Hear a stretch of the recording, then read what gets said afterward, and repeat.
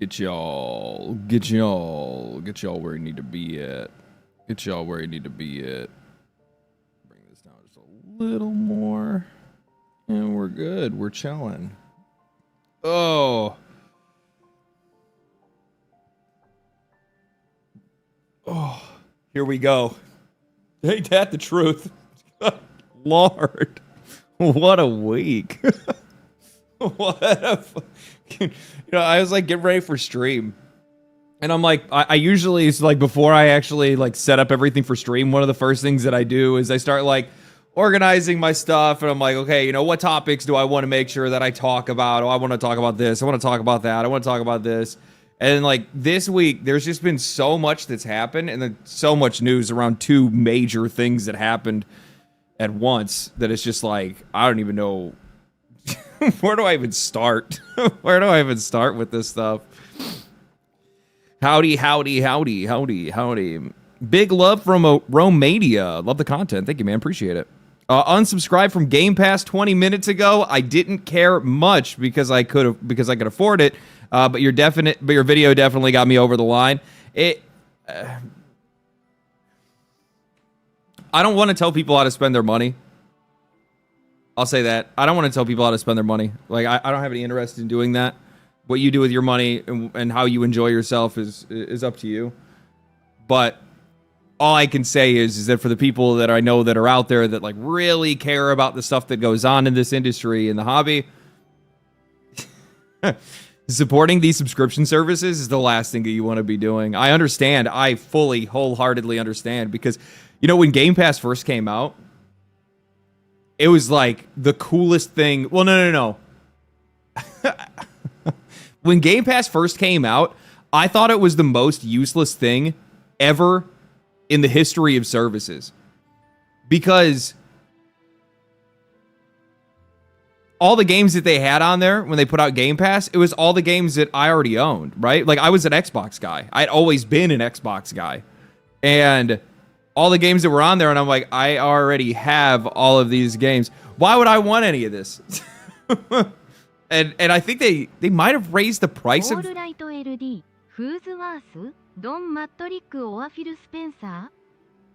Oh. Don Matrick. Phil Spencer's just a puppet. Don Matrick's the one that helped set them on the path that they're on. Likely through the leadership of Microsoft, but Phil Spencer's just a puppet. He's just a figurehead. He ain't nobody. Spark Boss, thank you for the tier 1 15-month streak. Good lord. Even I have a hard time believing it's already been that long. Thank you for the 5, by the way, Blake. So when Game Pass first came out, I was like, this is the most useless thing ever. There's nothing on here. And then over time, it ended up getting a little bit better. But what it ended up doing is I just stopped buying games entirely, which was perfect at the time because I didn't have the money to be buying games. Like, legit, I just didn't have the money to be buying them. None. Like, I was broke, dude. I was working at, like, a cell phone store and a gas station, barely scraping by, paying for groceries and my rent, and that was pretty much about it. So, like, I totally understand exactly where people are coming from when they say that it's like, it has been at the very least the best deal in gaming. But I'll be honest with you, man, like, getting to the point where you're talking about $30 a month for Ultimate, you're talking about half a game every single month, essentially. Which is like, so that's 6 games a year. I don't even think a lot of people even buy that many games. You look at $360 a year and people are going to be like, I only play 2 games a year. I only play, I only ever buy 1 AAA game or something like that. And I think that's really what it's going to be. I think you're actually going to get a lot of people that are going to look at it and they're going to go, yeah, I don't buy that many games. I don't play that many games. I don't need this. The people that it's going to be the hardest for, like the people to walk away from it entirely, are the ones that are out there that genuinely have stopped buying games as a result of it. And that's I think the really important thing to keep in mind when it comes to Game Pass is that's exactly the kind of audience that Microsoft has been trying to culture. They've been trying to culture an audience that no longer buys games. They're not interested in it. They don't even think about it anymore. That's who they want. Because those are the people that are going to be the least likely to leave, because they know that the alternative is that they turn off the service and all of a sudden they don't have any more games. More times than not, people like the illusion of choice than actually having choice, which is really funny. So like that's one of the things that I see more often. It's like, oh man, I don't have any games to be able to play anymore. And it's just like, well, how many games were you realistically playing to begin with? Most of us only play like one game a month, and it's probably the same game we've been playing 4 months, right? So I heard one argument for Game Pass, and it's that if you're sharing a whole family Game Pass of 4 people, at that point, I can see the deal. I don't know the price breakdown for sharing Game Pass, because the thing is that like if you have an entire household and you're all using just one account, that usually means that there's only one console in the household. Now, I've talked to other people where they have, they have an Xbox for themselves, they have an Xbox for both of their kids, and they have like an Xbox family plan or something like that, or individual accounts, and it's just like, well, now you're paying $90 a month for Xbox Game Pass. I'd be putting the kids on Fortnite. That's what I would be doing. Massive corporations not taking the system any percent speed run for real, dude. Holy.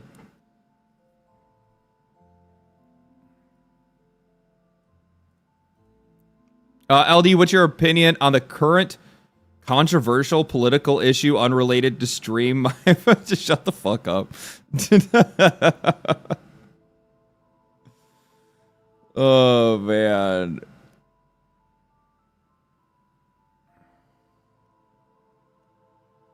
You're an absolute prophet with Game Pass. You predicted they'd boil the frog a long time ago. You know what's actually crazy, and I'd really have to go. I'd have to go way back to be able to find this, but I also probably should make sure whether I would even want to find any of this content to begin with. But there was a time where I had hopped onto, like, when I first got started making YouTube videos, I was just doing like podcasts with a buddy of mine, and then it switched from that to me making videos, and the channel just kind of became all about making videos, right? And the funny thing is that the first group of people, like other type of content creators that like invited me into the space and wanted to collaborate, it was all Xbox people. Like those guys were like constantly looking for people to have on like the 40, 50, 60,000 podcasts that you see for Xbox centric stuff and whatnot like that. And I was just a general gaming industry guy. I was paying attention to everything: PC gaming, Nintendo, PlayStation, Xbox. I was interested in all of it. And I would get into these conversations with these guys, and I told them right off the bat, they're like I would argue about Game Pass. I was arguing about Game Pass 3 years ago, probably maybe 3 years ago. And the entire time that I was on there, I was just like, I don't want to contribute to this because I know what the ultimate... 3 years ago, I'm sitting there like, I know what the ultimate goal of these services are. The ultimate goal of these services is to be the dominant way that this industry handles its media, and then it's to extract as much revenue out of the audience while delivering them the lowest quality product possible. Minimum viable product. If you want to know what Microsoft wants the games industry to look like, look at Netflix. I'm not, and like that's who they are basing their entire model off of.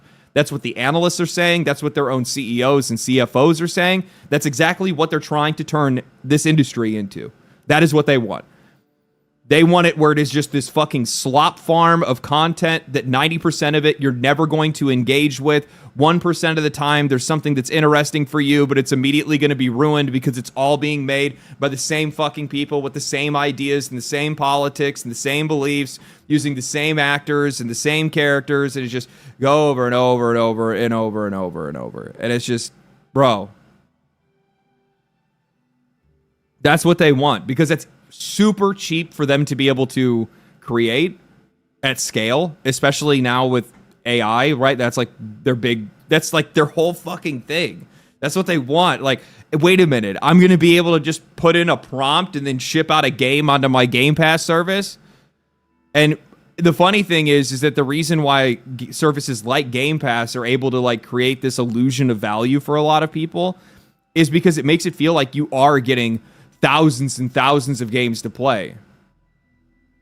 But 98% of those games are games you're never going to touch. Nobody's ever going to be interested in. I'd guarantee that if you actually start diving into like the bottom layer of Game Pass, you're going to find shit that is just like, why is this even on here? Why is this here?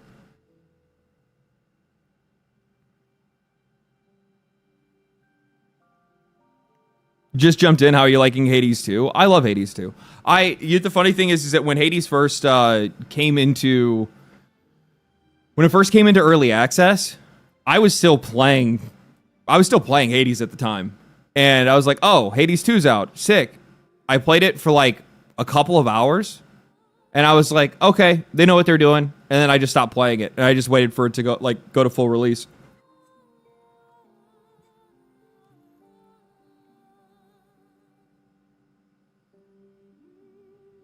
You won't have enough time to make the subscription worth it. I mean, for some people, the problem is that like folks they'll convince themselves it's worth it because they're like, well, I didn't pay for Call of Duty. And it's like, yeah, it's cool. You're paying monthly for it now. So if somebody buys Game Pass because they're just wanting to get Call of Duty for $30 and they sell themselves on that idea, well, the next thing they know, they just paid $360 for Call of Duty. I would almost guarantee if you go in and you look at some of the playtime of these people that are on Game Pass, there's likely 2, maybe 3 games a year that they're playing, and all of their playtime is on those games. And I would almost guarantee that out of those 2 to 3 games, one of them is free to play.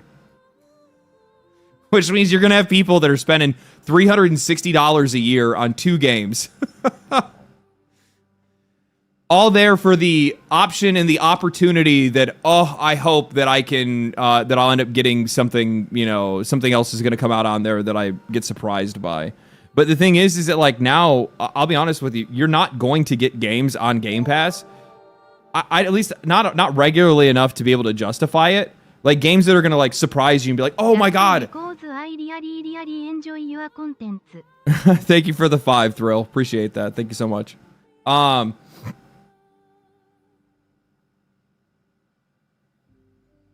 lost my train of thought. Oh, you're just not going to get those. I think there at one point in time when Game Pass was like the fresh thing on the market, they were getting some surprise titles. They were getting some stuff that was just like, hey, what is this? Oh my God, I'm getting this for free? Holy shit, that's awesome. And then slowly but surely, if you guys notice what ended up happening, the industry was just like, nah, we're not going to do it anymore. Nah. Xbox was like, hey guys, we got a great deal for you. We'll pay you, I don't know how much money these guys would actually pay, but I can guarantee that Xbox was essentially going up to these people and be like, hey, we have a great deal for you. How would you guys like guaranteed money for the game that you're making? And the companies like, game companies, oh, okay, yeah, sure. Why not? That sounds like a good idea. And they're like, okay. So now we're going to put your game on our service, and oh, hey, by the way, now an entire platform of players is not buying your game anymore. So you're just standing there holding the bag. I think this is like a couple months ago, I had seen some developers that were talking about it, and they said that it was like, essentially, if you think your game is not going to do well, Xbox Game Pass is the way to go. Because it's going to guarantee you that you at least meet whatever bottom line you need to meet to be able to keep your company in business. If you think your game has a chance at success,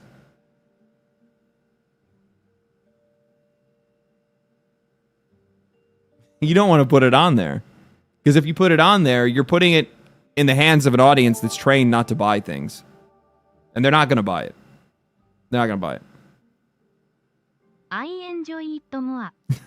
Thank you for the 5 Australian. Appreciate that, man. Thank you, Mr. Evening. I buy 4 or fewer games at full price each year. I wait for sales for anything else that I'm really excited about. Yeah.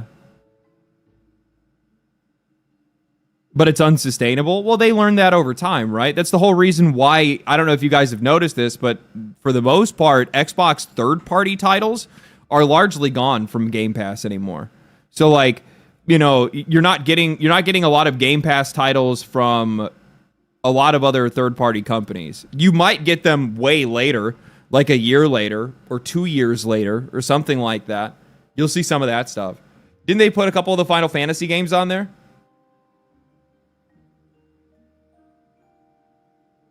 I can't remember. I don't think they put Final Fantasy 16 on there. What headphones do you use? LG Pro X's. Incredibly comfortable.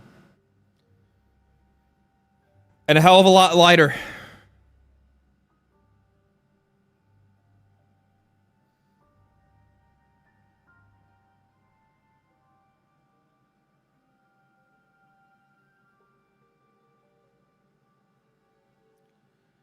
Only bought two games this year.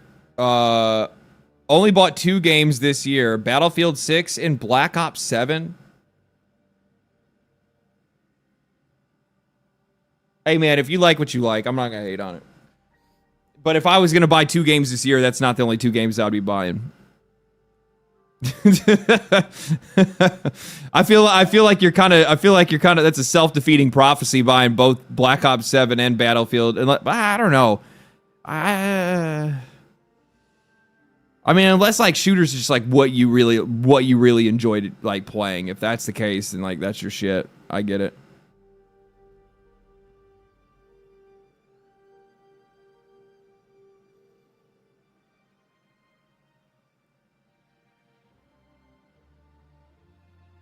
But I'm also going to pretend like you didn't say that you already bought those games. And that you instead waited for those games to release.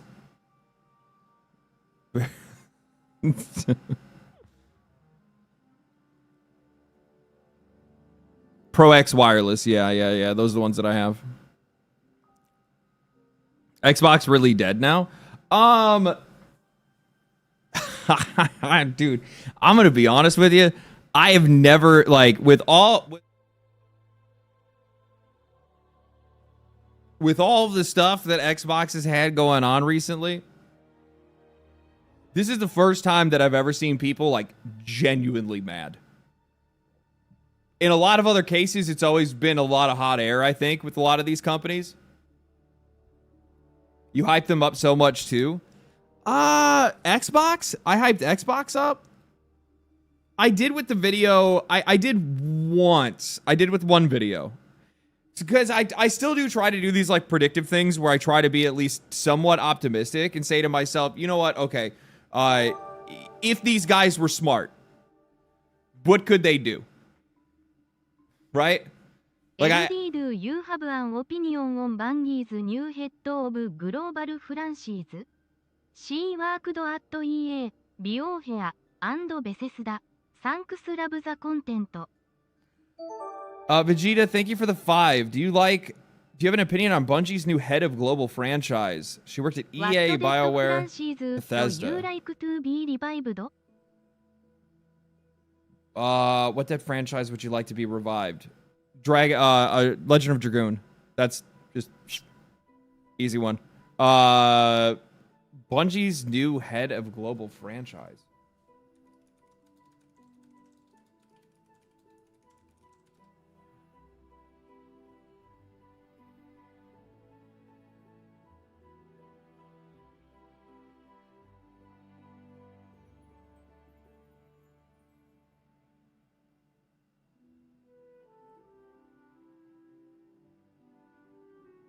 I haven't seen any news regarding Bungie recently.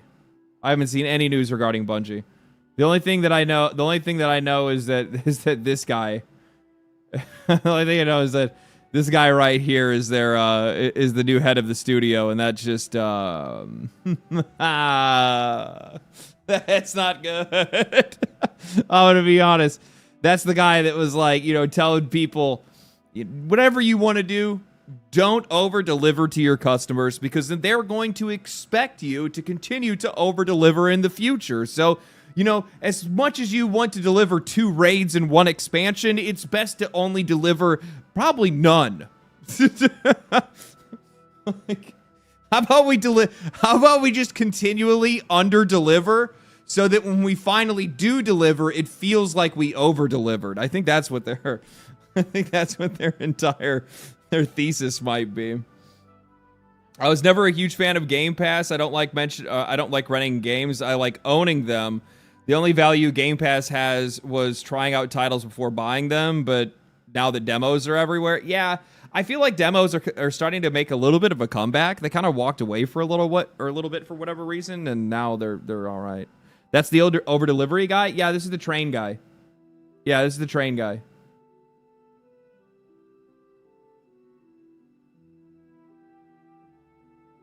Yeah, he's the one that made the analogy about the trains and said that you don't want to over deliver to your customers, otherwise it's going to become their expectation.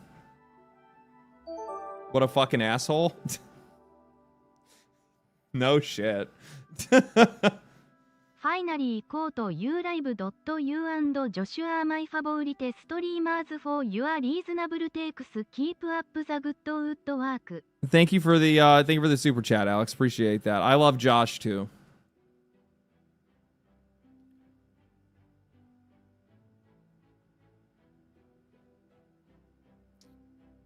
What he really meant was phone it the fuck in. Big Buster, thank you for the prime. Appreciate that, brother. I don't think that's actually what he necessarily meant. It's not. It is, but it isn't. It is what it isn't. Essentially what it is. It still doesn't matter. It's just a bad mentality to have. The thing that he's trying to commute is that it's like, it's the idea that you need to control your creativity and control your ambition, because if you're too over ambitious and you deliver too much, then what ends up happening is your customers come to expect that from you in the future. And it's just like, what the fuck does that say about your work ethic? What does that say about your opinion of your customers? What does that say about anything? It's a loser mentality. It is a loser mentality. It's just the most like bitch-made thing that you could say, where it's just like, I understand what you're saying, but it's still stupid. Like everybody, and the worst part is that when that entire thing came out, nearly every single games journalist was running a story talking about how, oh no, you guys are just taking it wildly out of context. It's not wildly out of context. Everybody knows what this guy meant. Right? Everybody knows what this guy meant. And trying to act like we don't is just goofy. It's just goofy. They love to gaslight us. They do. You know what they've been really gaslighting about?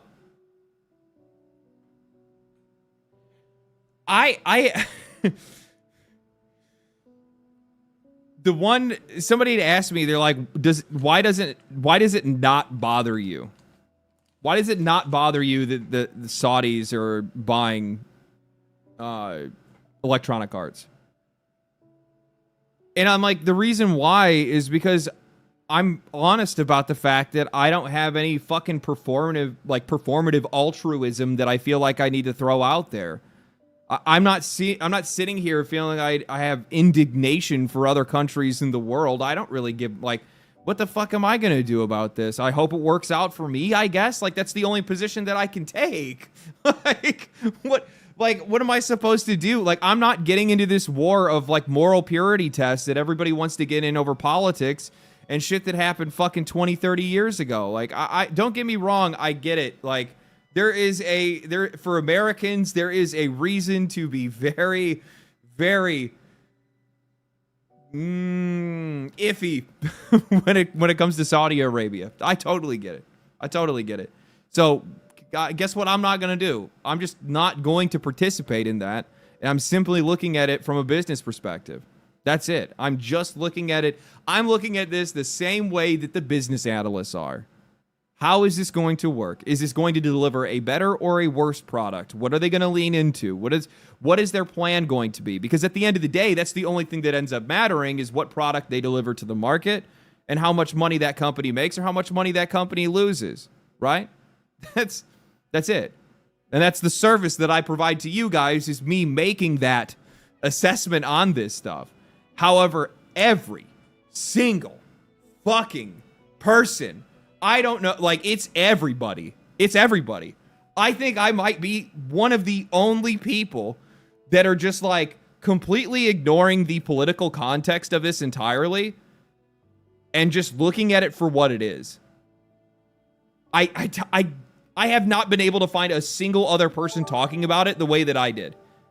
Everybody else is like Saudi Arabia, some of the worst people in the world. Saudi Arabia, oh, it's gonna be out with the it's gonna be out with the gays. It's gonna be this. It's gonna be that. And I'm like, the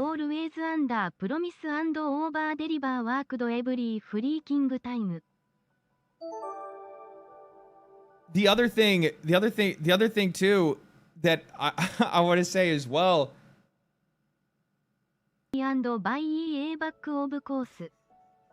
The other thing that I want to say too is that I realize the alert box is turned off.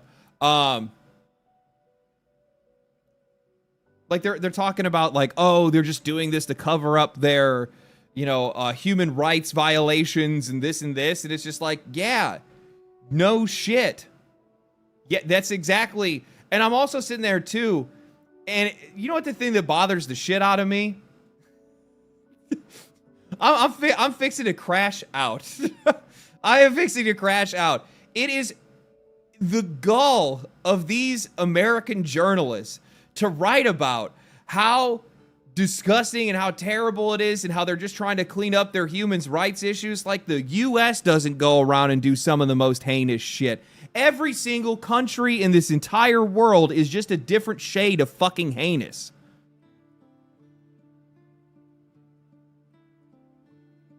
So, we're not doing nasty shit out there, too. Of course we are. Everybody fucking does. Who fucking cares? I mean, it's not like who doesn't. I mean, for this specific scenario and in the context of this conversation, that's why I'm saying, who fucking cares? Like...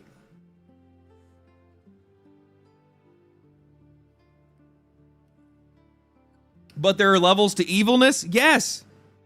And as an American, I can proudly state that we've committed them all. We've committed them all.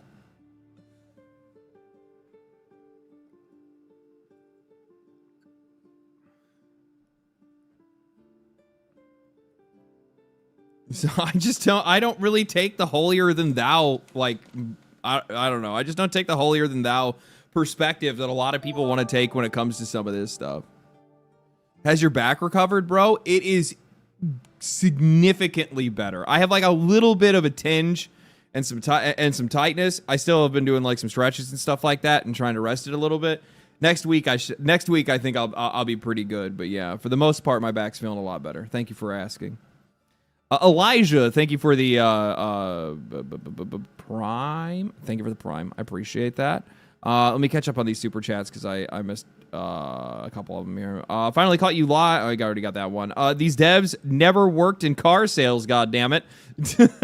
One thing my manager taught me was always under promise and over deliver. Worked every time. Exactly. Like, you never reveal your hand. If these guys would just keep their mouth shut, it'd be a hell of a lot better for them. Use this to simply win the lottery and buy EA back, of course. Yeah, there you go.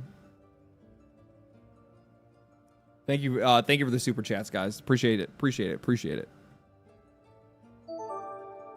I should have said Kias, thank you for the 5, and Alex, thank you for the additional $4.99. Appreciate that. Kazuma, thank you for the Prime. Appreciate that. You literally have some of the best content out there, man. Thank you for the amazing hard work that you put in it. I stay informed because of you. Appreciate it, man. Well, I'm just out there spreading the word, baby. Spreading the word. That's it. All right, I'm going to read this. I've been interested. I saw this earlier and I didn't get the chance to read it, so now I want to check it out. About the EA singular goals, I can't imagine their games getting any worse than Baldur. Fucking true. Fucking true. Blue Psycho, thank you for the 10. That's kind of the point that I had. People are complaining about the EA thing or ghouls. I can't imagine their games getting any worse than Veilguard. That's kind of the point. When the new owners come in, the first thing that they're going to do is they're going to clean house. And I think that, people are saying they're like, oh, well, guns and football in and gay stuff out. Well, it's really just going to come down to what is and isn't selling. And the funny thing is that for the vast majority of players that are out there, it's not necessarily the gay stuff that's actually really the fucking problem. The real issue is it's the stuff that's not selling. It's the fact that they keep trying to sell us garbage. That's what the issue is. It's the low quality fucking products that nobody doesn't want to have anything to do with. It's the bad writing, it's the bad characters, it's the bad games, it's the bad everything that we don't want to have anything to do with, and it feels like an insult when you're trying to charge me $70 for it and then turn around and when your product fails, I have your developers going onto social media and talking to journalists and blaming the audience for being the problem, blaming everybody else for being the problem, rather than just sticking to what made those games work in the past, right? The funny thing is that I would actually go as far to say that, like, even with Dragon Age: The Veilguard's writing is really what dug that game into the grave, and it's not even the socially progressive tone of the game that was the problem. It was just not a good story. It was just a bad game. Like, it was just bad writing. Like, you could have had Tosh there. You could have had that whole thing. You could have still had that, but had a way better main plot and side quests, and the game would have been I would say marginally better. I think the biggest thing that was probably the largest detriment to Dragon Age was its art style and its gameplay. I think that the soft art style looked like shit. Their character designs looked like shit. And ultimately abandoned EA and their IPs, so I don't really care, but the crash out from the usual suspects is funny. And the combat system was garbage. The combat system was garbage. Tosh could have been Karlach. If Tosh was Karlach, Dragon Age: The Veilguard is still just as garbage as it is right now. That's what I need people to understand in this situation. Like, the lengths that... What's a really good example of this? Borderlands 4. Borderlands 4 is a great example of this. Borderlands 4's story is so boring that you almost forget that... I don't even really remember half the stuff that was going on in it. Like, everything is so one note and forgettable. Like, for whatever reason, the games industry... What is the fucking problem with these guys? Why is it that they can't... Like, they don't know what a measured approach to something is. Like, when people are like, you guys were too cringe in Borderlands 3...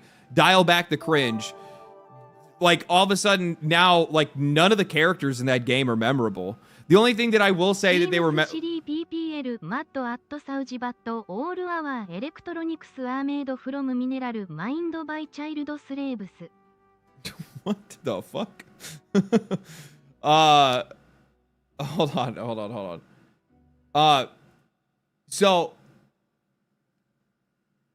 with Borderlands 4, I have to pause everything because I got like the super chats. The super chats are coming in across it. With Borderlands 4, what my opinion is that like they had basically walked away from the vast majority of the comedy that made the game funny. The only side quest in the game that actually like was funny to me, or like I got a chuckle out of the entire time, I think was maybe the quest that they had with the Threshers, where you had to make the Threshers like mate, but that was just, honestly, it just made you feel more uncomfortable than anything else, and that's why it ended up being funny. But like outside of that, the only thing that's like the most memorable for the characters was actually like the side episode stuff, the introductions that they did outside of the game, like the little short films that they did for every single character and whatnot like that. But outside of that, they largely dialed back far too hard on a lot of the stuff. And I think that the main story just doesn't really have a lot of personality at all. The Timekeeper main boss was just... okay. I'm a villain. Okay. Not really. I'm actually kind of a villain, but not. What's Andre? What's the guy's name with the hood? I can't even remember his name. The dude that you stab at the beginning of the game. I can't remember what his name, but like that dude, like he's supposed to be somebody too, and it's just like, what? You just RJ, that's what it is. He just comes back out of nowhere, and you're just like, okay, I guess, dude. It's just, I mean, I don't know, man. I think like the game has a couple of high points, but the highest point of Borderlands 4, from my perspective, is the gameplay. It's the guns, it's the looting, it's the build crafting, it's the playing of the game. Like the actual playing of the game of Borderlands is really, really good in Borderlands 4. I think that while I've seen a lot of criticisms for the open world, I think that they actually, outside of the performance issues, largely just nailed the entire experience that people were looking for with that game. But the point that I'm trying to make, bro, jump topic. Well, no, like that. I'm trying to make a fucking point and go back to what I was saying, because I was talking about Dragon Age: The Veilguard. Borderlands 4 has a bunch of that shit that a lot of people say ruins games for them. I mean, the main dude. I'm so bad with their names. Which I'm usually somebody who remembers this kind of stuff. Rush, is that what his name is? The guy that's essentially your. The guy that's like at the main town at the very beginning. I think his name is Rush or something like that. I'm pretty sure he has a husband, right? I heard nothing about it. There's a couple of other characters that were gay as well. I heard nothing about it. Nothing. Zip. Maybe like a little chatter from like the most absolutely fucking committed on Twitter. Was it not him? I thought it was somebody else. I can't remember exactly. Amon is okay. So that's one. There's like a couple of more. There's a couple more that like I think like I heard it like out of my like side of my ear when they're like talking during a quest, and I was like, right. Don't forget Baldur's Gate 3. Yeah, but like I'm talking about a game that like didn't do it well necessarily, but still ended up being like decently well received by everybody. That's the point that I'm trying to make. That like they could even do that not very well, like a character like Tosh. But if the gameplay is good enough, in a lot of cases, that's just going to completely supersede whatever else. It's just gonna like it'll just completely supersede. Like if Dragon Age: The Veilguard played like Dragon Age Origins with deep systems and great RPG gameplay, I think the game would have performed a hell of a lot better. And I think that there would be a little bit more debate on whether or not the game was good or bad. Specifically because people would enjoy the gameplay.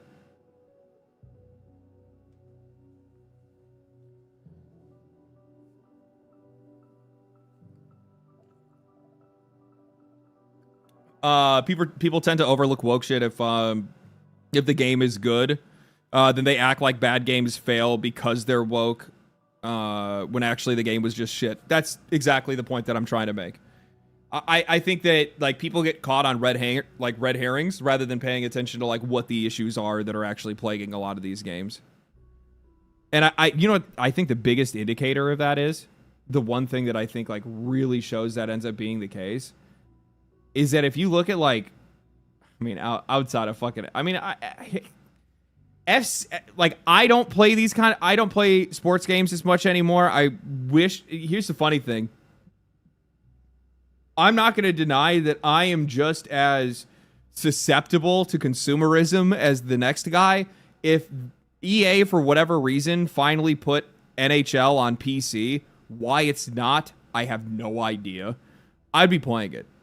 I'd be playing the shit out of it. But the FC games do play well. Like, mechanically, as a video game, they play well. Path of Exile plays well. Call of Duty. This, I just don't fucking get it.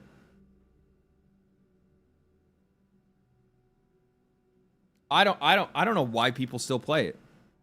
What I do find absolutely fucking embarrassing, though... Let me see if I can find it. Like, I'm trying to show that like gameplay tends to except for Bongo Cat, like this fucking Chinese bot shit. Borderlands 4 is up here. Silksong is up here. Marvel Rivals plays well. PUBG plays well. Banana, great game. Absolutely great game. Rust is a game that plays well. Dota plays well. Counter-Strike plays well. Like, some of the most popular games that are played all the time, some of the games that sell the most, tend to end up being the games that are actually games that mechanically play well. There are some outliers. And I think the two best examples of outliers for the ones that like continue to sell well and a ton of people play them, but mechanically they're just fucking garbage and just not very well made games, is Pokemon and Call of Duty. Those two games are essentially the same in my eyes. Like, Black Ops and Call of Duty is just the Pokemon of first-person shooters. Silksong still number 10. Fuck yeah, baby. There's a lot of fucking content in that game. Far Cry Primal is, like, who the fuck plays Pokemon? 27, 28 million copies sold in the first year? A lot of people. A lot of people. You know, the funny thing is, like, you say that, there was part of me that like after Power World came out and like how badly Scarlet and Violet were received, I was like, maybe this next Pokemon game they're gonna make is actually gonna be pretty good. And I was hoping it was going to be, but a lot of the first impressions I've seen have been really bad. So I'm like, well, I guess I'm not getting it. I like having games like that because they're like super, they're fun and accessible to be able to play with friends and stuff like that. That's really all it is.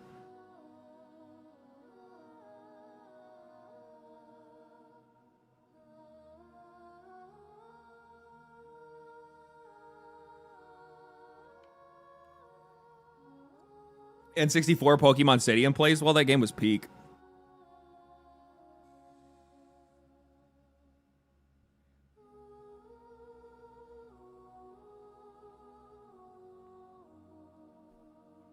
Never got into Pokemon. Bores me. They caught me when I was a fucking kid. They got me hooked on the junk way before I even had a chance. I need to pick this up too.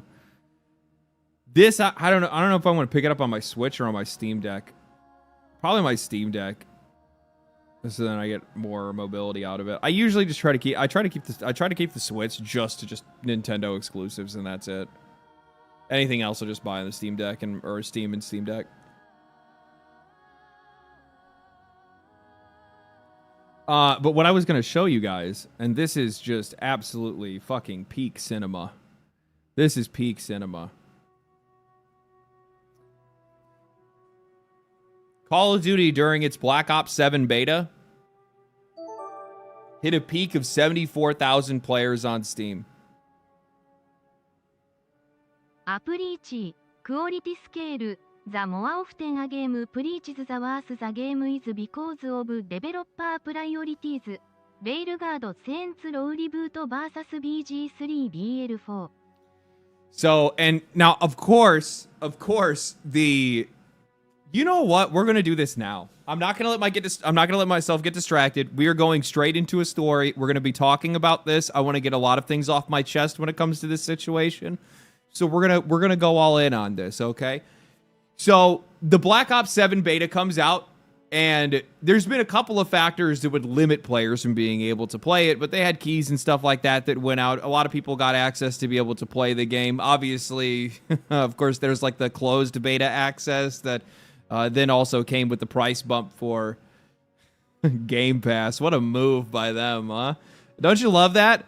Can't imagine why they'd be increasing the price of Game Pass at the exact same time a Call of Duty game is going to release. I wonder why that's happening at the exact same time. Well, either way, it didn't work out for them regardless of whatever platform it was on. And while there's been some people that have been trying to defend this, right?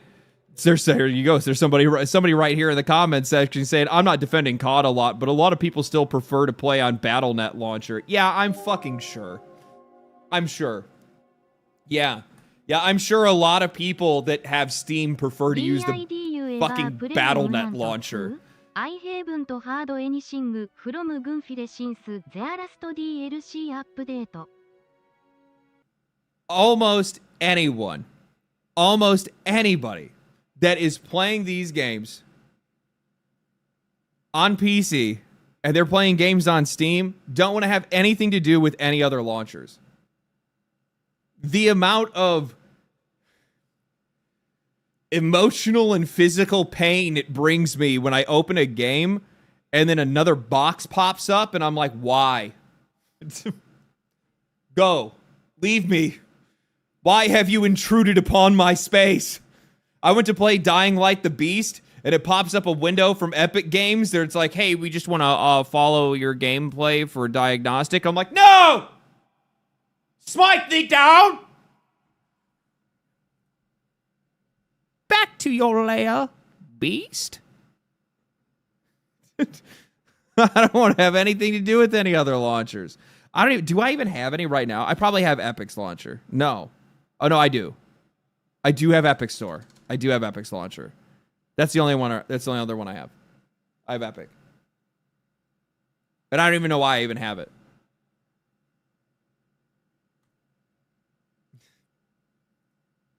Yeah. So it's like, fuck off. And you know what the funny thing is? These motherfuckers say this every single time any Xbox game fails to perform. Every single time an Xbox game comes out and it has low players on Steam, they're like, well, you know, a lot of people are playing it on Game Pass. A lot of people are doing that. Like, no, they're not. You disingenuous piece of shit, and you fucking know it, because Pal World broke over 1 million concurrent players on Steam. Oblivion. How many did Oblivion get? Oblivion Remastered peaked at 216,000 players on Steam. Expedition 33. 145,000 players on Steam. Any game that is successful on all platforms, not just one. You are not going to sell me on this bullshit that for some odd reason, it just so happens to be the games that the people are bitching the most about just are only performing poorly on Steam. People said the same shit with Assassin's Creed Shadows. Oh, no, you don't understand. It's selling like crazy on PlayStation. Is it? Is it? That's crazy. Because they never showed sales numbers for that game, did they? It's always been players. It's always been players. Steam is literally a valid way to gauge this. It is the most valid way to gauge this. From my perspective, any game that is successful everywhere, not just on one piece of hardware. If it is multi-platform, everybody's buying it regardless of whatever platform it's on. It's as simple as that. So, like, we're looking at Silksong, right? Hollow Knight Silksong, 587,000 players on Steam. This game was on all platforms as well. Like, so the idea that, like, oh, you don't understand, people like playing it on Battle.net. So what do you want to try to tell me? You want to try to tell me that 400,000 people were playing the game over on Battle.net? And, like, that's the other part that bothers the shit out of me when people try to excuse this and say, like, no, there's actually not an issue.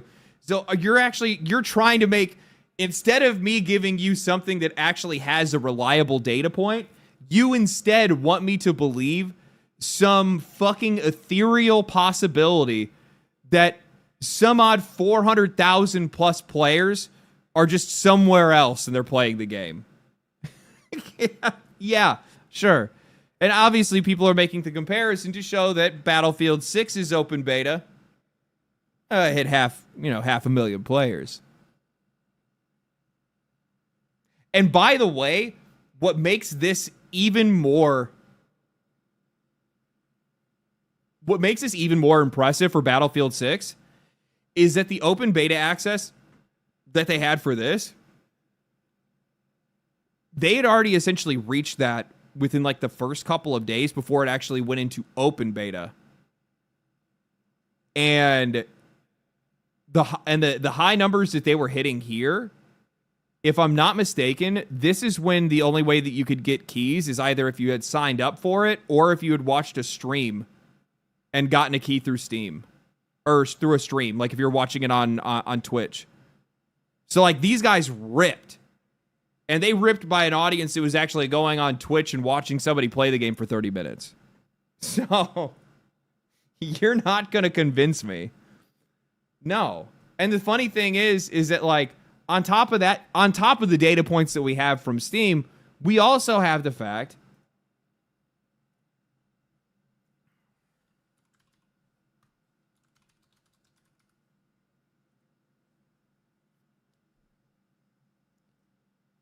that they botted the shit out of their video on YouTube, and it has 525,000 dislikes to 68,000 likes. That is the most catastrophic number I've ever seen in my life. That is crazy. And the top comments are, from a COD player, thank you for making it so easy to choose Battlefield 6. This actually made me pre-order Battlefield 6. You know what? I think Medal of Honor should come back. Hey, actually, that's kind of base, to be honest with you. For those on your phone, the video currently has 570k dislikes. Black Ops is starting to feel like Fast and the Furious of video games.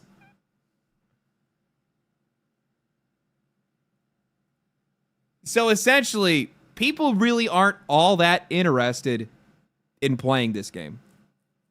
And I actually think for the first time ever, we might actually see a Call of Duty game that comes out and underperforms. Actually, I'll tell you this. I guarantee it's going to underperform because Activision is used to such high numbers for their games. I don't even think that they even know how to aim lower.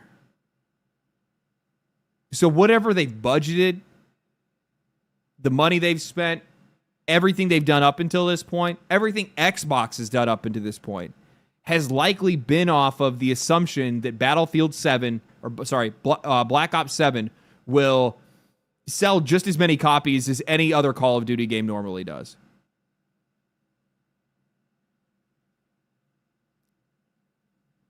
That's not going to happen. That is not going to happen.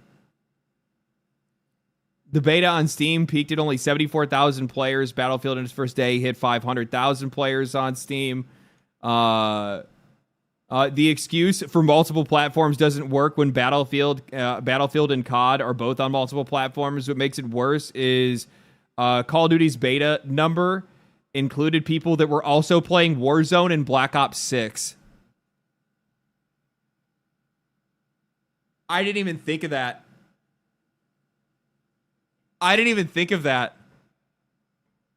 Also Modern Warfare as well, any of the other games.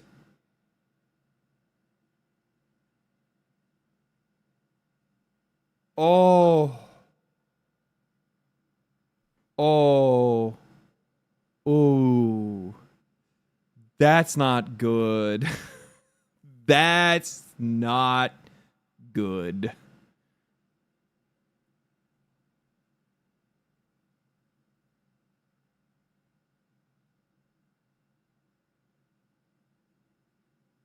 It's actually hilarious that Microsoft's raising the price of Game Pass literally the day before the Black Ops 7 beta comes out. Their greed is so painfully on par for what we've come to expect from Xbox these days.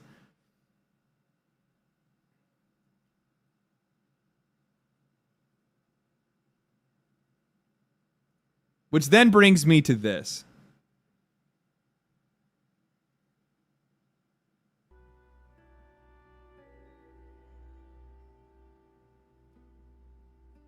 Dance.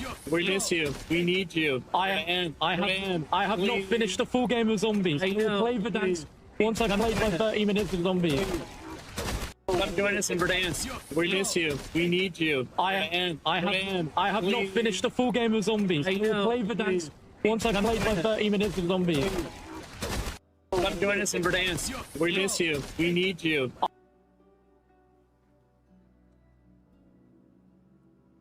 You can see how visually uncomfortable this guy is. That's so safe. Who are they? So this is Mr. Dalek. He is a zombies, like Call of Duty zombies content creator. This is at Call of Duty Next. And at Call of Duty Next, he's playing zombies, which is what he's known for. And one of the people from Activision comes up to him, puts his arm around him, and he's like, come on, man, we need you in Verdansk. You got to come play Verdansk now. And he's like, I haven't even played a full hour of zombies yet. And he's just like, we need you. We need you.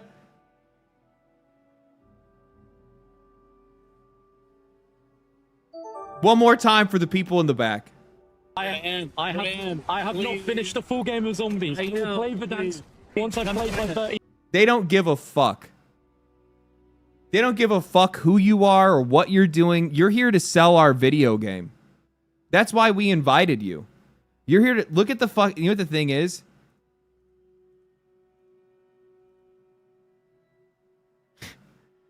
You can see the contempt on this dude's face. You can see the contempt on his face. Why aren't you doing what we tell you to do?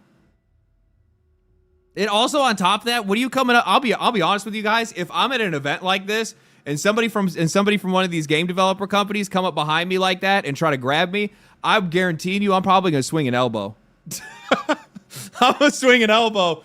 I'm not gonna know what the fuck's going on. I don't know anybody at these places. I guarantee this guy doesn't really know any of these people either. And if somebody else comes up behind me and fucking wraps their arm around me and starts grabbing me like that, I stop what I was doing right there and turn around and get your fucking hand off me, dog. Who the fuck you think you are? I don't even know your name. I don't even know your name. Steam chat and Cody hadn't beaten BG3 anytime I'd check it. They are cooked. Like, look how these guys act. Look how they talk. Look how they treat their fucking their These are the guys. These are the guys that are supposed to be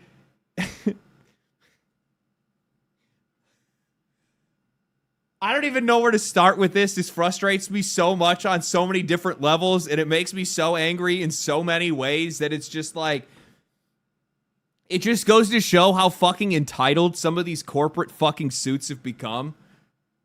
And also, apparently, the developers at their company, and also the people that run their events, and Xbox in general, and Activision in general, where they just like come up and just dance, monkey, dance. You're supposed to be doing what we're telling you to do, right? And it's just like, man,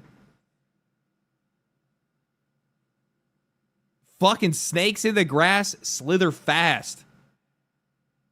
This is the most Activision thing I think I've ever seen in my entire life.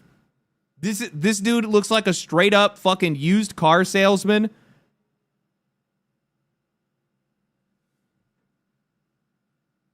Make sure to mention the battle pass.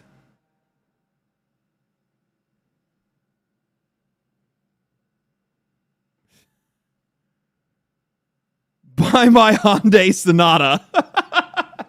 Buy my fucking Hyundai Sonata.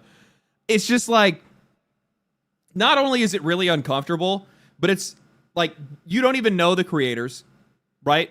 Because if you did know the creator, like this guy, all he does is make zombies content. He doesn't do anything else in Call of Duty.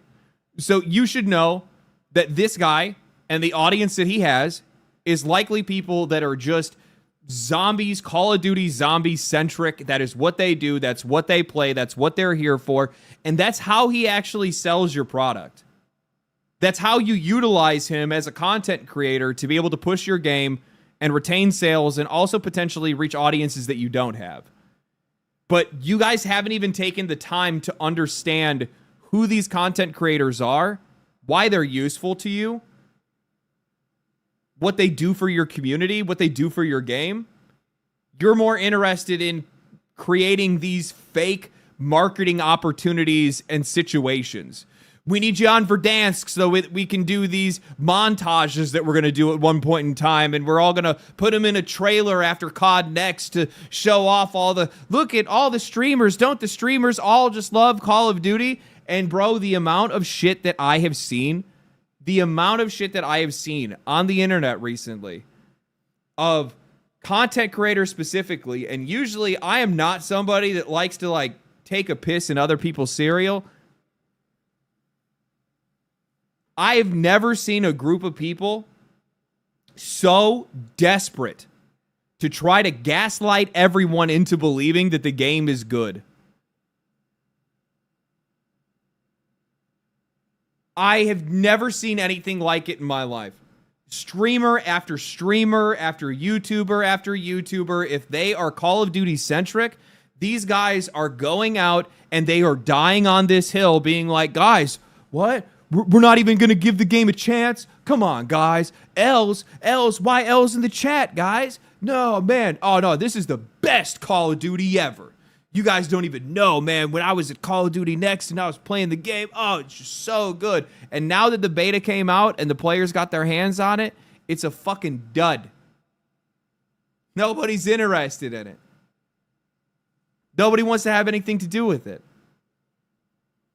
Imagine being so fucking inauthentic. Imagine tying your entire fucking identity to a video game. Your entire brand to a video game. Your entire purpose as a content creator to a single video game. And to not only just a single video game, but also to one of the worst, most corrupt, most disgusting publishers in the industry. And the whole reason that these guys are defending the game, the whole reason why they're trying to gas up audiences to believing that the game is actually going to be good, no, guys, you guys don't get it. It's because they're afraid of losing relevance. I saw some people that were talking about it, and they're like, well, why are these Call of Duty streamers trying to be so forgiving with this game? Oh, they don't want to lose the money from Activision. I'm sorry. People do not understand, even in the slightest, how these, like, sponsorship payouts work. Right? Like, I'm not going to talk about the money specifics. It's not as much as you guys think. I mean, it is a lot. The vast majority of the money that a content creator makes comes from sponsorships. That's why I take them. I sell the ad space. Not my opinion. But these guys are selling the ad space and their opinion. Because without it, and without the game, they don't have anything to stream to their people. They don't have those people that are constantly coming back to their YouTube videos looking for the best gun builds, looking for the best this and the best that, and what's the best strat, you know, how do I circle the zone, what loadout should I have, what skins are overpowered right now, shit like that, right? Like, they are so dependent on the ecosystem of people playing this live service game that they need the game to remain relevant, they need the game to remain popular, because if it's not, they are going to stand to lose a substantial amount of money. And that money is not being lost from Activision, it's being lost from their audience. And the funny thing is, that's their fault. That's their fault for being a one-trick pony. That's it. And these are the same folks that you'll see that'll go around and they'll start shitting on other games. Oh, no, this ain't going to be it. This isn't going to be it. This isn't going to beat COD. This isn't going to do this. This isn't going to do that. Unbelievable. You know, like, it's one of those things where it's like, I totally understand where people come from when they're looking at, like, content creators and they're like, oh, man, so much inauthenticity out there. It's very easy to find it when you look at the people that have their entire career tied to a single game.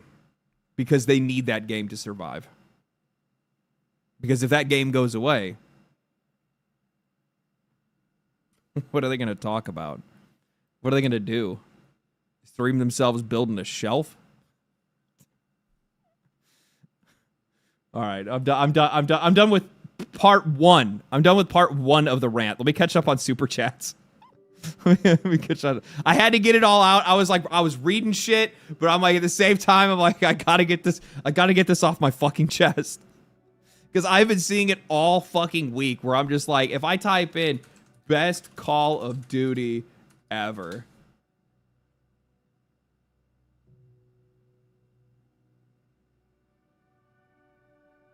Yeah, this is the best Call of Duty since it. Well, is this an actual content creator?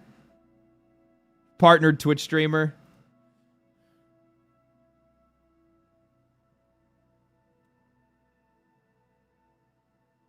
According to the Ackman metrics, Black Ops 7 will be the best Call of Duty ever made. Oh, because they're like looking at to his metrics. What do you mean? Why would it be the best? When it was good, he got less views. When it's bad, he gets more views.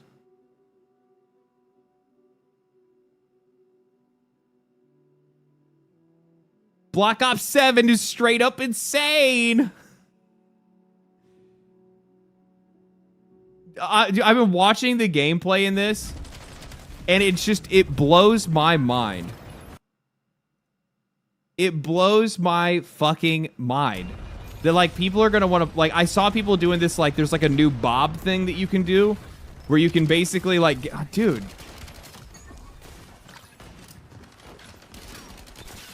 Is this Mirror's Edge, or is this fucking Call of Duty?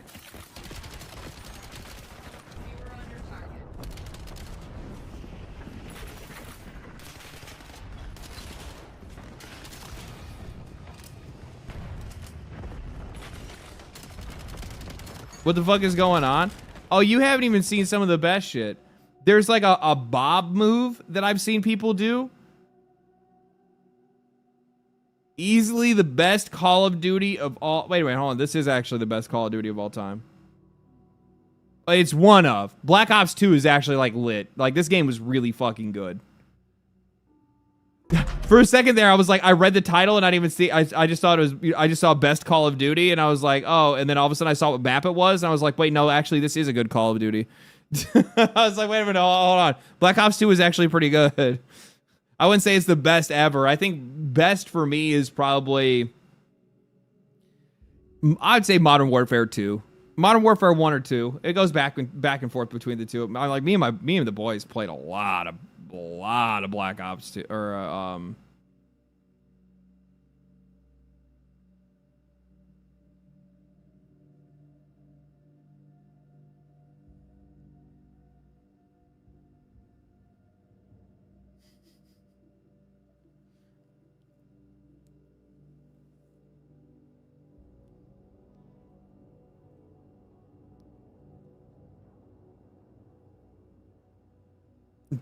I like that there's like people I like that people are already essentially kind of like they've already submitted to the fact that they know what the future of this game is going to be. I'm interested to see which way it goes because the thing is that at least from my perspective, it looks like sentiment is completely one-sided in this case.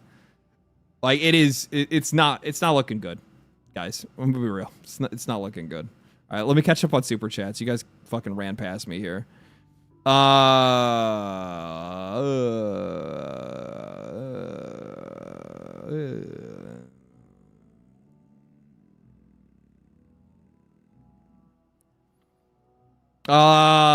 ultimately abandoned EA and their IP, so I don't really care about the crash out from the usual suspects. It's funny. Thank you for the 5. Also true.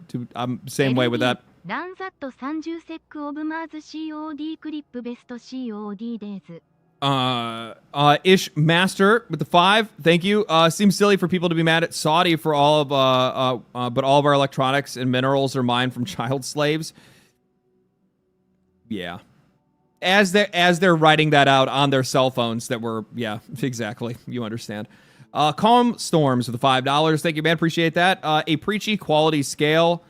Preachy/quality scale. The more often a game preaches, the worse the game is because the developer priorities. Veilguard, Saints Row, Reboot versus Baldur's Gate 3, Borderlands 4. Yeah, I guess so. I think that they largely probably spent less time worrying and storyboarding out the narrative for Borderlands 4. So, like, the gameplay obviously took more precedent because there's a lot more functionality there. You're sliding and you're fucking zip lining or grapple hook and stuff like that. I wish the grapple hook didn't have points. I wish you could just grapple hook anywhere. I think it's so stupid that game doesn't have that. Did you ever play Remnant 2? I haven't heard anything from the Gunfire update or Gunfire. プレイ 2BF6 ゲームプレイ I much rather the BF6 1010 Bender, thank you for the 10. If I'm not mistaken, those guys basically just go straight up dead silence until they just drop whatever their next game is going to be. I did play Remnant 2. I did. I got to a boss that I couldn't kill because I kept getting off-screened by like these like purple fucking like ghost hands that the boss did, and it made me rage quit. It's a game that like I constantly want to go back to. I just haven't found the mood yet to do it. Rambling Entertain, thank you for the 5. Rumor say that the price hikes are because of a loss in Call of Duty sales, with Xbox pushing for more control. How much longer until they demand indies to put in microtransactions? That'll never happen because they don't actually have any creative control over the indie games that actually come to their platform. That doesn't. But the thing is that this kind of goes back to the discussion I was talking about in the video when I talked about Sven Vinka, where he had said, like, you know, now you have to get a panel of these people to approve whether or not your game can be released on their subscription service. That likely will mean that those companies will probably prioritize live service games, because those live service games mean continual revenue, not just revenue off of the just having the game on there, right? Not just off the initial game sale. So you could see them approve more of those, but then largely ignore everything else. Do you think the Nintendo patents will destroy indie? The blue, was it Psycho? I think it's Blue Psycho.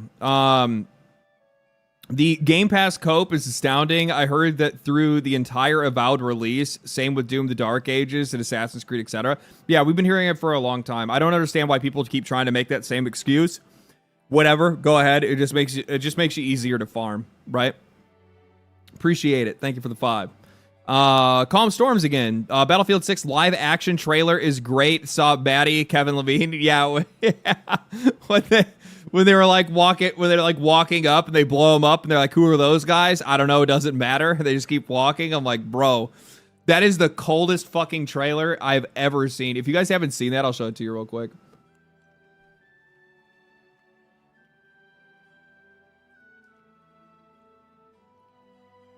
I don't know about you guys, but I am so happy. I am so happy that we are going back to like the early 2000s. The early 2000s, like game companies dissing on other game companies, like marketing trend. I love it. I think it's the greatest thing ever.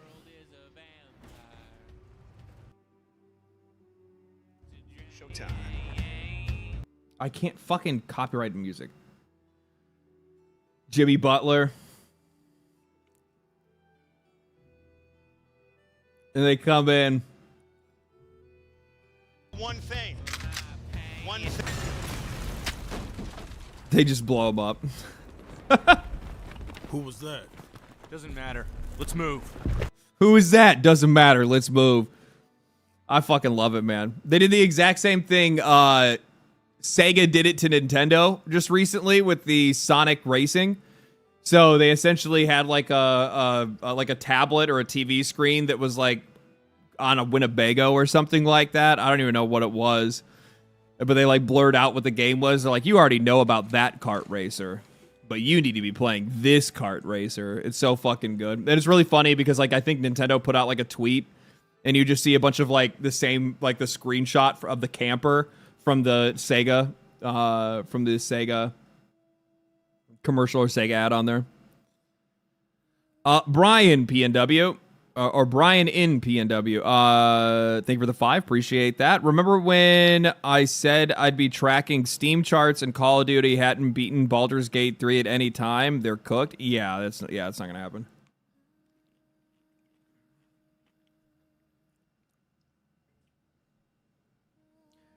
Beamed up. Thank you for the 20, man. Appreciate that. Love your writing viewpoints and radio voice, man. I know it's currently off topic, but given your experience and because I value your opinion, I'd love what you have to hear of Satisfactory if you ever played it. Satisfactory.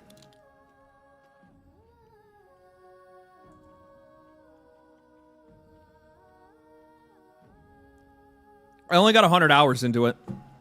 So, not close to finishing it. Not even close, to be honest with you. I think it's a really good game, man. The only problem that I have with Satisfactory, and it's not necessarily like a problem because it gets alleviated like as you continue to play it, but like it's just the sheer scale and having to keep track of everything. It's much more like autistically coded, like Factorio or something like that, where it's like you have to keep like paying attention to like all of these different moving parts and systems and like, you know, what do I still need? What parts do I still need to have made? Where do those parts need to go? When can I send them to the space elevator? All that stuff. That game's a whole thing. I fucking love it, though. I think it's a great game. Thank you for the 20. I appreciate that. The Doctor, member for 4 months. Appreciate that, man. You should try out Mega Bonk. Really fun game.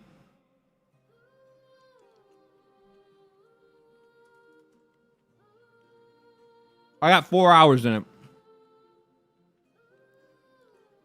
Maybe I'll play Mega Bonk today. I don't know. Part of me wants to do Hades.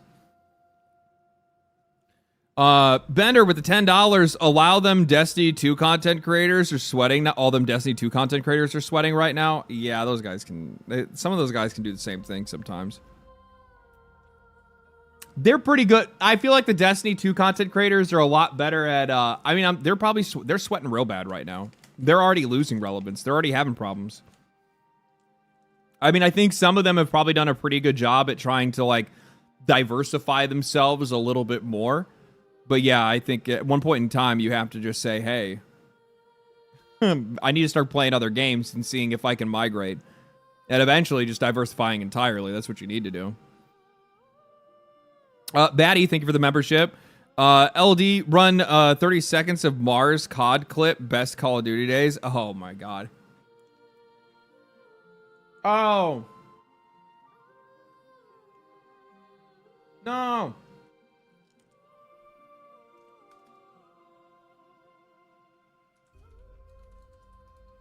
Oh, I can't.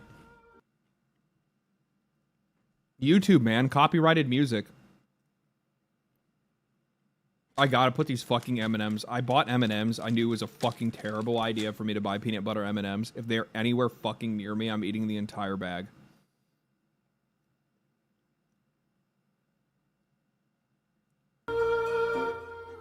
Sorry about that.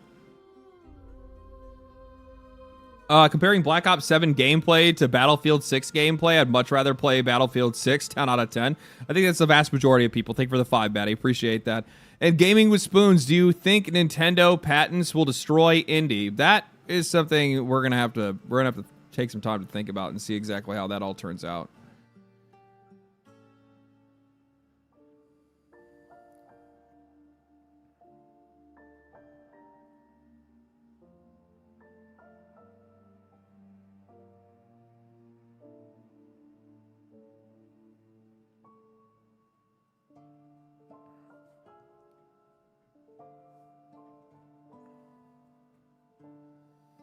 Bungie can't do anything right. It's hard to believe that they made Halo. It's not the same studio anymore. I think that's the other thing that I think a lot of people tend to forget a little bit as well. I think that's probably the one thing that I know for a fact people definitely fucking forget is that like most of these studios are just ship of Theseus. None of the people are there anymore. None of them are there anymore.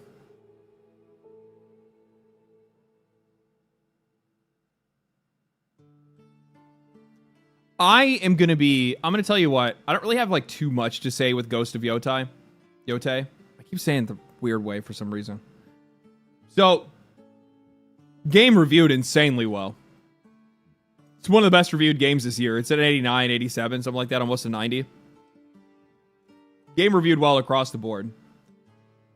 One of the things that I had said way early on with this game, and so I'm going to say this, who cares about reviews right now? Well, I mean, like, let's be fucking real. When games, like, universally, I guess, no, Dragon Age of Veilguard. Fuck, man. They really fucked me on that one, huh?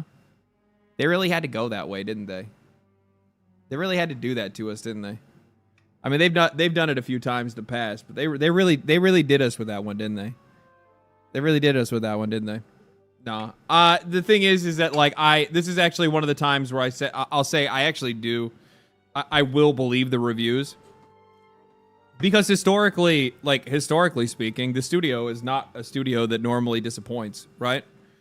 So, and not a lot has changed there. Not a lot has changed there. And I will say this, I'm really interested to see if all of the outrage, I want to see if it's performative. And I'm really interested to see if it is or not. Right? Like, I mean, like, here's the thing. There's like the Charlie Kirk stuff, right? Like that's one whole other different fucking story. I'm not even talking about that. That's not even a part of the conversation. What I'm actually talking about is thank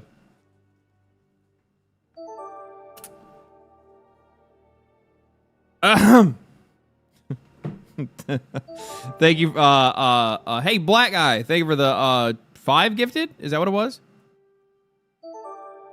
10 gifted. Holy shit. 10 gifted subs. You're a psychopath. Thank you so much, man. I appreciate that. Insanely generous of you. Make sure to thank him for the subs, guys. Fucking fatty 10 gifted. Jesus Lord.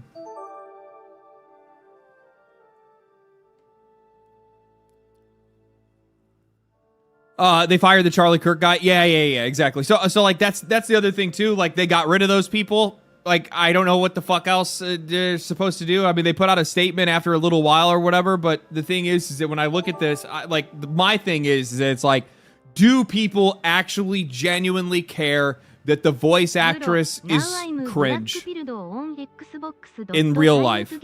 Or do they care if the story is good, the character is well voiced, if the script is good, if the gameplay is good, if the environments are cool?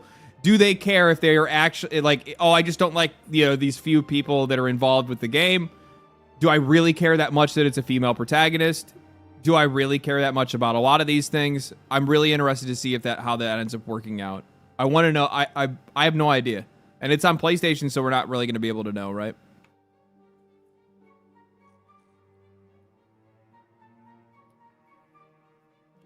Because I've seen a lot of people talk about how this game was going to flop. I've seen a lot of people say this game was going to flop. And that is one thing I have never said. That is one thing that I've never said. I made some criticisms. I talked about the direction, the creative direction that they had made with some of the choices and whatnot like that, and how it could potentially impact how the game was received. But I've always been on the side of Ghost of Tsushima was a really good game. I don't give a shit if it's a female protagonist. I don't care about that shit. I get why like some people do, but it's never been something that bothers me. Fuck, most games I play, if there's an option between picking a male or female character, I pick the female character.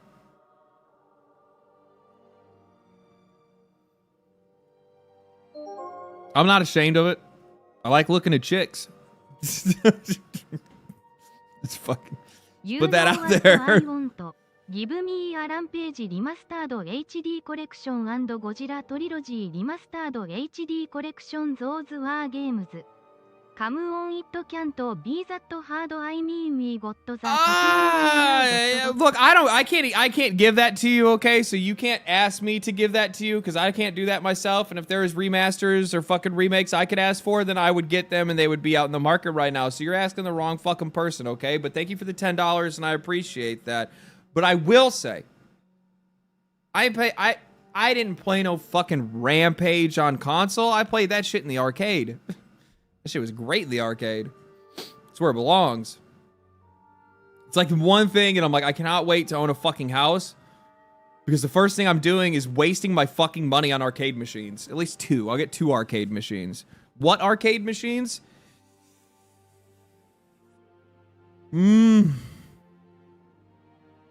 Gauntlet.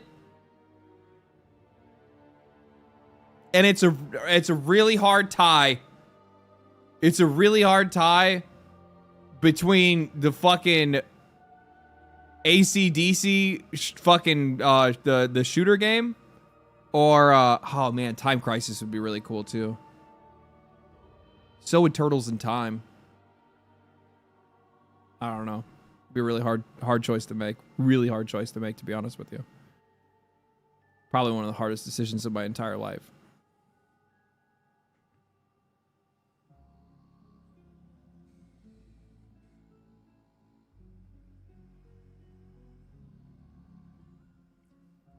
Just make your own.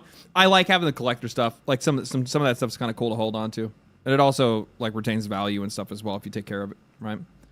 My uncle on my mom's side, or no, her uncle is who it was, owned a arcade repair place, and he used to like hook us up every once in a while when I was a kid, which was like the fucking coolest thing ever. So we didn't have a lot of fucking money, and he would just be like, so these people didn't pay their bill. Do you guys want a Space Invaders arcade machine? Fucking duh. Duh. No, somebody actually brings up a really good point. The 4-player X-Men game. You're very right with that. There's a barcade out here that I go to that has that. And it is also very fucking good. A Nightcrawler is OP. Female MC2 often prefer their work plus Alien Isolation, Xenosaga, Horizon Zero Dawn all female MCs. Now, bro, now that I'm black pilled on Xbox, time to get a PlayStation or get a PC. The answer to that is like the answer to I'm black pilled on Xbox. I would just get a fucking PC and you get them all. I like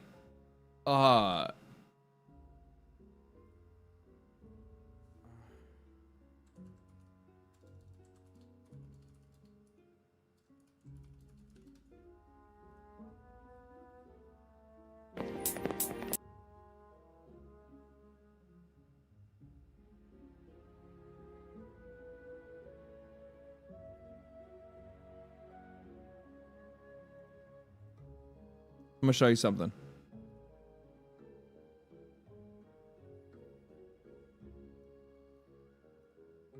Do you want to know what a PC? Do you want to know what a PC gamer's reaction is to like 90% of the fucking shit that goes on in the games industry when it's like PlayStation, Xbox, Nintendo? This is what a PC gamer looks like.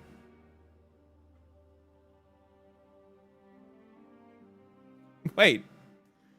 I play games on PC.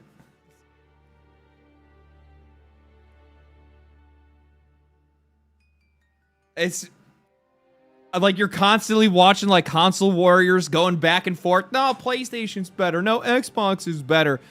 And is that Boondocks? Yeah, it's from Boondocks. Yeah, it's from Boondocks. And it's just like you're watching these guys go at it and you're just like, wait a minute, I get to play all this shit regardless. I get to play this shit regardless. Wait a minute. I'm on PC. That's what it comes down to.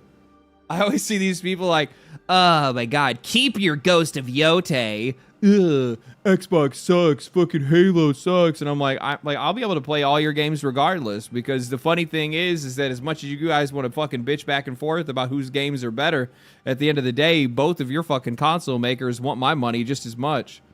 Will you play Yotei on PC? 100%. There's no way I would play a game that's that visually intensive and that like it's supposed to be a visual spectacle. Like, let's be real. Like, I don't think like after playing Ghost of Tsushima, which I didn't finish, the gameplay for the game is good. This game is all spectacle, but they do spectacle in the right way that it actually is like, fuck, this is just a really cool world to like run around, walk around, interact with. The narratives are pretty good. The characters are pretty... Jesus Christ. The narratives are good. The characters are good. Like, you want to play and, like, look at this game. And if I'm going to be playing and looking at a game, I'm going to be doing it on my PC.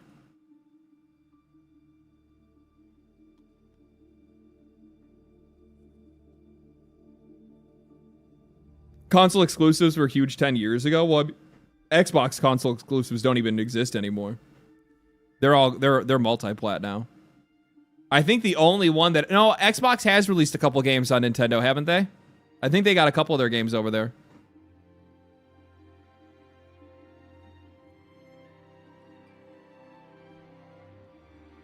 Yo, Ty is a banger so far. Hey, I'm fucking good, man. Good. Telling you the combat is awesome. I enjoy the combat in Ghost of Tsushima. I do. I'm just the one thing that I do agree with, and it's a comment that I've seen pop up recently, where like some people are annoyed by it. I don't really like the like weapon swapping depending on what weapon the other person is using stuff.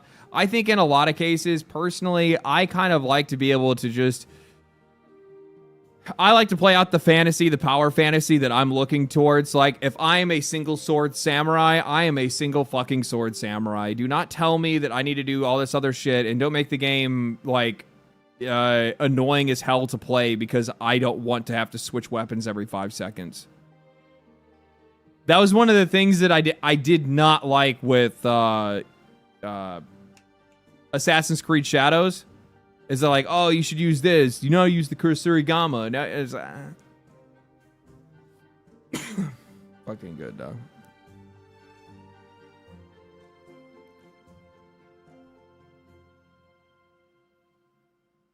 Like, even me playing, what am I playing? Hades 2, right? I'm playing a lot of Hades 2 right now. Even with me playing Hades 2, I have a confession to make. I will purposefully run myself into a run, die, and come back out just to wait for my bonus to realign with the weapon that I'm focusing on. Because I don't want to use anything else. I want to learn that weapon. I want to learn it perfectly. I want to figure out what are the best boons that I'm looking for. I want to all that shit, right? I don't even, but I still want my bonus. But I still want my bonus.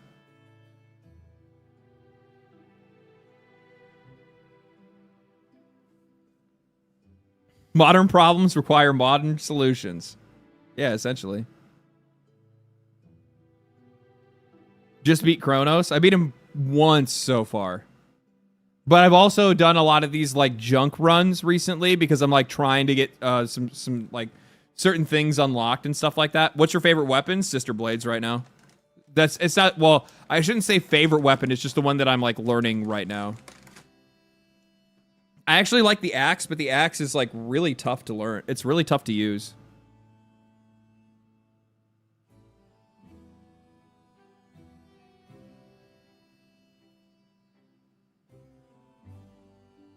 I got bit by something. Cat, you ate dinner. Don't come in here begging. Love the big swipe on the axe. Yeah, it's a lot of fun to use. Like, it feels really good when you can actually get it to pay off. And once it, like, actually has a solid build, and it's not hard to use when... Oh, man. Where does it get hard? It gets hard underwater in the underwater area because they have, like, the tiny fish that basically just all, like, want to fucking swarm you at one time, and you have those delays between your attacks, which makes it, like, really, really difficult for you to be able to actually, like, keep up with all of them. And you get really, yeah. Yeah. You get fucked up pretty easily. Let's see. Okay. I mean, we're gonna go. We'll go in and we'll talk about some of the Xbox stuff, but I'll do that a little bit later.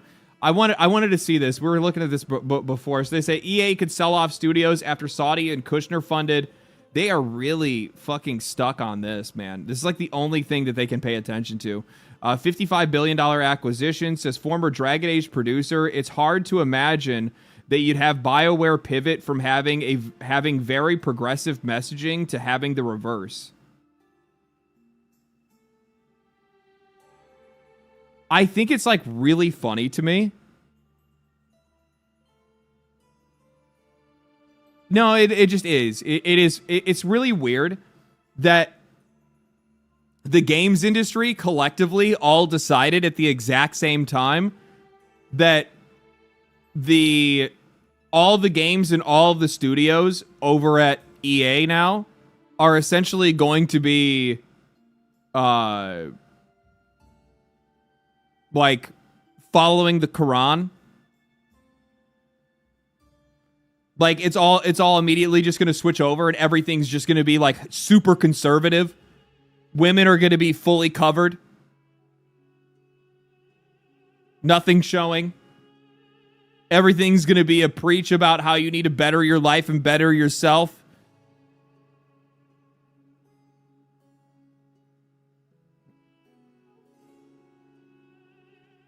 It's crazy how Western progressives are frankly being Islamophobic. Honestly, you're not wrong. Like in this case, you're not wrong. Like their immediate assumption is that there's going to be this like hold on a fucking second.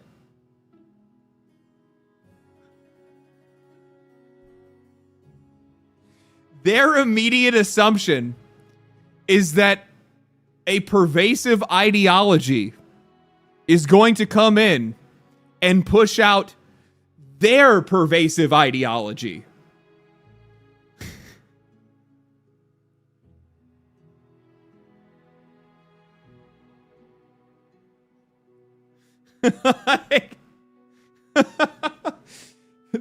It's one of the things that like they don't realize that they are also the ones doing it as well.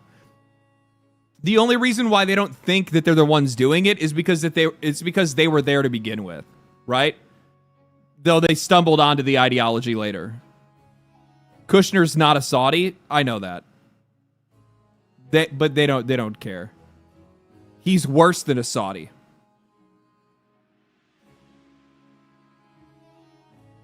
He's related to Trump.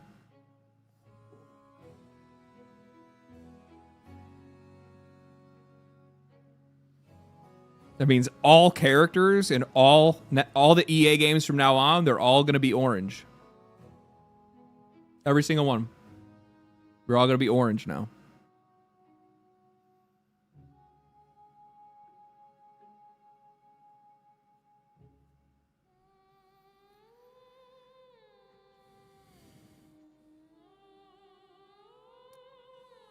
Also, the debt, the $20 billion debt thing. All right, let's see.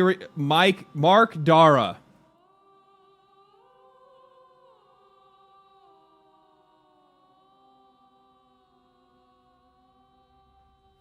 Ads? I got ads. Good. Good. I hope you enjoy them.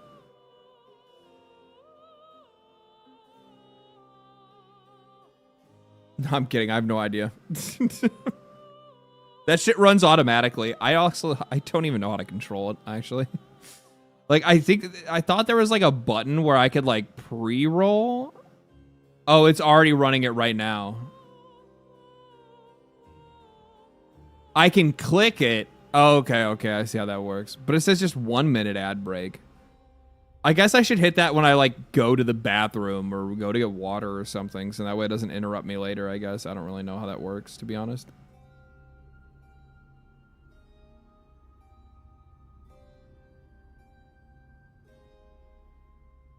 Do you think any game will have the courage to be released at the GTA 6 timeline? I mean, regardless, I think some of them are actually going to have to go out, like, games are going to have to be released. Games are going to have to be released. Mark is the man? Mark Dara is the man? Mark Dara was the fucking guy that made the YouTube video telling players that buying a video game doesn't give you a right to criticize developers.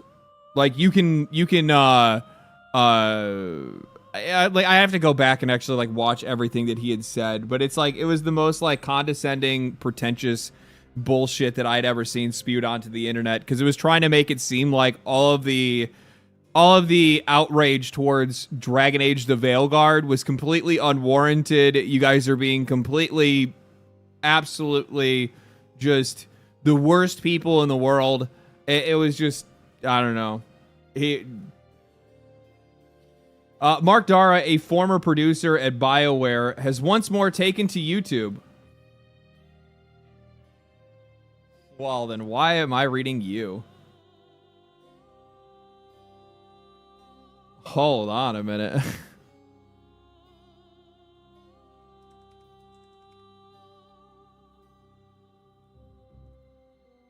Hey everybody, I don't have the best. Color me interested. All right, let's hear what you have to say. It's kind of fascinating how much discussion with these people is just them pretending to not notice or using pedantry to avoid admitting to obvious things, projection, etc. True. Thank you for the 10, Blue Psycho. Appreciate that. All right, let's see this. Check it out. Let's hear what he has to say. Private for about $55 billion. We have more details released this morning, so let's talk about what seems to be happening and see if we can figure out the consequences this will have to the games that EA makes. I am not a financial analyst. I've talked about the fact that any attempt that I've ever made to predict what a stock is going to do has been wrong, even when I've tried to take my wrongness into account. So Okay, well, I mean, like, the funny thing is that for somebody to start up a conversation, we're going to be talking about, like, what the future of the studio and what the future of EA and their games are going to look like. You're trying to predict those things, but for whatever reason, you also can't predict the direction of the businesses and whether or not the decisions these businesses are going to make are actually going to be successful. So I feel like it makes me like you're not really starting this off from a very confident position. So definitely do not make any investment decisions based upon anything I say today. The reality is that EA's been looking to change its corporate structure for a while. Yeah. I'm pretty sure Plan A was the merger with NBC Universal, but this looks to be a Plan B. First of all, the players in this are obviously EA, but then three big financial players. There is Silver Lake, who does a lot of investment in tech companies. Affinity Partners, which is Jared Kushner's investment firm that does a lot of investment, often backed by Middle Eastern money. And finally, Saudi Arabia's Public Investment Fund, which is Saudi Arabia's attempt to diversify their economy by 2030 to move away from oil. The Saudi Public Investment Fund already owns about 10% of EA, which will be rolled over into the resulting deal. At current valuations, that's about $5 billion of the $55 billion. Another $20 billion is going to be debt that's taken on. If you've heard the term, I'm not the leveraged buyout thing is like it's so stupid that like people don't understand how leveraged buyouts work or what happens with that debt. For some odd reason, these guys like immediately are like, you don't understand. This essentially just like ruins the company immediately, and all their prices are going to go up, and this is going to happen. Part of that leveraged buyout, they are going to want to make changes immediately because the last thing that they want to do is put them in a position where they're not going to be able to earn the money back as quickly as they possibly can. That doesn't mean they're going to try to make it back immediately, but they are going to do what they can to expedite it. And let's be fucking real. Let's not pretend like EA is some company that's like perfectly structured and perfectly ran and there's no redundancies and no issues and everybody that's there needs to be there, and that there is no waste or anything like that. Leverage buyout. EA is a huge blob. What I know. What that means is that debt is going to be taken on as part of the event. Yeah, I mean, he kind of glossed over it, but essentially the PIF, if you guys are wondering what it is and why people continue to talk about it, or like what the purpose of it is. So it's been projected that by 2030, past 2030, oil revenue is going to start to decline. And honestly, here's the funny thing is I believe it probably will. Just because electric cars are picking up more and more companies are making electric cars or hybrid cars, so less oil is being used because of that. Obviously, it's not happening now. It's not going to happen immediately, but it's going to start to decline. That doesn't mean it just disappears in 2031. It just means that it's going to start to decline slowly but surely after 2030. Solar, blah blah blah. It's going away. Yeah, it's like nuclear. There's a ton of shit that's going on. Just as a world and as a society, and also with technology, in a lot of cases, we're just becoming less dependent on things that we used to be and more dependent on other things. And that's just how things are working right now. And here's the thing. As somebody that, worked in the oil field for many years, I'm going to tell you right now, oil ain't fucking going nowhere because people don't realize what we use oleochemicals for. There's a lot of different shit that we use it for. Fuck, half of the shit you have in your house is made using petroleum. So there's a ton of byproducts that come off of the process from like making gasoline. A lot of people just think gasoline, but it's like gasoline and jet fuel and rocket fuel and kerosene and there's so many different things. Like, it's not going anywhere, but it will start to decline in the biggest consumer market that it's been in for its entire existence, which is transportation. So as that starts to decline, these guys are going to make less money. That puts Saudi Arabia in one of the weakest positions possible because their entire economy is based off of it. They don't really got a whole lot of shit else going on out there. They ain't got a whole lot of agriculture or anything like that. So this is essentially all they have right now, right? And it's a good thing to have. It's been liquid gold for these guys, and they've made fortunes off of it and become one. And while they've been a troubled nation for sure, they've still not their leadership at the very least has been a wealthy one. But they're doing what they can to be able to diversify from that, and their areas that they targeted are sports, entertainment, and technology.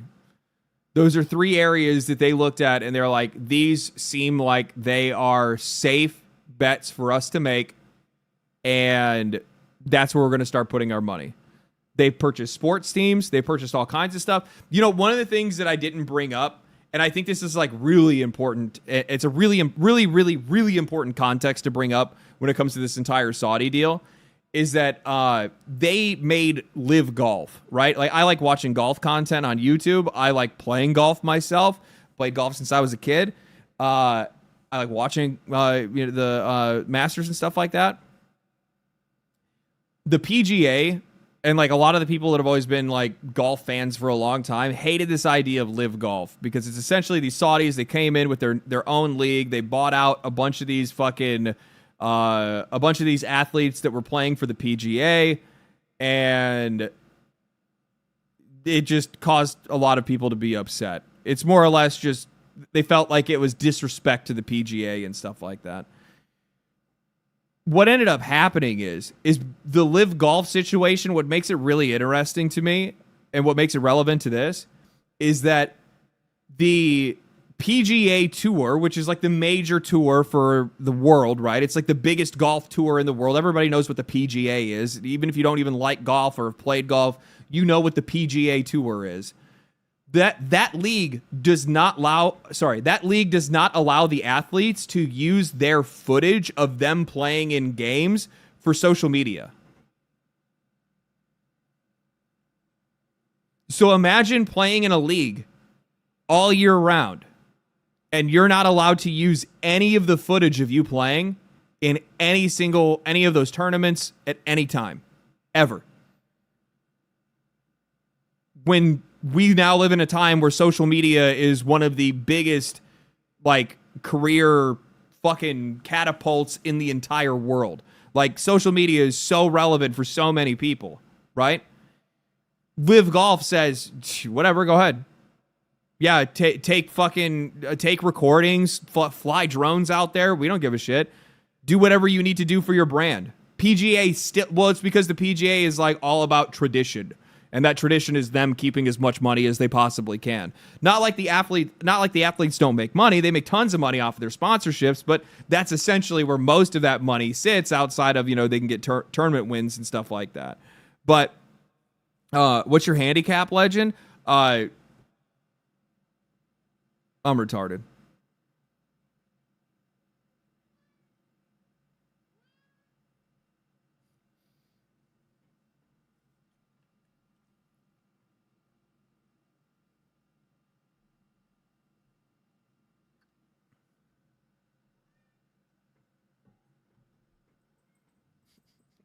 So the thing is, I'm just going to use this as an example. So like one of my favorite golfers right now is Bryson DeChambeau. This guy was fucking absolutely hated, okay? The fucking PGA hated him because he was such a fucking tool and an asshole and all this other shit. And he was really good, but then he had a really bad year, and then like he kind of fell out of the limelight, or like he was kind of having some issues. Well, here comes Live Golf. They come through, they buy him out, give him a contract, right? And they say, yeah, go ahead, make a social media channel. Now all of a sudden the dude is one of the biggest golfers in the world, one of the most well-known golfers in the world, specifically because of his YouTube content. And his YouTube content is fucking killer. His YouTube content is killer. It is so good. Like, I love watching his golf. I love watching him play golf and the people that he plays with. He has an episode where he plays with Adam Sandler, like stuff like that. Like it makes these people a lot more relatable. It's just insane to me that these companies would throw away so much money, as well as also limit the perspectives of the talent that they're working with. So the funny thing is that a lot of the narrative that you guys keep hearing about with this Saudi deal when it comes to EA is that it's how much Saudi is going to interrupt the creative process. In almost any creative field that they have invested into, any creative company that they have invested into right now, they have not gotten in their way at all. All they've ever done, I mean, like, there's obviously like financial shit that they've worked on where it's like, okay, we need to tighten this up or whatever, make things smoother, make things easier, make things maybe a little bit more cheaper. But outside of that, like, they have no say. They don't fuck with the creative process at all. They just want you to make the best product possible. Somebody brought it up earlier, SNK. SNK has had no complaints about working with these guys, and they own 96% of them. Company's actually doing better than it ever has in many years. If I'm not mistaken, SNK also has like a game, like another fighting game that people haven't seen in a long time. It's going to be coming out soon. Yeah, SNK is thriving. Yeah, they're doing great.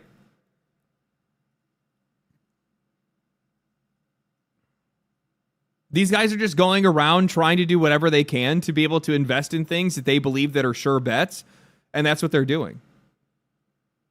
So I think, I honestly, like you guys know, I think that for the most part, this deal is probably going to work out pretty well for them at the very least. I think that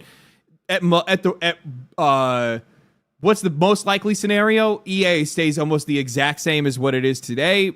You just, yeah. You're probably going to, the games that are like a little bit too much of a fucking gamble are not going to be made. And they're probably just going to lean into what they know is selling really well for them. They're going to lean into what they know is going to sell for them. And in this case, if they look and they say Battlefield 6, I'm just going to give you guys an example. Something like Battlefield 6 explodes and all their sports games are doing well. They look around the games industry and they see games like Space Marine doing well. They see CRPGs are doing well recently. I honestly, if they're looking at the industry right now, and if any of them are paying attention, and by the way, keep in mind, their fucking crown prince over there is a fucking gamer. If any of these people are looking around and they're like, man, there is a severe lack of just like straight up masculinity, just absolutely unfiltered masculinity, just dude games in the industry, somebody in that company will wake up and go, Command and Conquer? And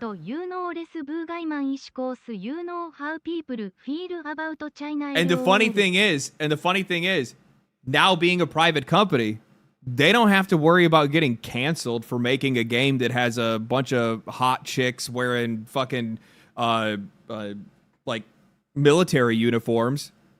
They don't have to worry about, having people coming on to fucking make that game and doing cutscenes saying some straight up out of pocket shit. They don't got to worry about nothing. And they can go any way they wanted to with it. It doesn't even have to be the old strategy game it was. It could be something else completely different if they wanted to. But I do think that neglected market, easy money. I swear, bro. I swear. I think that like straight up dude bro games is like the most untapped market right now in the games industry. And so many people are so fucking afraid to touch it because of fucking 2018 and 2020 toxic masculinity talks. And it's still stuck to the bottom of their fucking shoe. So they still are out there trying to make games that still like, okay, well, I mean, it's for guys, but, we have girls too. I like even Battlefield 6 kind of makes a little bit of a even Battlefield. I don't know. I say Battlefield 6 I think is probably leaning into it harder than I've seen most AAA companies lean into it. They've been leaning in way harder than most AAA companies lean into something like that. I mean, the one commercial they're playing fucking Rat in a Cage, and the other one they're playing fucking Limp Bizkit, right? Like,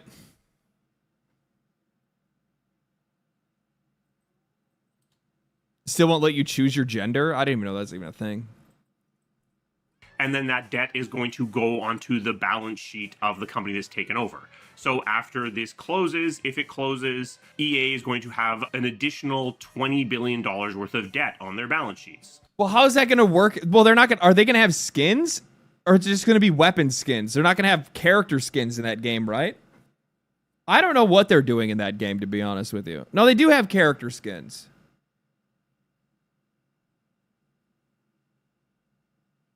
Wait, what the fuck are you talking about? I totally unlocked the recon sniper skin that is a man.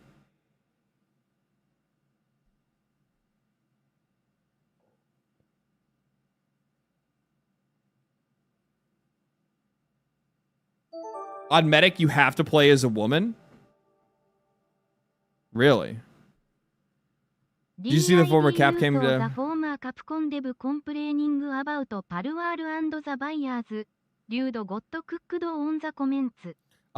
You have to share it in the Discord if you're in the Discord. Thank you for the 5, man. Appreciate that. I haven't seen that, no. I don't know. I have to look into that. Obviously, adding $20 billion... That kind of stuff largely doesn't really fucking bother or impact me that much, to be honest with you. But it's just like the overall tone of the game. But yeah, I can understand why people would be bothered or annoyed by something like that, but I personally could give a shit less. Doesn't really. To your... It was like 2 weeks later, and people were like, bro, couldn't you hear all the female voices in the background? It's all female voices in the background when you're playing. And I'm like, I never noticed because I was having too much fucking fun, and I didn't even hear it. I was like talking and bullshitting with my friends in voice chat and whatnot. Like, well, I don't fucking know. Balance sheet is going to require you to pay a lot of interest. If we look at EA's current financials, they're netting out about $1.2 billion each year. Yep. If that $20 billion is sitting at a 5%... He's not going to do it. He's not going to do it. He's not going to do it. interest rate, that's $1 billion of interest that needs to be paid every year just to service that debt. So the company as it currently stands is in a dangerous position. Not perhaps as dangerous as what happened when Toys R Us got taken over in a... What are they netting $1 billion off of, Mark Dara?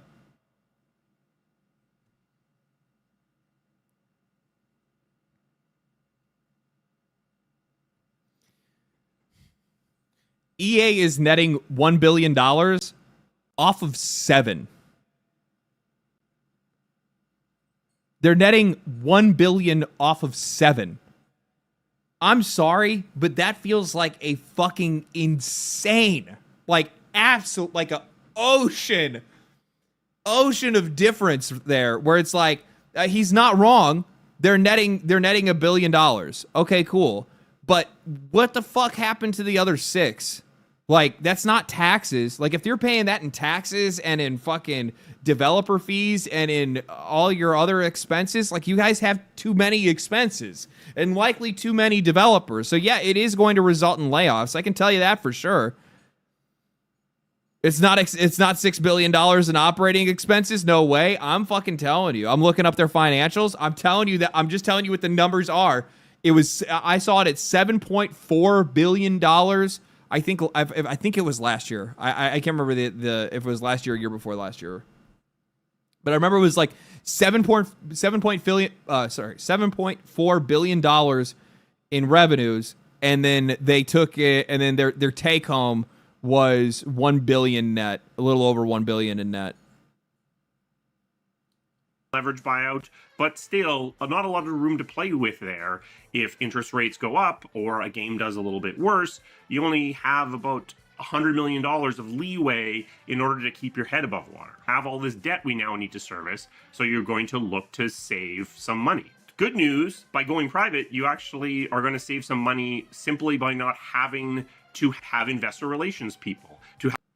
Well, I mean, they're going to lose, like, one of the things that immediately the teams that are going to get laid off or any of the financial teams that they had that were there specifically to service Wall Street, to service their investors, all that shit. Like, all those people are fucking gone. You don't need them anymore. So that probably accounts for maybe, I don't know, maybe 100 people in total, which really isn't going to save you all that much money, to be honest with you. And we're talking about pennies on the dollar when it comes to some of those layoffs. But the thing is that he's like, 20% is being, the 20 million is being leveraged buyout. He's saying it's like 1 billion a year. 1 billion a year is what he's saying is what they're going to have to pay back in debt. No, because you're also ignoring the fact that there's tax reductions, there's shielding. There are multiple ways for them to be able to limit the amount of debt that they have to pay. Like, they're not going to be paying $1 billion a year. If you think that's the case, you're listening to the wrong fucking people. Have the giant accounting group that's necessary to prepare your finances for your public statements. So there are savings that come simply from the act of going public. Is that hundreds of millions of dollars? No, probably not. But it's something. But additionally, especially for a company as historically financially conservative as EA, you're going to be looking for additional cost savings. Yep. And for a company where the majority of your costs come from people, that is likely going to mean layoffs and studio. So if you're telling me that EA, the company that is usually conservative with their spending, has $6 billion in people? That doesn't even make any sense. It's closures and a dramatic reduction. Like, I just want to make sure. I'll just use fucking Grok. I'll just use Grok. How much revenue did EA make last year?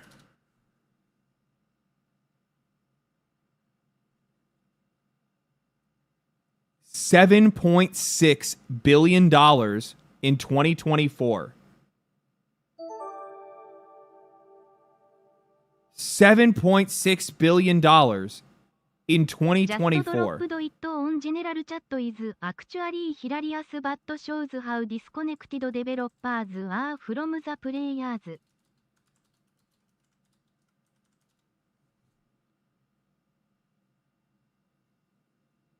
Electronic Arts net income was $802 million.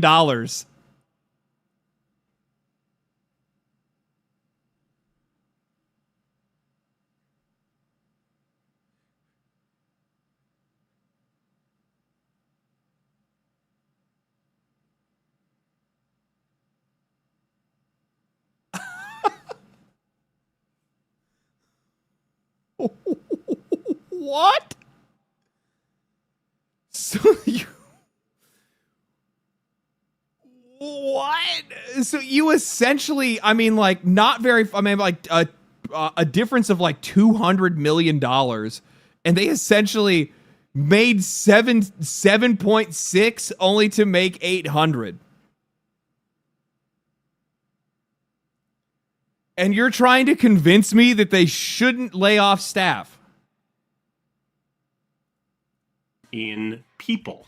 I'm going to throw some very broad numbers, mainly for ease of math. If you use a fully loaded number of $200,000 per person for a full-time staff member, which is actually low in some places and high in others, but it's a good ballpark because that means if you let go of 5 people, you save $1 million a year. Then if you lay off 500 people, then you save $100 million a year in in salary and Oh yeah. other costs. No, if I had to give you guys what I thought the number would look like for layoffs for EA, I would say it's probably a million. A million. I think it's probably going to be like 1,000 people in total. It might end up being less than that because they're probably not really going to try to hit development staff too much. So I would say between like 500 and 1,000 people. $100 million a year when you are now having to pay $1 billion to service your debt makes your situation a lot more stable. It moves you from only having $150 million of buffer to almost doubling that. So that becomes a pretty attractive route to consider. So chances are one of the consequences of this is that there are going to be changes at EA in terms of structure, in terms of the games that they're making. When you look at the investments that the Saudi group has been making before now, they've been buying a lot of sports-related things.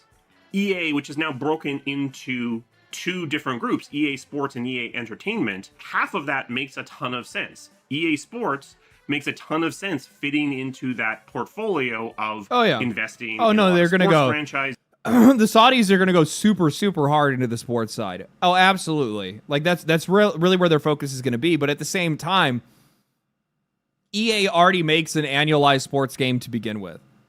There's not really a whole lot that you're going to do there, and you're going to limit the amount of money the company can make if you only just work on the sports games entirely. And I don't think that's the direction that they're going in. While the sports side of it they see as being... The reason why they like the sports side of the company is because of the fact that it's reliable income. We can all safely assume that Madden, FIFA, FC, NHL, NBA, they're not going anywhere. These games aren't going anywhere. They're golf games, not going anywhere. The only, they could probably slip out another golf game every year and make and see if, their own leagues, Live Golf League game would work. Who knows? But yeah. Is investing in entire leagues of sports, trying to turn Saudi Arabia into a destination.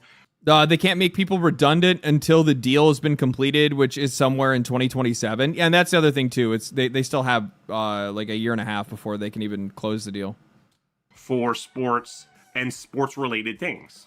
They've also been investing in esports and other entertainment and video game-related properties. Definitely. There's also the other argument as well, where people are like, oh, they're just going to make the monetization even worse in their games.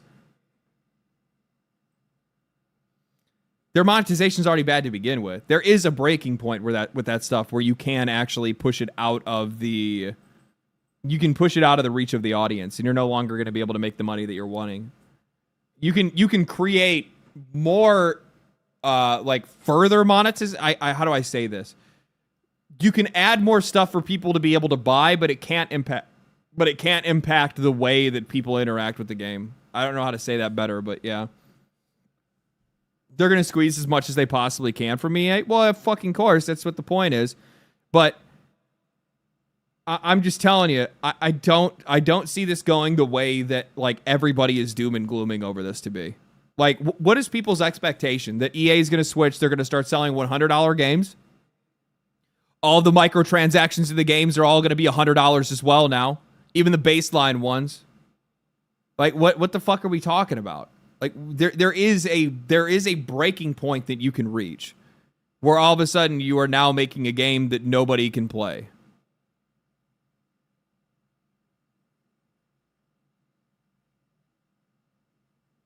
People need to realize Saudi is saving EA. I wouldn't necessarily go as far as say they're saving EA. I'm going to be honest with you. I'm not going to say that these guys are even going to have an impact. I think that the company's largely going to be ran the same. There'll be a few layoffs, and then they're probably just going to go in a different direction and just search for markets outside of... all right, I'm just going to say the fucking truth. The super fucking progressive games aren't selling. They're not making money. They just aren't. I don't know what the fuck to tell you. It's not working. So they need to search for a different market. these happy rainbow, everybody can play the game, everybody loves here, everything's a fucking utopia video game industry. That shit doesn't fucking work. You have to have a target audience, and ignoring the fact you need to have a target audience and that your target audience also may or may not get along with other target audiences, that's something you have to deal with. They learned that with Dragon Age. There is a breaking point where all of a sudden you've now tipped too far in one direction, that you've now alienated the other side of your audience, and now they don't want to have anything to do with it. That happens. You have to come to the realization of that. This idea that we live in some type of fucking understanding utopia, that everybody wants to be involved with everybody else's lives and everybody else's fucking everything else. What about The Sims? Women play The Sims. Sims make some good money. Sims ain't going anywhere. They ain't gonna do shit to Sims. Sims makes them $400 million a year. I saw people talking about how they're like, oh, they're gonna remove all the gay stuff from The Sims. No, they're fucking not. No, they're not. If it's making money, they will. Or, sorry, if it's making money, they won't.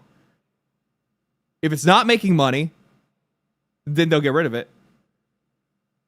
That's all this comes down to. They don't care. They don't care if it's gay or straight. And the funny thing is that like people are like, oh well, you don't understand. It's haram. They don't care. They don't care. I don't think that people understand that this current regime of leadership and the crown prince, soon to be the king of Saudi Arabia, he is so fixated on the success and fortune and future of the country that he's gone like no holds bars. Like, it's actually wild. When I started doing some research into it, because I was trying to like look to see like I wanted to get some background on it. Like, obviously, there's some fucking dark and crazy shit that's going on as well in that situation. But at the same time, like, he's like the first guy ever to go against their like priests, because like the whole reason why it's so weird how it works over there. But essentially, from what I ascertain, I'd actually have to get somebody that's like Saudi in here that understands this better than I do. But their religious order in Saudi Arabia recognizes the royal family as the royal family. Without that recognition, they are not the royal family. By an exchange, the royal family then lets the faith leadership essentially do whatever the fuck they want, right? And that's how it works. The fucking country's leadership lets them do whatever they want, and then they say that they are the rightful heirs, right? That's how it works. First time ever, this guy's like, nah, fuck these guys. Like, he fucking put a couple of them in jail. There's like, I guess they had people that were like patrolling the streets, like, you know, looking for people like moral police, I think is what they were called, or something like that. He like fucking put a stop to some of that shit. Like, he has done shit where, like, obviously, is it fucking probably them trying to wash up their public image to the world so that they can enter into some of these markets to be able to buy these companies and shit like that, and they want tourism and shit? Yeah, exactly. It's exactly what the fuck they're doing. It doesn't matter. Like, in some cases, I am one of the people. Moral police sounds so leftist. No, it's authoritarianism is what it is. It's not leftist. That can be right or left. It doesn't really matter.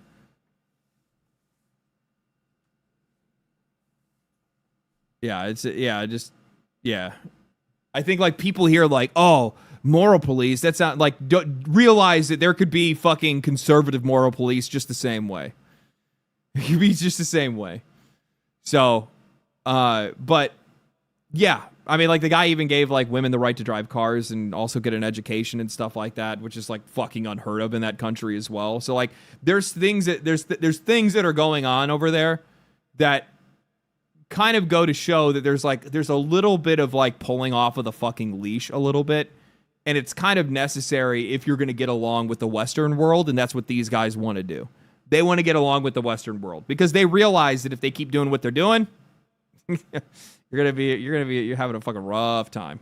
Especially if the oil industry fails on them, they're gonna have a fucking rough time. EA Sports and some of the more competitive aspects of the EA Entertainment portfolio the Saudi just had their first female air officer. That's fucking crazy. I didn't realize they let women in the military.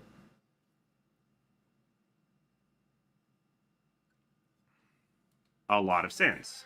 Additionally, EA Sports is where most of the cash is thrown off from the game making business. 75% of EA's money last year was made through live services. A ton of that were the Ultimate Teams from FIFA or Football Club and Madden. Speculation, but I wouldn't be surprised to find out that the Saudi Public Investment Fund is looking to maybe even acquire the FIFA organization and bring it under their umbrella. They're not going to buy FIFA.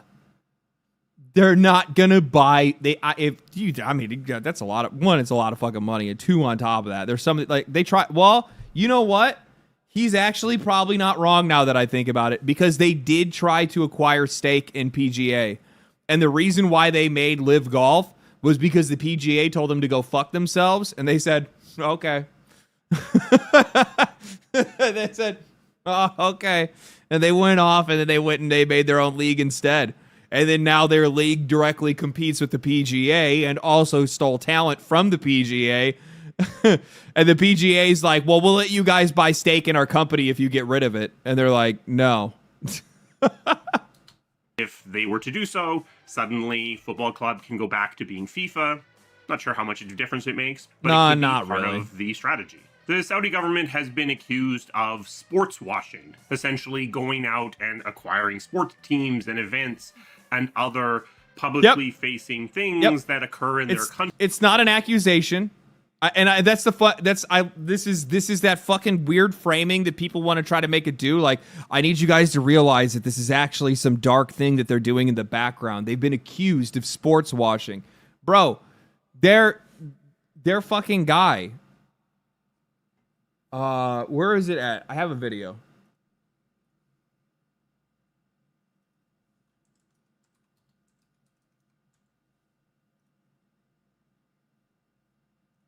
Sports washing, well, then you're missing the vast majority of what's economic reasons. If sport washing gonna increase my GDP by 1%, and then I will continue doing sport washing.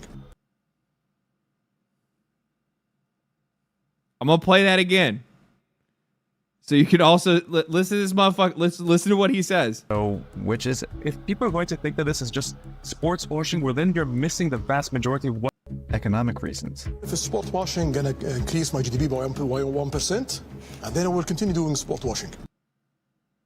He does not give a fuck.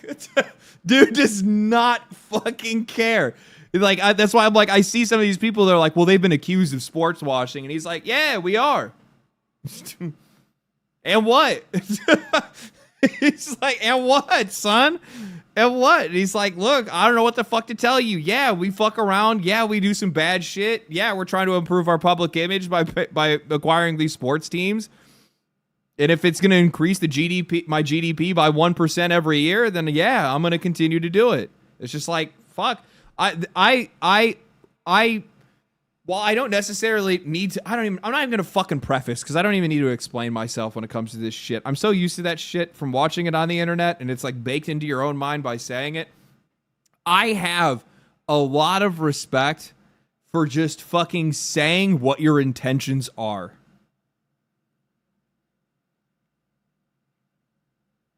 No trying to dress it up, not trying to make it pretty. Just being like, this is what I'm here to do.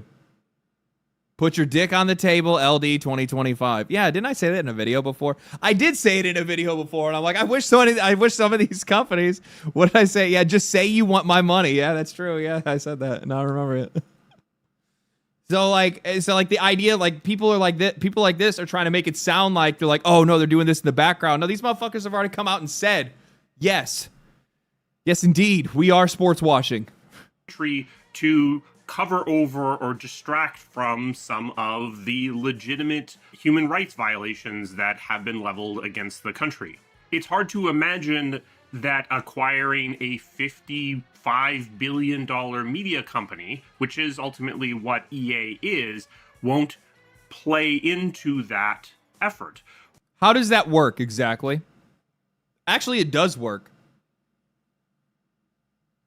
It does work. You want to know how? So, can someone in this chat explain to me how them buying EA would improve their public image?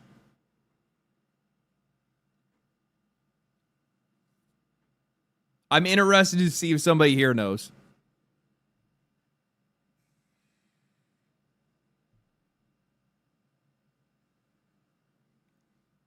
There it is. Fixing EA. If they fix EA, I'm happy. Taking the gay out of EA, I don't really think they need to take. It's. I don't think it's that fucking deep, to be honest with you. People act like it's across their entire fucking company, and I mean, like, they had the one game that failed already. That studio got completely laid off, which was like, I don't remember the name. Like, it had a weird name. I can't remember the name of it off the top of my head. And the other game that they had was Gay is Fine. Progressive Gay is the one for bad. Is the one is the bad one gamers hate. I think you're right. I think it's the ideology. It's like the ideology push rather than a character being a character. Like, nobody gives a fuck if a character's gay. They give a shit if it's like retconning and they're trying to spin a story on you to get you to like. They're trying to preach to you. They're trying to get you to change your mind. They're trying to talk down to you. They're trying to teach you a lesson. People just don't want to deal with that shit. They're buying a video game. They're not here to buy your soapbox. Bring Burnout back, which, I mean, that's the kind of shit, like, that's what I'm saying. Like, I think there's a really good chance that they're probably going to roll in, and if they're going to try to actually improve their public image in the eyes of younger generations, they would do that with dude bro games. If they rolled in and they're like, you're making dude bro shit. And the funny thing is that you know what I actually consider to be dude bro? Mass Effect 1 through 3. Like, obviously, it still has progressive themes. It still has all kinds of shit in that game. But those were the games that made me go, dude, bro. Those are the games that you sit down with your boys and you go, dude. And they say, bro. Won't be used in some way to further their own political goals in terms of public perception of the country. If the goal here is to generate cash flow, the sports part of the organization, pretty good at that. It generates pretty consistent cash flow. It's relatively mature. It's not growing super fast, but it definitely generates cash. So it seems like that part of the organization is very safe. When we look at the EA Entertainment part of the business, then we have to ask some other questions. I suspect games like Apex Legends, still interested. Fine. They still generate a consistent cash revenue source. Yeah, that studio's fun. I guess we will see what happens with Battlefield 6. I think we know what's going to happen with Battlefield 6. I don't think that's a foregone. I think that's a foregone conclusion by now. I'm pretty sure everybody already knows what's going to happen with Battlefield 6. That game is going to pop off. Oh my god. I don't even know. How many people are going to be playing Battlefield 6 in its first week?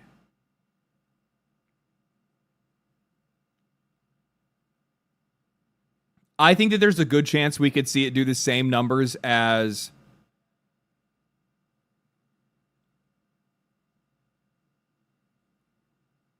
I think it'll hit 1 million. I think it'll hit a mil. I think it'll hit 1 mil. I think it can. If it hit 500,000 in the open beta, which is, by the way, the same number that's the same number that Monster Hunter Wilds hit. What do you think is going to be? What do you think is more widely consumable, Monster Hunter or Battlefield?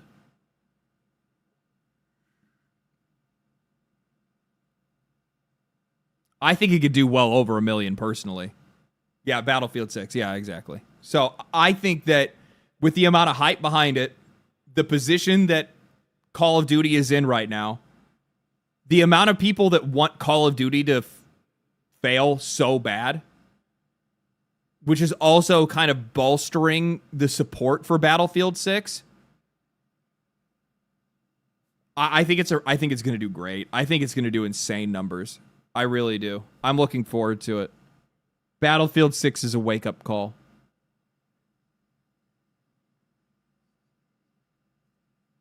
But if Battlefield 6 is as successful as it is expected to be, we continue to see Battlefield games.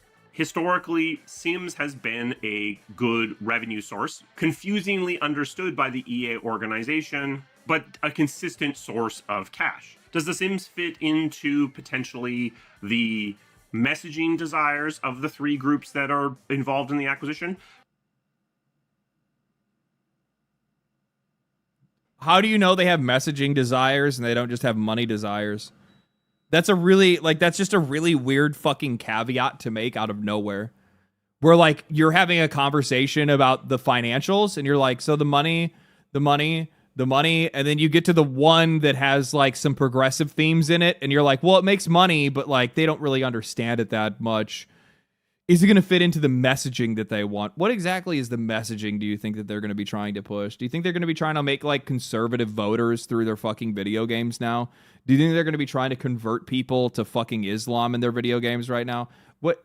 No, the difference is, Mark, is that the people that are coming from Saudi Arabia, the people that are coming from Silver Lake, the people that are coming from Jared Kushner or whoever else, their interest is to make money. And they know that making money is by delivering products to customers and selling things to customers. They're likely not coming in with a message to deliver, unlike you and some of your fellow developers. And I think it's really interesting. And I also think actually, to be honest with you, I think it's really telling. I think it's really telling that the first thing that these guys, the first conclusion that they would come to is what is their messaging going to be? Well, see, this is a really funny thing that they used to have in video games that wasn't there before, which is that was never even a part of the conversation. Self-report. That's exactly what it is. It's a self-report. Potentially not, but it's potentially not super out of position. But then the remainder of EA, the other parts, the other development houses, the other groups that haven't shipped anything in a while or have shipped things that didn't do very well, so the groups working on the Marvel games and, of course, BioWare, are, I think, going to be in a different position. If this is a PR move for the Saudi government as much as it is a financial one, the studios that don't have much of a track record, what you might do is just come in and put your thumb on the scale and push their messaging in directions that you want, in directions that make you look good. What's the message? What are you talking about? Can somebody explain to me what exactly is the messaging that they're going to push to make the Saudis look good?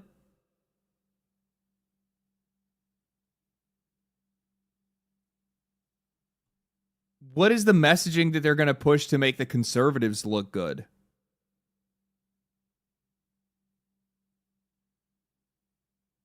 I'm having a really hard time understanding exactly what that is. What are they gonna do? Come in and make normal games? I guess that's the problem. I'm like, or at the very least, steer them away from messaging that makes you look bad. Steer you away from messaging that makes you look bad. What messaging is in the games that? But the problem is that the messaging in the games that would make them look bad would then be coming from an oppositional force within the place, which means that somebody else is already putting their own messaging in the games. How about we just don't have any of it?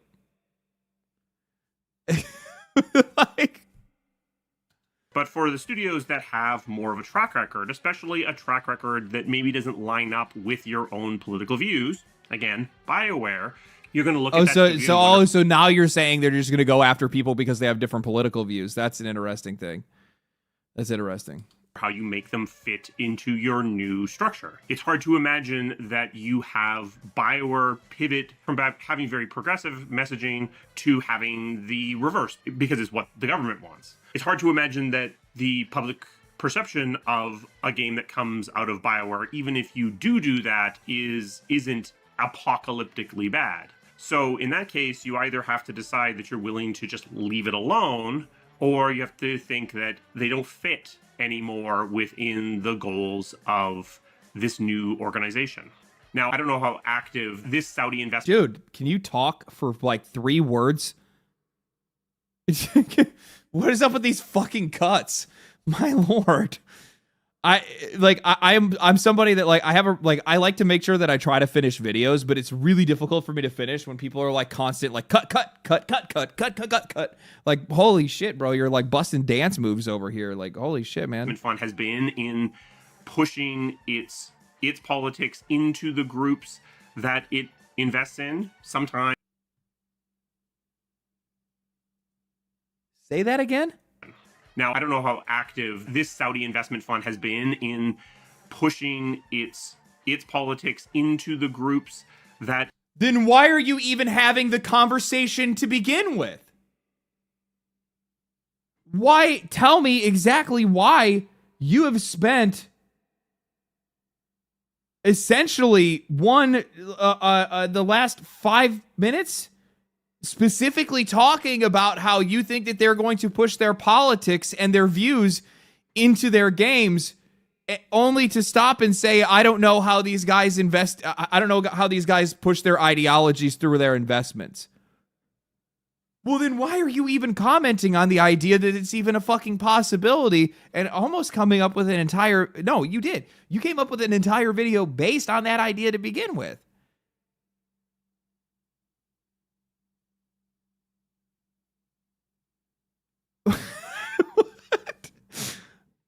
It invests in. Sometimes these investment funds are very active.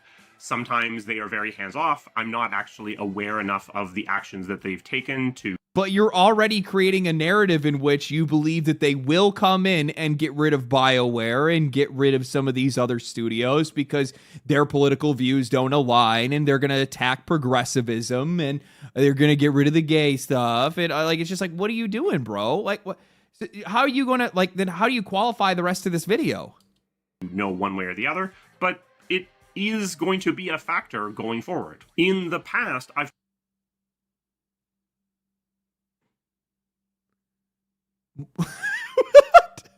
How are you going to say, I don't know if these guys push their stuff through their... I don't know if they're active in their investments. I don't know if they push their ideals or their values through this, but it's going to be a factor. But you just said you don't know if they do. So then what you mean is you don't know if it's going to be a factor, which then makes all of this completely meaningless. Talked about how EA doesn't sell IPs, and the reason for that is in large part because the individuals who would be responsible for making those decisions, for looking for the... It's like, this might happen, but I actually don't know. No, you're missing a part of it. It's like, this might happen, but I actually don't know, but it will happen.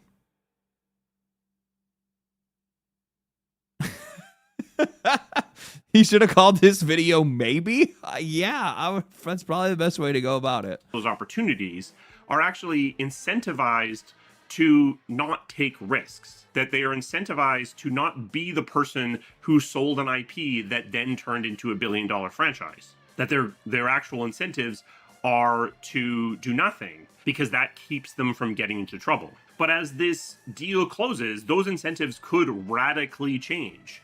We could enter into a situation where now the incentives are to shed costs or generate revenue, if at all possible. We need to generate revenue to pay down as much debt as we can, as quickly as we can. So the problem is, it's again predicating everything off of, based off of the debt. The thing is that there's at least 35% of the debt that they're going to be able to shield just from taxes alone.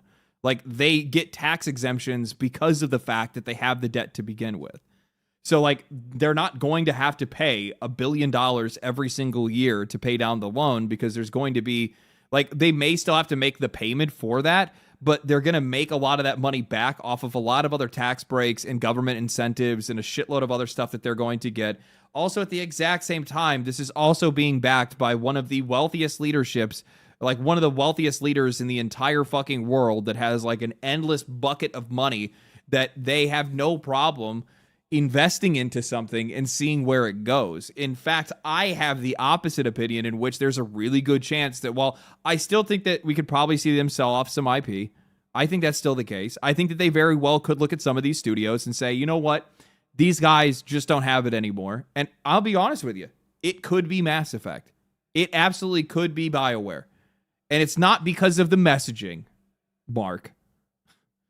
And it's not because of their politics, Mark.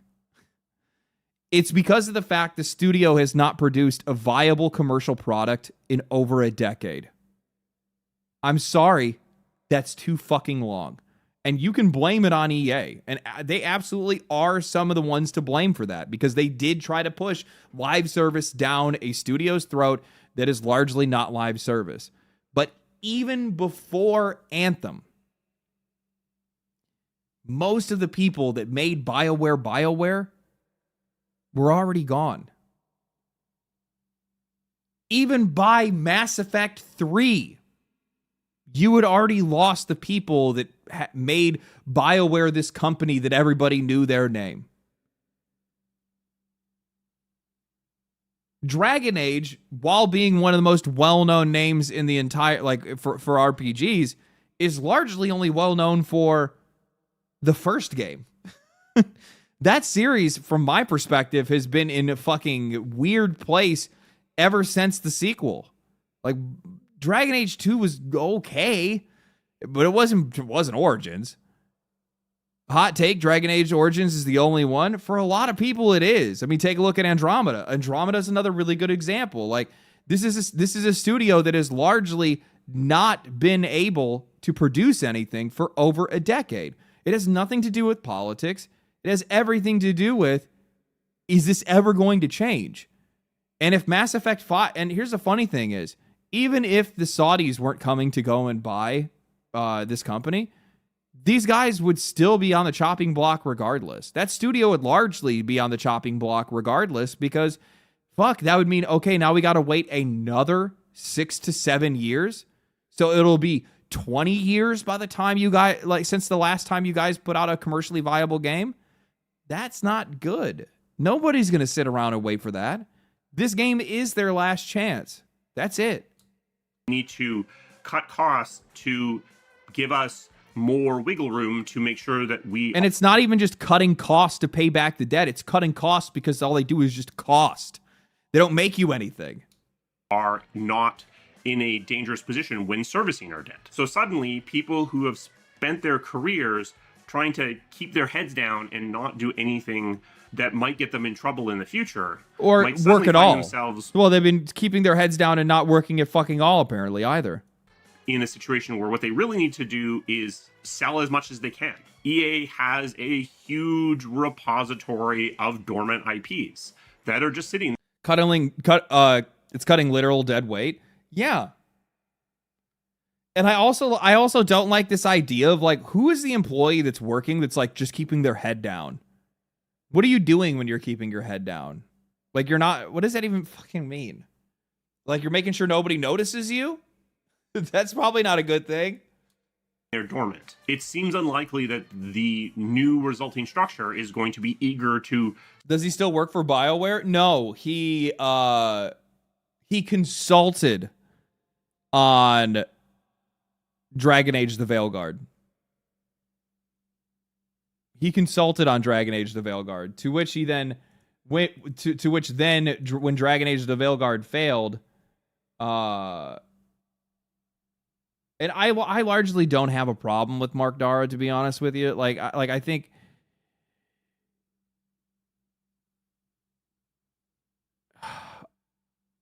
he makes really fucking cringe content. But he made a video, your $70 doesn't buy you cruelty. He's just out of touch. Yeah, I think he is. it's one of those things where I think somebody means well, but they are just so off the mark. Suddenly revive The video that he made that $70 doesn't buy you cruelty is towards the backlash for Dragon Age the Veilguard.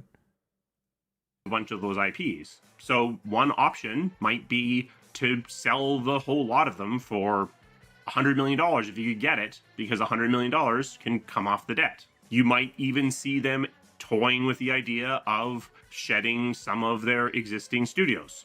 Maybe they shut them down, but maybe they look for opportunities to sell off entire studios or entire groups. Who would buy BioWare? Like, genuinely, who would buy BioWare? Like, he's talking about selling off IP, like selling off IP in buckets and stuff like that. I think their IP would sell for fucking sure. I guarantee somebody would pick up Dragon Age. I guarantee somebody would pick up the Mass Effect series if that was the case, if that's what they would get rid of. There's some other IP that they've been sitting on and just squandering for a long time that I guarantee other companies would pick up. Nintendo. No, I don't think Nintendo would pick things up. I think that I think that if you saw Dragon Age and Mass Effect hit the market, I would not be surprised if you didn't see a company like Larian or I would say Larian, Owlcat, and probably Saber Interactive would be the first three on deck that would be looking to pick that up. Microsoft, you're also not wrong either. Microsoft would likely be the first at the table, to be honest with you, because they would also have the most money to spend. Larian would be the dream. Yeah, I don't think anybody would let Larian get it, though. But I could see them wanting to acquire the IP, potentially. Though they do, I don't know. I say that because, well, they made Baldur's Gate 3, right? So like they do like the games that, you know, they had made in the past. So like I said, it makes a ton of sense for this new Warhorse to want EA Sports whole and strong, it's not their style and of game, I don't doing think. what it's doing. EA Entertainment, the other group that is focused on other kinds of more traditional non-sports related games, may make a lot. The guy at Larian tweeted about Mercenaries Playground. I don't think that was Larian. I think that was the guy from Power World that tweeted that out. Less sense. So you could imagine potentially all of EA Entertainment being sold off to another group with deep pockets, like, say, Sony. This deal has been in the works for a while. It is conceivable that... I don't know about all that. Sony's in a weird spot. I think the last thing that they would want to do is make a major acquisition like that. EA's new structure. They got a lot of. They got their own stuff to mix up with or this to work on in mind. Or you could imagine that what happens is this new EA plucks all the parts it wants out of EA Entertainment and then sells off whatever's left over. That's and so probably what what you it end would up be. with Yeah, is that's this what they would collection of studios that either haven't shipped a game ever or in a long time. And I'm sorry, if you have a collection of studios that have never shipped a game, you don't. That's not a studio that should be there. How are we not recognizing that that's? How are we not recognizing that that's a fucking problem?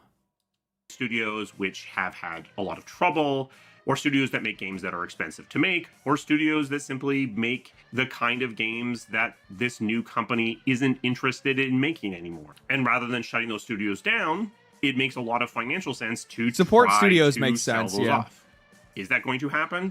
EA has a lot of momentum not doing that, but we're in a new world now, and there's going to be new people at the table who actually do have experience with that sort of thing, who may push for that sort of thing.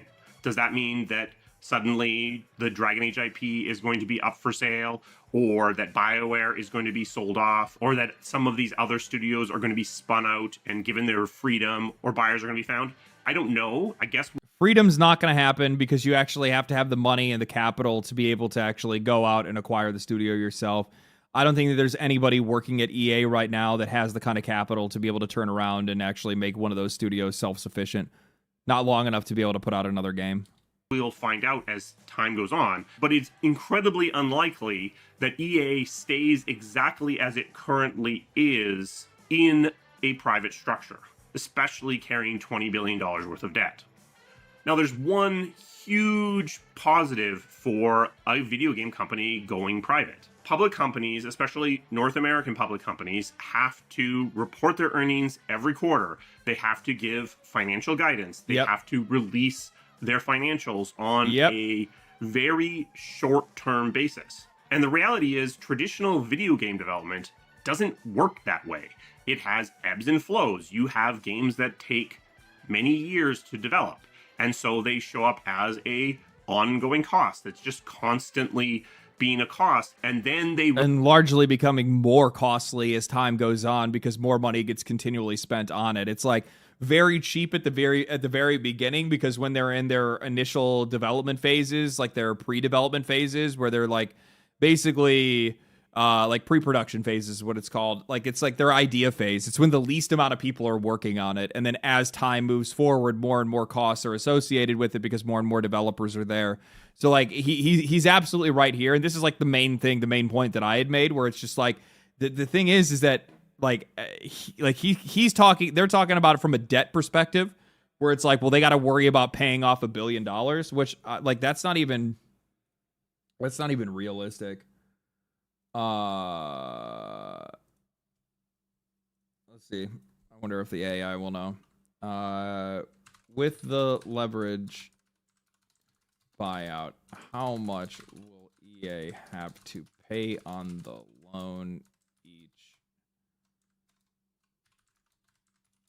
year?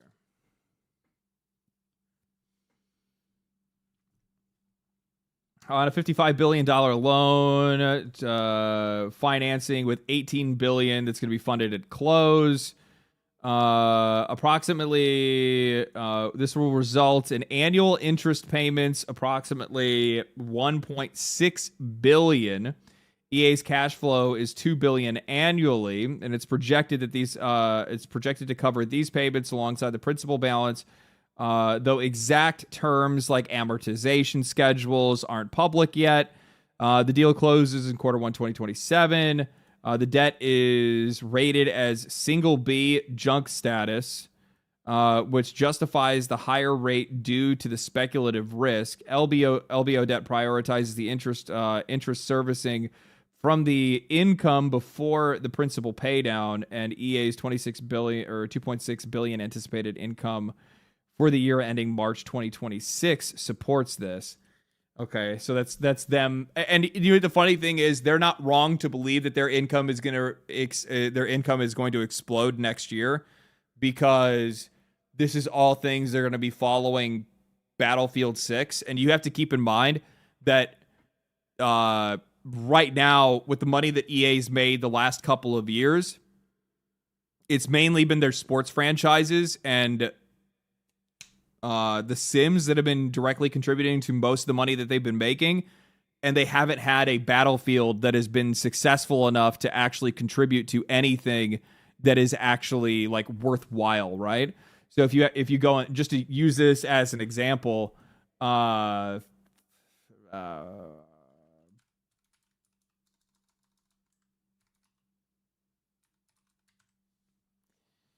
Battlefield 5 has 2,000 players. This is effectively a dead game. Nobody fucking plays it. It doesn't make enough. They don't do seasons and shit for it. They don't do anything for it. It's effectively a dead game. Dead in the water, right? You're not making any money there. Let's look at a game. I want to look at, if I had to take a wild guess, what do I think the average player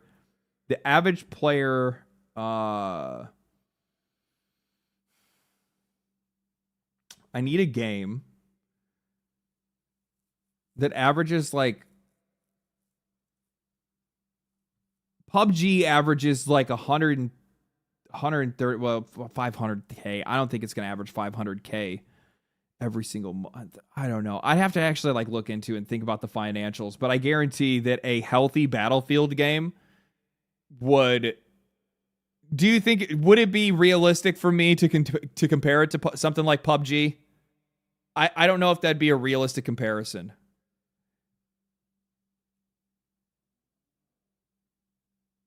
I don't think that it would be, because that game is like massive in the fucking East. And I don't think this game's going to be massive in the East. Release in this burst of revenue, and then that revenue. You know what? Actually, I want to see how much does Call of Duty make a year?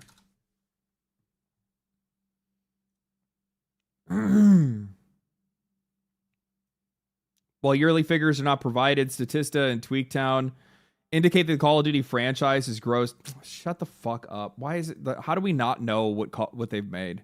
They used to be an independent company.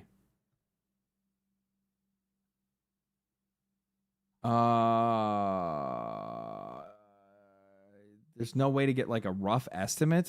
Fuck. Dwindles away, and then you go for because I would say like half of Call of Duty. Like whatever Call of Duty normally makes, I could say that a successful Battlefield game could make like half of what Call of Duty makes, right? So honestly, you know what? It's probably a really good example. How much does I would say it would be on par with Apex Legends.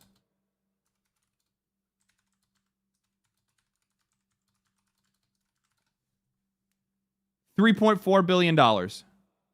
Total net bookings since it launched. As of March 24, okay, that's fine. But that's total net bookings. I don't know. I'd have to actually do some fucking research. Burst of revenue. Fucking research. One of the reasons why video game companies love live services so much is that it smooths out their revenue. Like I said earlier, 75% of EA's revenue is currently coming from live services. In a private company, you don't need to report your financials on a quarterly basis. I forget about Apex Legends. They bank. Well, they do make they make good money, but like they've made less money over the recent years, which like gives me a really good baseline because like I would imagine that a successful Battlefield would probably make similar amount to what a successful Apex Legends makes, plus some, since it's actually a premium game that's going to sell for $60, $70, right? So, that being the case, I mean, if they're making good money with that and they're making like, I don't know, $600, $700 million a year off it, that's a major fucking income increase. Like just on its own, like the amount of like the windfall they are going to get from having a successful Battlefield game completely changes this entire conversation that he's trying to have right now about the debt that they're in. You don't need to report your financials at all. There's actually a really good chance that Battlefield on its own could pay for the debt that they're going to occur from this buyout.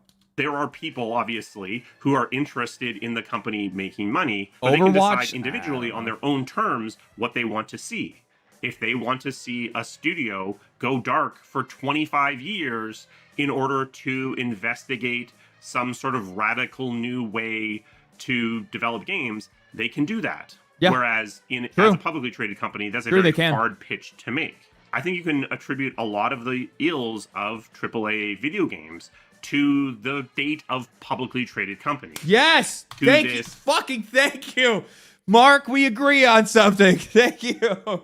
Yes. 90% of the biggest issues in the games industry right now come from the fact that it all comes back to being publicly traded. It gives these guys they have so much less freedom because of it, because they have to keep meeting these quarterly earnings reports. They have to keep showing that they're making more money, because if they lose the investors, then they lose their money, and if they lose their money, they go out of fucking business. So yeah, no, it's huge. These guys have to like. I don't like. There's a massive. I guess the thing is that like when it comes to EA, you're either gonna get the same EA you've always gotten, or there's this potential that we get an even better EA that we never thought we could have had. And like, that would be great. That just, because they have so many good IPs, they could do so much good. That doesn't mean that they're going to get rid of microtransactions, by the way. I don't think that's the case. That's never going to fucking happen. That's not going to go away. But they could make better games. And that's all I care about right now. One step at a time. Line must go up. One step at a time. Term 3-month focus on the way that revenue works. It makes it difficult to slip games. It makes it difficult to try new things. It makes the studios very risk averse. It makes the studios very focused on the wrong time horizons. So a private EA has the possibility, at least, to think about video game development in a different way. You Yeah, could they've tried new imagine a things for a long world time. where you have EA Sports generating revenue, being this source of cash, servicing the debt, and paying money into whatever structure ends up being formed. And then on the other hand, EA Entertainment being tasked with something different. Still making money, but with different time horizons. Maybe simply with the goal of making games that sell the most that they possibly can sell, regardless of when they release. Or making games that make EA look good, because maybe it becomes a PR arm, or a multitude of other potential goals that could I mean, essentially, you want all of your games to make EA look good. be placed on EA Entertainment in this new structure. Because now you're in a conversation with a few private owners as opposed to with the stock market. And that conversation can take a very different cadence. Will it? I don't know. As I said, we don't really know what the goals of this acquisition actually are. So is this a good thing or a bad thing? In the short term, it almost definitely means a bunch of layoffs in game studios, but also in financial and PR roles. EA is going to shed a bunch of people. That is definitely bad. In the medium term, it might mean studio closures, or it might mean studios being sold off, or IPs being sold off, which could be a good thing. In the long term, it's probably good for whatever EA still exists after all the dust settles. Because by being a private company, they are able to approach their financials in the way that best suits the way the business is being run. But it's very unclear at this point what that resulting EA actually looks like. It could allow for an EA that does more experimentation and allows game teams to take longer to release their games, resulting in better games. But it might also result in EA really focusing only on games that have very long, lucrative tails that spin off a lot of cash. We simply don't yet know what it's going to look like in the long term. So I think that you have to have both. I personally, and I think that most people will probably agree with this, I think that in a lot of cases you have to have both. You need your breadwinners. You need your Maddens, you need your fucking FIFA, you need your money that's coming in from those games. But you also need the games that are out there that are like still giving your developers the chance to make a diverse amount of content, different types of content, and it does better for bringing people like it does better for like bringing people into your ecosystem from other areas, right? Like there's a really good chance that any game, like, and this is true for just about any company that's out there, if you play a game from a company and you enjoy that one game, you're more likely to play some of their other games. That's what they're all there for. But you're supposed to be creating an ecosystem.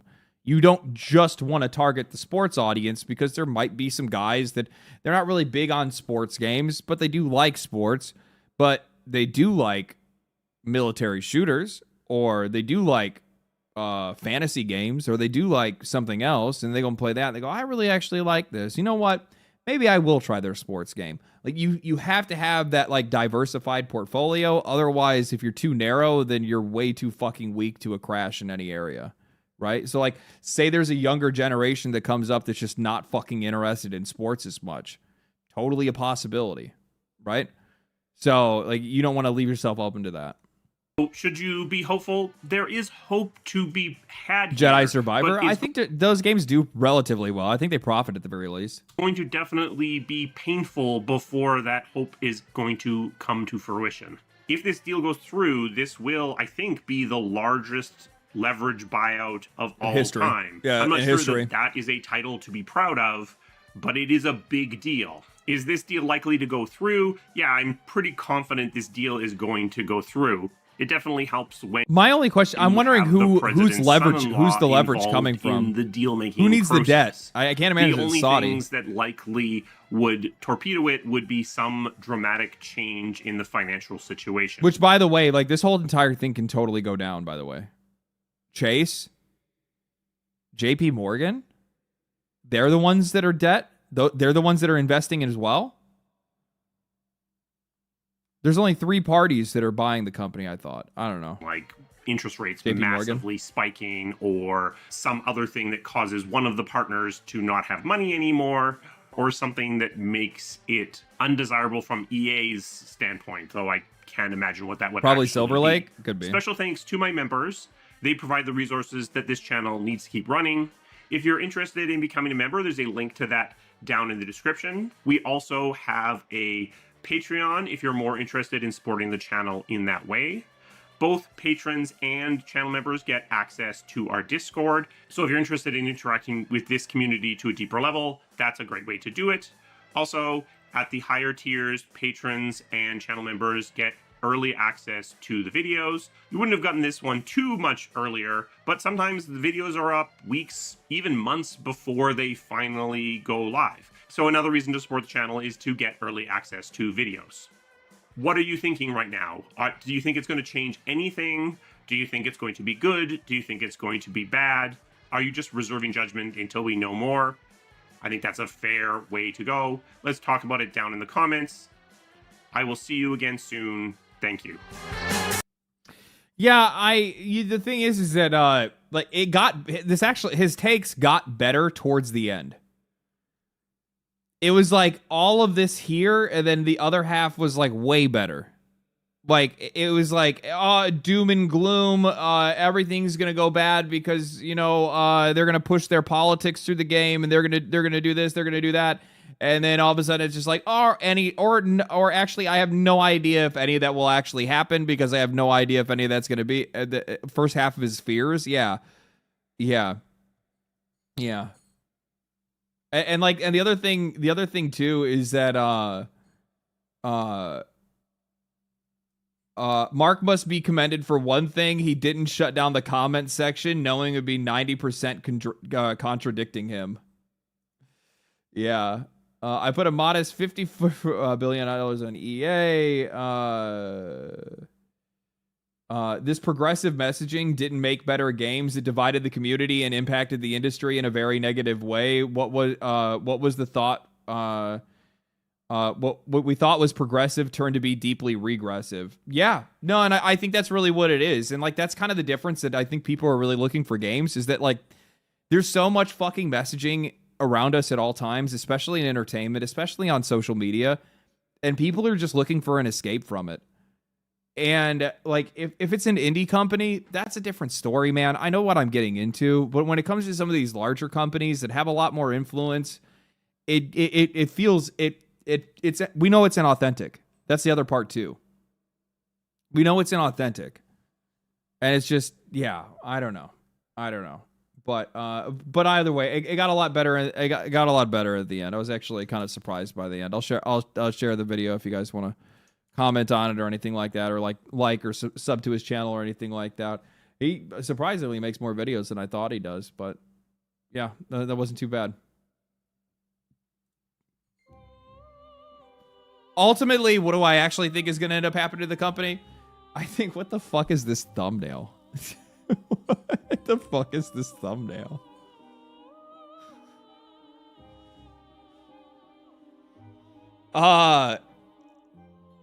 Ultimately, what do I think is going to end up happening? I think that there will be no radical change. I think that layoffs will 100% hit within the first day. Within like the first few hours. First week or so of that of the company being bought out. And then we'll kind of see things go from there.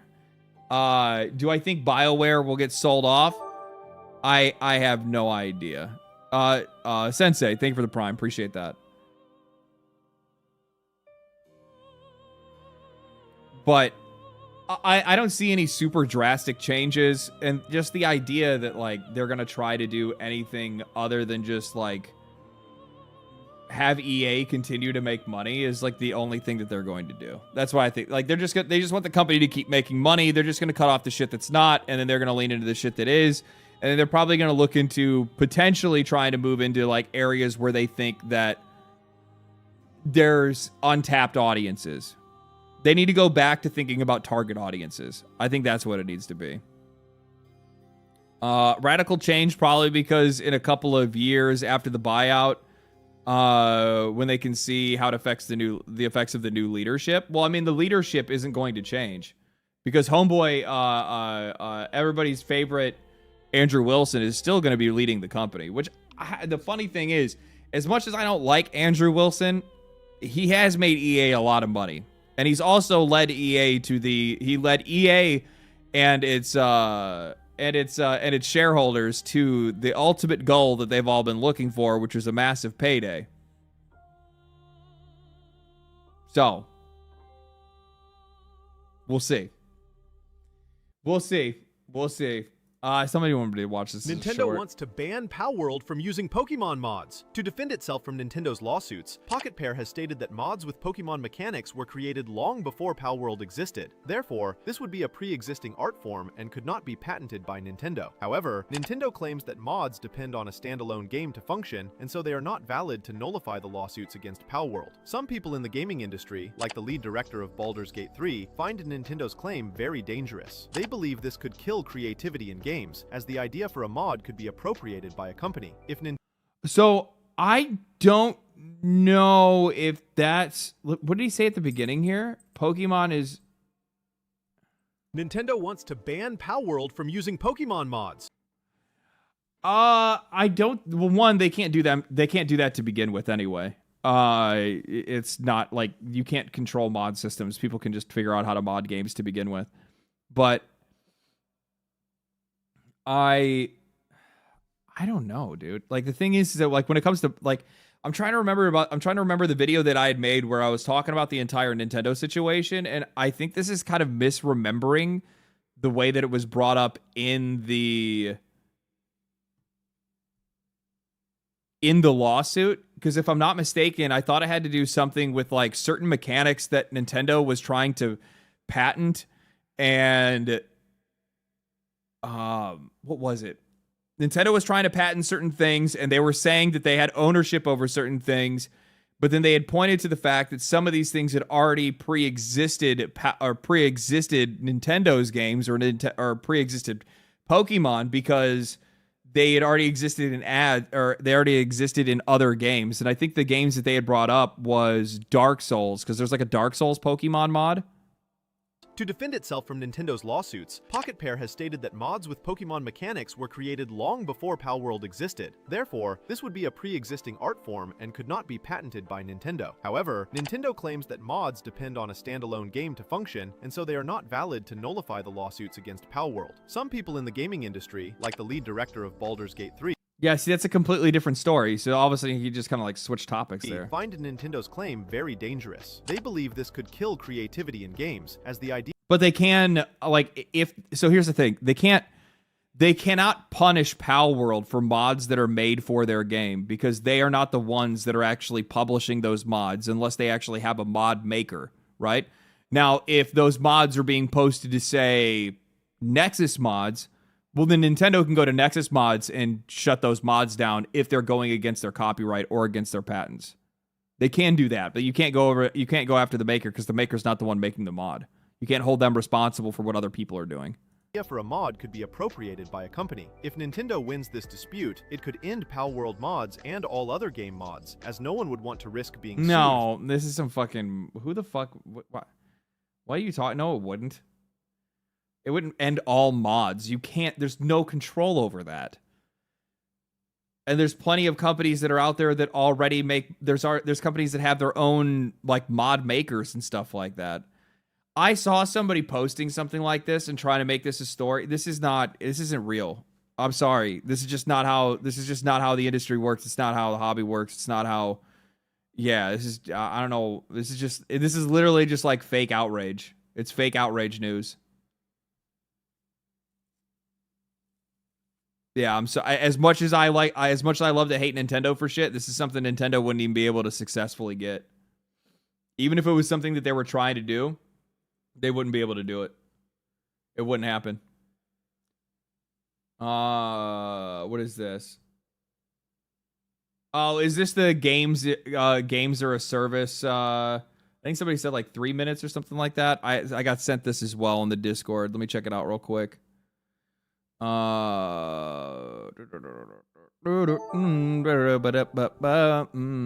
It's not about who can mod, it's whether mods count as prior art. If they create a mod for... Is whether mods count as prior art if I create a mod for a game with new That is patent, something that I brought up in the another video. company could Yeah. patent it.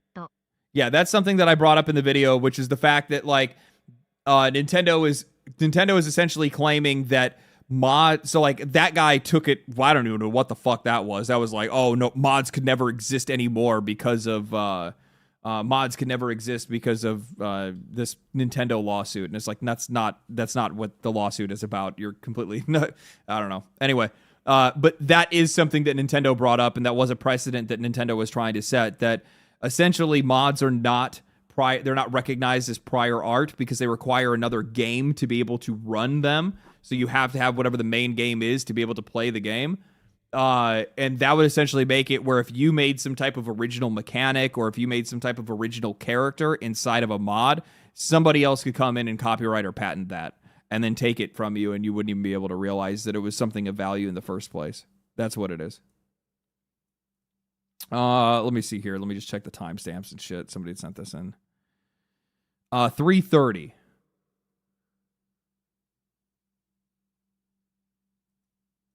That's occurring. What's Valve's take on piracy? Piracy to us, so we don't really worry about piracy. You know, when we think, you know, when you look at the top 10 issues on our list at any given point in time, piracy is almost never, you know, something that's on that list. And the reason that we think that we don't have issues with piracy is that there's misconceptions in the industry about what piracy is, right? You know, there's assumption that what is piracy? Piracy is about people who want to steal stuff from you, right? That they don't want to pay any money and they want to get your content. But when you look at the fact that these people have, you know, $2,000 PCs and you know, they're spending $50 a month US more on their internet connections, clearly they're willing to spend money. So from our point of view, what we saw more and more is that piracy is the result of bad service on the part of game companies. Piracy is a service issue. An example where that was really clear is Russia, right? Everybody in the United States knows that Russians are pirates, right? So there's no point in localizing your game. There's no point in making your product available in Russia, because that's why the Russians pirate it, though. You know, when the reality is that the pirates in Russia were actually doing a much better job than the games companies themselves in localizing the product and making it available. So if I wanted the product and I didn't want to wait 6 months to get the product... Was that Stalker? I think that was Stalker footage, wasn't it? And if I wanted it in Russian, I was going to have to go to a pirate simply because I couldn't get it any other way. Yeah. And as soon as the product became available at the same time that it was available in Australia or the UK... In a lot of cases, there are the three prevailing factors that are the three prevailing factors to piracy are price, availability, and I should say price, availability, and then localization. Those are the three reasons why people usually will go around something. So if they're not going to buy something that's not going to be in their language or in the right language, and that these pirates will end up getting it, and then they'll end up having somebody mod it and get it translated the right way. The price is too high, so that it essentially prices them out of it, leaving them with the only option of, if I want to play it, I need to steal it. And then the other one is it's just not available to them, and the only way for them to get access to it is to pirate that game. A really good example of this, and it's not really necessarily piracy, is that, like, I really wanted to play Lost Ark way back in the day, way before it ever came out to the West, right? Like, I'd heard of the game, I'd seen clips of it, and I'm just like, this looks like my dream game, right? I want to play this so bad. And I looked for ways to be able to play it, and then I ended up getting a like bootleg launcher and all that shit and a VPN, and I was able to play it for a little while and whatnot. It played like garbage because the ping was so fucking high, but I still played it anyway. But like, people will go through loops, not because they're not wanting to spend money, but because they just don't have access to it. Or United States, and it was localized in Russia. All of a sudden, our piracy problems in Russia disappeared. So it really is a question of viewing yourself as how can you provide the best possible service to your customers? And pricing really is one of the less important aspects of that whole equation. Yep. People are happy to pay money. I agree with that too. It is the last great one. Product delivered on their terms. This is an example where a lot of the copy protection schemes go in exactly the wrong direction. Though to be fair, this was 16 years ago, and the whole pricing scheme and live service and microtransactions, none of that shit was going on back then, right? Like, I mean, he's doing this in front of a fucking Left 4 Dead 2 poster. Like, and I'm pretty sure that this video is probably even older than that, to be honest with you. So yeah, like, things have changed since then. So while he's like, pricing is the least one, I would probably still say pricing's probably the low. I don't know, man. Actually, I'd probably say pricing's maybe second nowadays. No gray hairs? Yeah, no gray hair either. This is a long time ago. They're actually negative service, right? Suddenly I don't know if this product, so as a customer, what I want is, I want my content on any device at any point in time with a lot of security, right? I don't want to have to worry when I buy a new PC that I won't be able to play a game that I've paid for. And then with copy protection, you're suddenly like, okay, if I reinstall my operating system, will I be able to play this game? If I buy a new PC, will I be able to? If I go over to my friend's house, will I be able to do it? So if you solve the real problem, which is, hey, I can go over to my friend's house and play the game. I can be in a cyber cafe on vacation and on holiday, and I can play my game. And I can buy new PCs and never have to worry about backing this up or restoring backups or anything like that. Like, literally the smartest move that Steam ever fucking made. I mean, like, this is the most goated thing from Steam, is the fact that, like, they created a platform where you could get as many games as you want and you could put it on any computer. And now with the handhelds, which just made it even more easy, where it's just like, I can play my games anywhere I want. I can be here, I can be anywhere, I can be at a friend's house, just sign into my profile.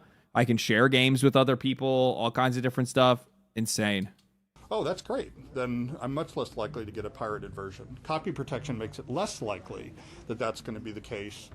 And higher service platforms. That's another really good point to bring up, that in a lot of cases when people pirate stuff, it's because they want the cracked version because they don't want to have to deal with the DRM.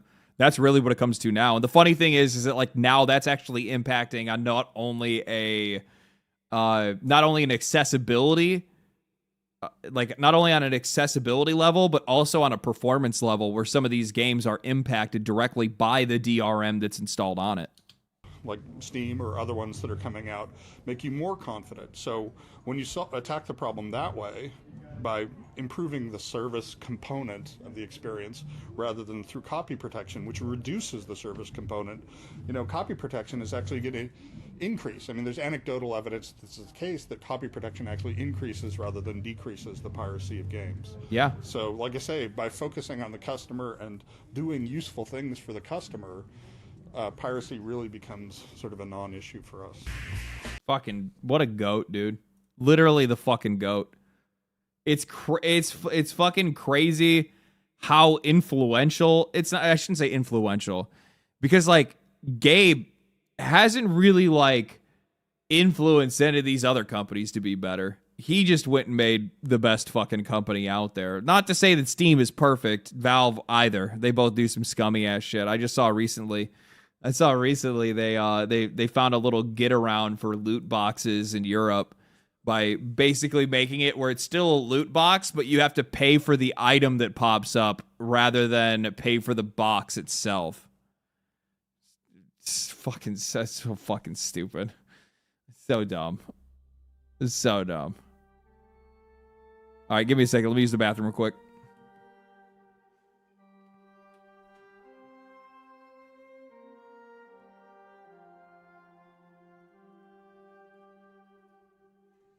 Uno más.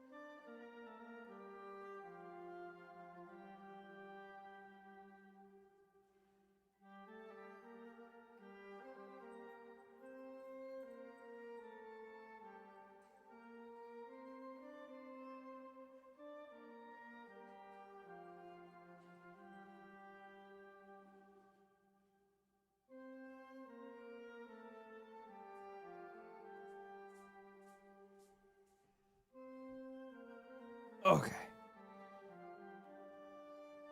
I actually had forgot about my back for a second. And then when I like stood up, I was like, oh, I'm fucking tight. Fucking tight. All right. Sure. Somebody sent this as well, the Forever Winter. I want to say it's been 1 year. I've been really interested in this game, but when they put it out, they put it into like very, very early access, right? Like the concept of this is really cool. I like how just like based and fucking forward their development team is, and like how their developer or whatever it is, like really fucking cool. So I'm interested to see exactly how far they've gotten in a year. I've been kind of waiting until it's in more of a playable state before I get into it. Later, looking at where we were and where we are now, I can say, I can't wait for what the grimdark future holds. First we went wide, and now we're going deep. That means diving heavily into weapon balance, AI reaction times, expanded AI tactics, additional sections in our maps, and revamping the HK system into pure nightmare fuel. Over these next few months, we will include expanded features and some highly requested player content, including expanded hub customization and player housing, because why the fuck not? We painstakingly built the bones. I love the way that this dude talks to his customers. Yeah, we're gonna add this and this because why the fuck not? And now it's time to wrap the muscle. In other good news, we teamed up with our heroes at Dark Horse Comics, and we are finally bringing the Forever Winter to life. If you're planning on making it out to San Diego Comic-Con in 2026, a good chunk of the art, animation, and the music team will be there, and we would love to catch up. In addition, we are working with the legendary Mech Master creator, Ko Yokoyama. Words cannot express how proud we are that he is down to make some of his mech magic with us. No way. Special thanks to Kang and Julius for making that possible. That's cool. And to all the haters out there, criticism is good. Constructive criticism is better. But if your spirit is truly broken and you're a bag of meat floating down the twisted hallways of FW, take heart.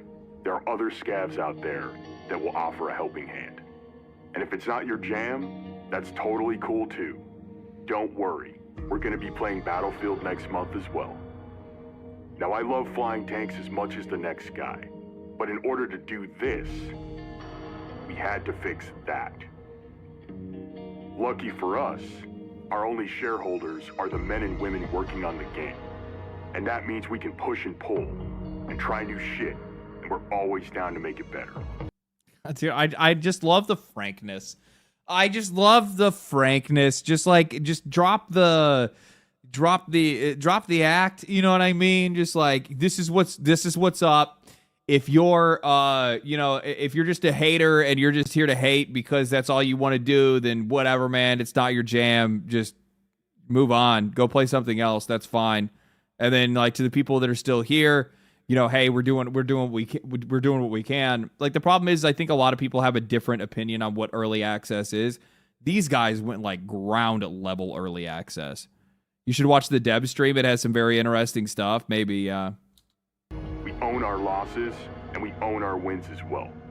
The game is turning into exactly what we want it to be. A pitiless environment where you and your buddies might make it through. If you're smart, cunning, relentless, and above all, you never give up. We, like you, fight like every mag is our last. So we wanted to take a moment and share some of our appreciation for our growing community of creators. Both the incredible fan artists in the Discord and the amazing videos people have created because they were inspired by our world. There's links to their work in the video. Yeah, the fucking art direction for this game is absolutely just insane. It is so cool. I love the overall vibe. I know that this game is going to be very much an acquired taste for a lot of people.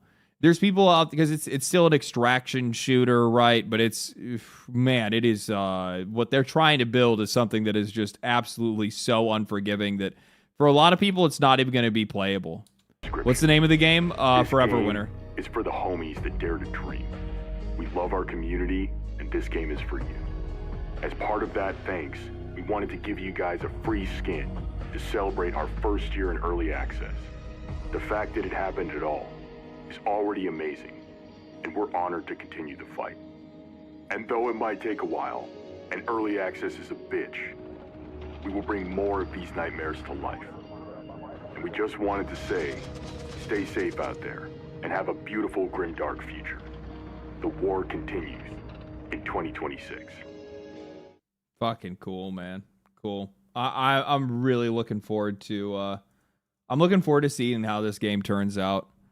It was really rough at the very beginning because people got like super gassed up when they saw like the vision of the game, what they're trying to do, what they planned on doing, but the early access was very early. Like, I mean, insanely early. Far more early than we would normally see for games like this. Forever Winter. And I think, and really what hit them hardest is the fact that they charged $30 for the early access, and there wasn't a $30 game that people were playing. I think that's what really hit them. I sincerely think that the people behind this game's development do not understand the core aspects of establishing a satisfying and fair loop. See, and that's the thing. They don't care about the fair loop. Like, maybe satisfying, maybe I think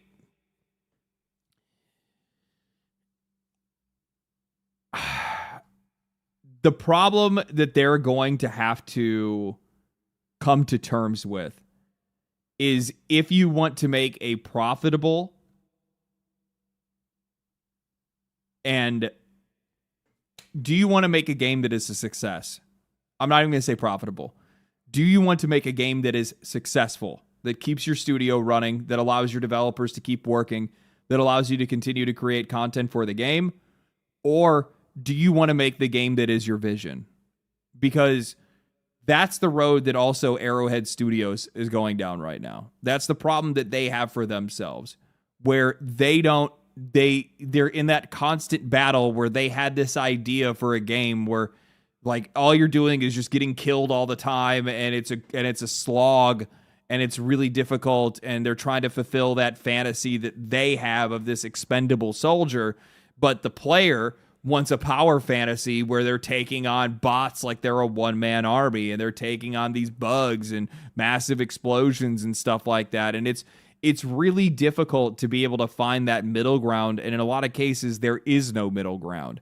And you have to figure out if you are uncompromising or compromising. And that, I think, largely depends on what success looks like for your studio. And I think it widely depends on what success looks like for the game. Except different game modes. I mean, that's a pretty big ask, especially when you're talking about something that's supposed to be kind of like this MMO light extraction shooter environment, right? They got to stop rebalancing Helldivers. We'll see, and that's the thing. Like who is right in that? From my perspective, as much as I hate to say it, and as much as I want this industry to be as creative as they possibly can, your customer is always right. The customer is always right. And if they want what they want, then you give them what they want. And Helldivers only got back to where it is now and got some of its fame back and got some of its good graces back, specifically because they just listened to the audience and did what they wanted. And they just ignored everything else.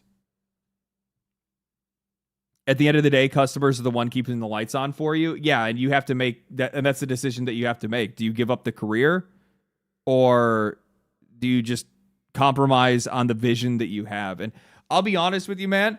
Like, if I can make the entire game, but I just can't make it this ultimately punishing experience that I just, like, there's nothing, even Dark Souls and some of the more, like, challenging games that are out there, they still have payoff, right? And even in failure, there's something satisfying that's in there. There's something you're still getting back out of it, right? And you just can't lean all the way into it. You can't. You can't. You got to be really careful about it.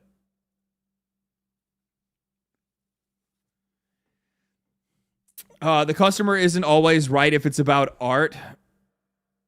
Now, if you just want to make money, sure. If it's about art, yeah. Okay, we could say the same thing with Dragon Age the Veilguard. The customers were not right about Dragon Age the Veilguard because they didn't agree with the artistic directions of the studio. And what?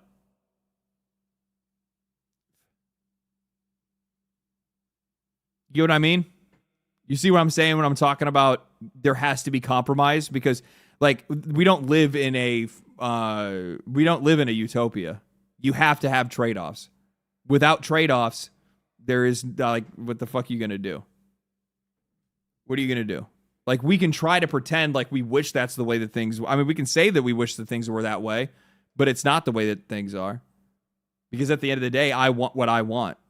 And the people want what they want. You're still trying to sell a product. Exactly.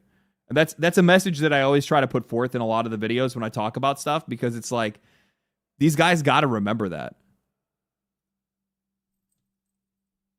But it's an old franchise and they switched it up in Dragon Age. I mean, for the gameplay and stuff, but so what? So people had expectations, but you get what I'm saying. Rugged, you get what I'm saying though, right? You said the customer isn't always right if it's about art. So let's say that the changes they made were about art. Now the customer's not right. The customer's not right to have expectations. It's a consumer industry. Product and service. If you're not meeting what the customers want, then that's just not what's going to happen. So, like, you have to pay attention to the business side of it. You have to figure out where and when you can make compromises. And I think that, like, largely we got into this weird space where there was so much, like, hyper consumerism, and I think we went for, like, a really long time, and we still kind of are in some ways, where people, like, are still buying shit and a lot of shit all the time. And it got these guys comfortable to the point where they thought they could just do anything. And then now they're kind of waking up to the realization that they can't. They definitely can't.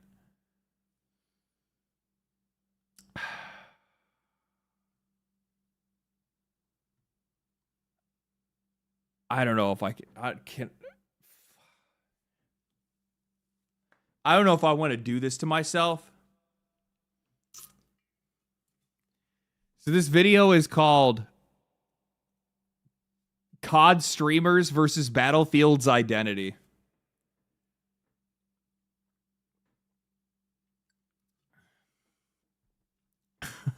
Do it, you coward.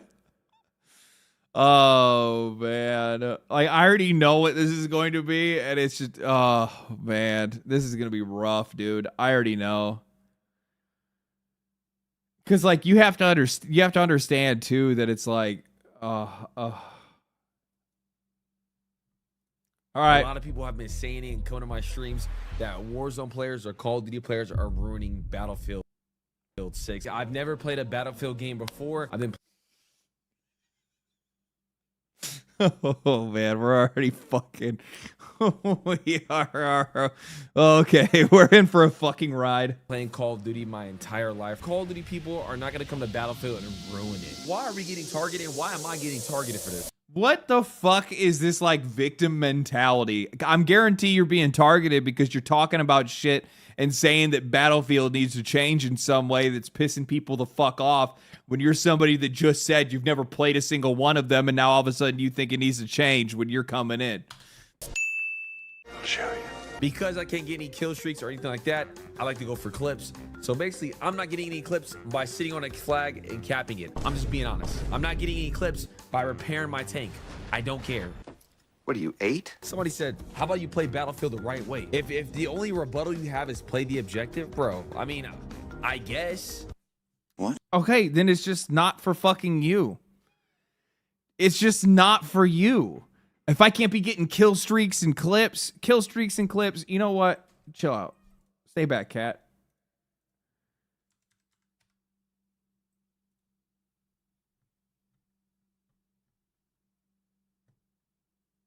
But I gotta tell you, your kill streaks and clips ain't doing all that fucking work, all that much work for you right now.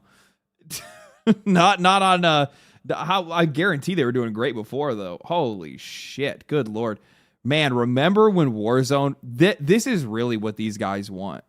They fucking want. They want when Warzone first dropped.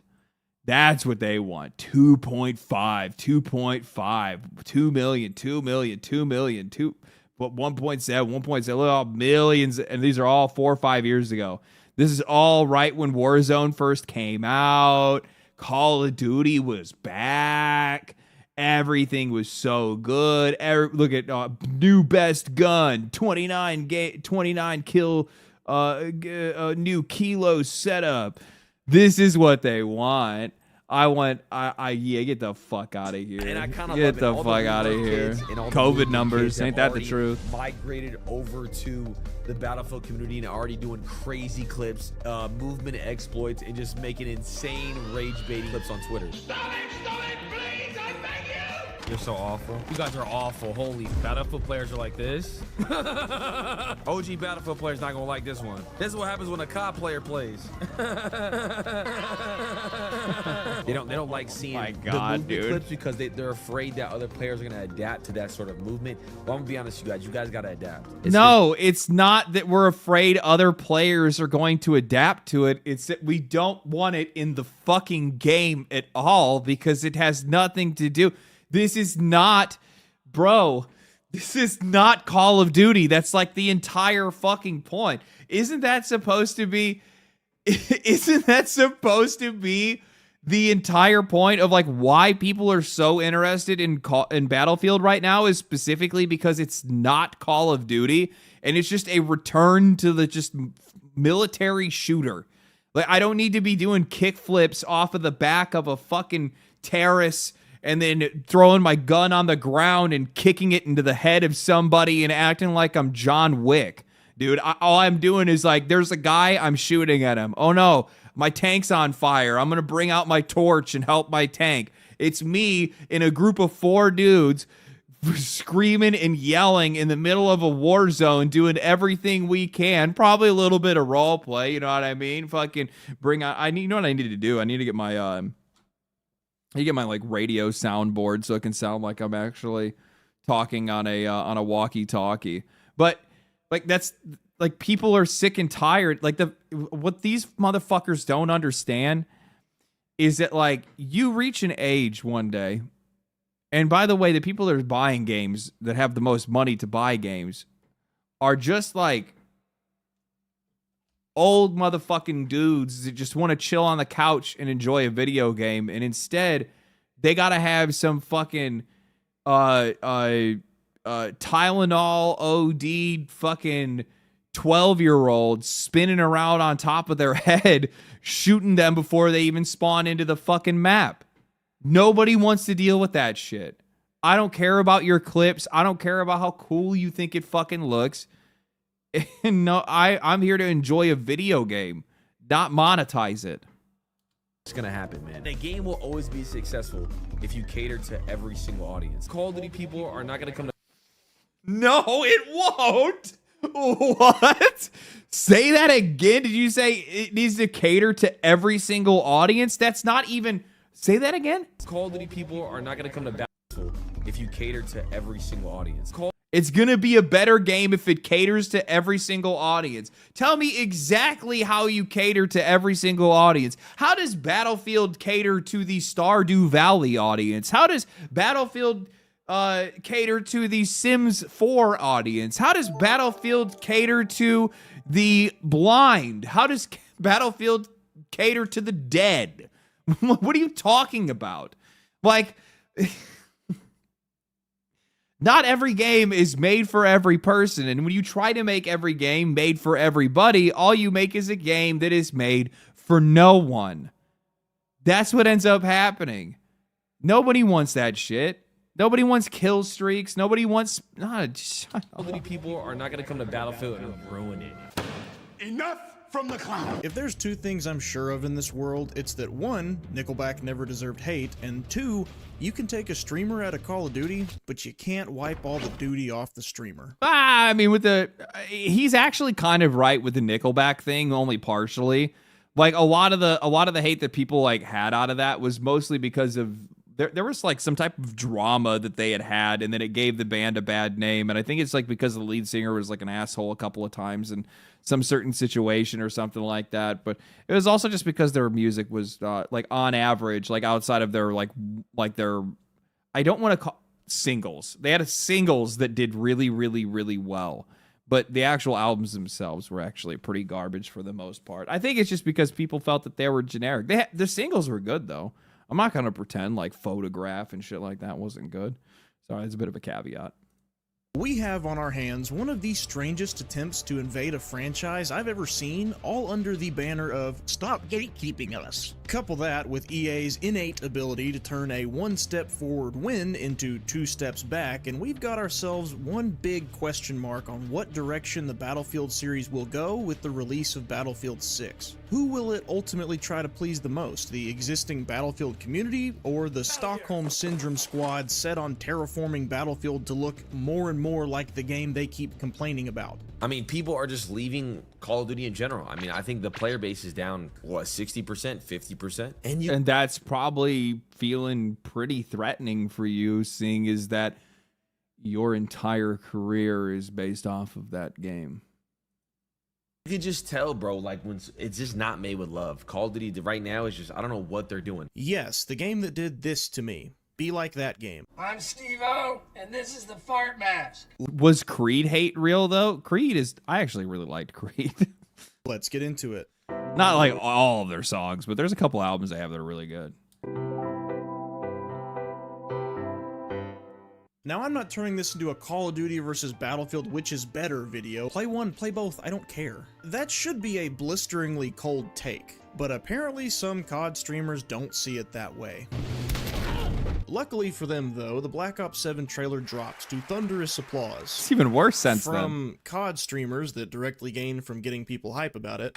Dude, all right, for much more on Call of Duty Black Ops 7, make sure to watch the full-length Black Ops. I honestly kind of feel bad for Tim here, just watching I his saw own this chat clip. destroy what was likely.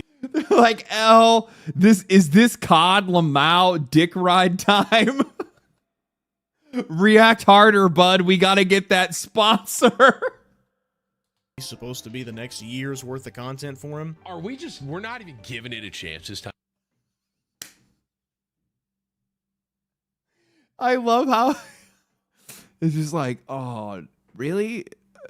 What the fuck am I gonna do for the rest of the year? Y'all are just like, no chance. Let's be real, it probably still will be his next year's worth of content, and he'll still do just fine. I guarantee his it. takes on battle royales, and he may somehow not recognize Dead Ops. It's a Diablo Call of Duty. What the f was that at the end? But so long as he doesn't keep trying to codify other games, I Bro, come on. How do you not recognize what Dead Ops is? still wish him the best. Anywho, when the Black Ops 7 trailer dropped, the tug of war was ignited further. Who should Battlefield 6 work harder to retain for the best chance of success? Battlefield fans, or the people that might play for a few weeks tops before slithering back home to the guy they keep swearing they're ready to break up with but never do? Oh, they're going to go right back to it. It's like World of Warcraft players. They're the exact same thing. They're going to sit around. They're going to talk shit. They're going to say it's the worst game ever and call it like, oh man, COD is so done, man. It's so done. And then they're going to go and they're going to slip right into the back fucking door and they're going to start playing.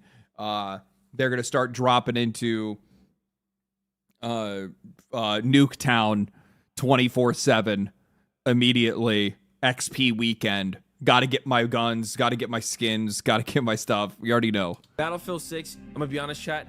The multiplayer side is not what's going to put pressure on the market. Don't make me tap the sign. It's just fun because it's fresh. But overall, that's not going to keep my interest. That battle royale is that's what I'm excited for, man. Gamers don't need BRs. Streamers do. People like battle royales, but I totally understand what he's saying. Why do you care what some COD streamer says, Kinger? Just don't watch him. He's probably just rage baiting for views. Well, I thought the same thing. The guy's takes are so contradictory and so juvenile, he must be grifting, right? But the more I watched him, the more I was reminded of two things. One, COD streamers can't help themselves but wish every other game were like COD, then complain to their armies of viewers when they aren't. And two, big streamer plus big audience equals big exposure. It's not a secret Battlefield 6 wants that COD crowd, and if you want to infect as many... No, I wish I would have got a fucking cool looking box like that. I like how I like how they get the red carpet treatment for Battlefield 6, and then the immediately after, once Battlefield or Black Ops 7 gets announced, all of a sudden it's like, yeah, I don't know, man. I don't think Battlefield's gonna hold the people. Who are the fucking people exactly? You? Like, what the fuck? Who are you talking about? I think the Battlefield's gonna do just fucking fine. COD players as possible with Battlefield fever, content creators, but time to go to Verdansk are going to be your patient zero. But when some of these guys give feedback that can be chalked up to, if this Battlefield game weren't Battlefield, I'd be more into it, that's when the community starts to get nervous about how EA will respond. Ladies and gentlemen, this is going to be my honest review of Battlefield 6. Oh no. What do you think? Very nice. Oh. Look at that. Will they recognize the disconnect between COD streamers and Battlefield players, or is that sweet 100 million player goal so aggressively pinned all over their office like the control sticky notes, they feel like they have to listen if they want to poach the COD crowd? And the thing is that with this pending sale, that 100 million player mark now becomes even more important for them to get to. And that does make me a little nervous, but at the exact same time, the one thing that I have with the idea of like Call of Duty like desperately changing to be able to bend to these Call of Duty audiences.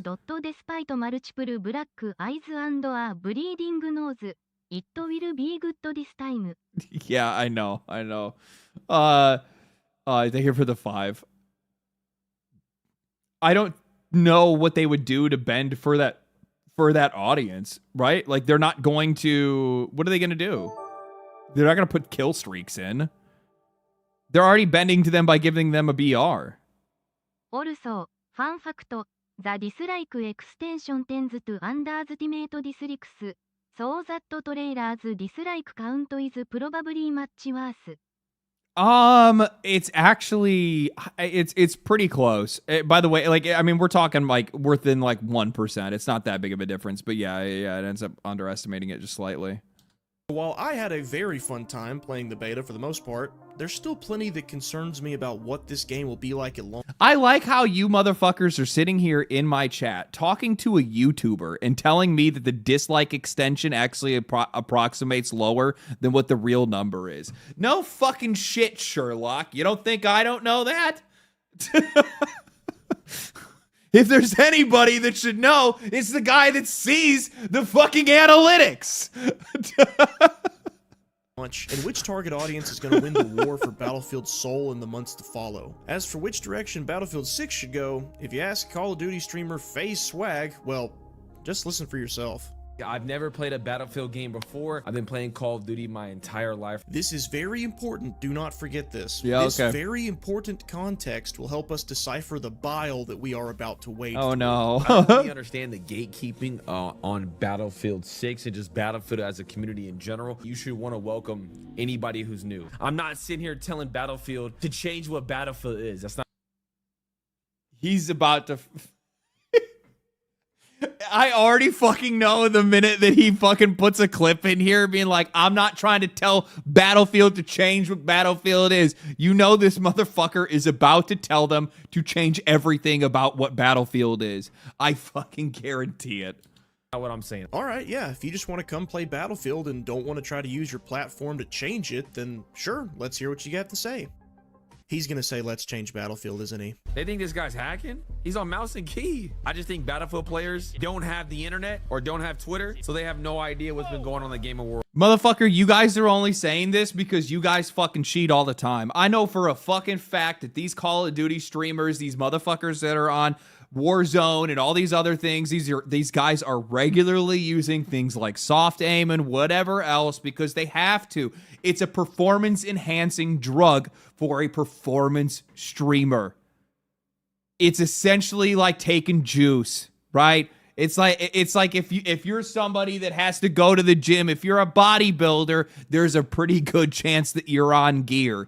It's gear for streamers is what it is. You're not going to try to tell me that you guys don't use it, because you guys have been caught, almost every single one of you guys, on regular occasion. Oh shit, game gets automatically minimized or it crashes, and all of a sudden you see what is it called, engine owning running in the background or something like that. I get it, man.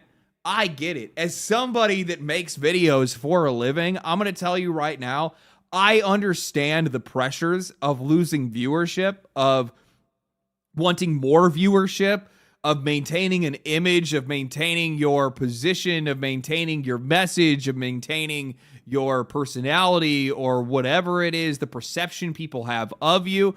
Abso-fucking-lutely. The best thing that you could do as a streamer, a successful one that has an audience, is make sure that you smooth that curve by making sure that you have some type of cheat running in the background that makes it where you're always on. I'm not saying that these guys aren't skilled, by the way. I'm not going to say these guys aren't skilled. I would almost guarantee all these guys would fucking smoke me, right? But the problem is it's like, what do you do about the days when you're not on? What about the days when you're, because you know, there's like weeks where like you just have a bad week. You just have a bad week and your brain's just not there. I know for a fact. I go back, I look at my last 2 streams. I was tired. I was slower. I was injured, which doesn't help, right? So it's like, I'm not as fast. I'm not picking up on things. I don't have nearly as many ideas or things to be able to talk about. It's nice to have something that's there to be able to make sure that you stay consistent, because consistency is king. These guys are consistent. They have no idea how good players are nowadays. They a bunch of grandpas. The COD and Battlefield series are almost exactly the same. Which also completely ignores the idea. This is the guy that he had a clip from him at the beginning. They need to make a game for every audience, but now all of a sudden you want to start fucking dogging on older people that play video games when you don't realize that millennials make up the same amount of gamers as both Gen Z and Gen A combined right now. Like, when we're talking about spending at the very least, millennials by themselves spend as much as Gen Z and Gen A combined. So, like, are they not allowed to enjoy games or something like that? When are you too old to play video games? I'd like to know. When are you too old to play? And then also, what are you going to do with your career when you're that age that you're too old to play now? Is it 25? Is it 30? Well, I'm sure it's not 25, because I'm pretty sure he's probably 25. Same age, and you and I. He's like 29 as well. What a fucking...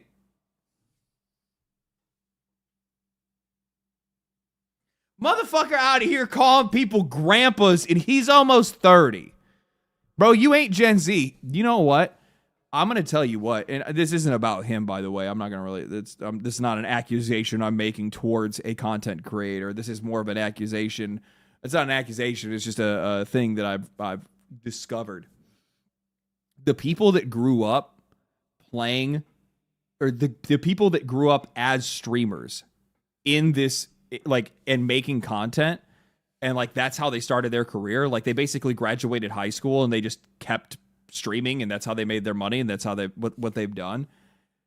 They've almost perpetually stayed the same age. They essentially just hit the pause button on emotional development in life. And that's one of the reasons why you constantly see these guys getting caught up in these different affairs with people that are much, much younger than they are. I'm using very YouTube safe language right now. The reason why you see these Minecraft streamers getting into these questionable relationships is specifically because the fact, again, they made their money and they started their shit really fucking young, but they never stopped. They stopped maturing since then. And the reason why is, and I'm going to give you guys a peek behind the fucking curtain here. I really shouldn't, okay?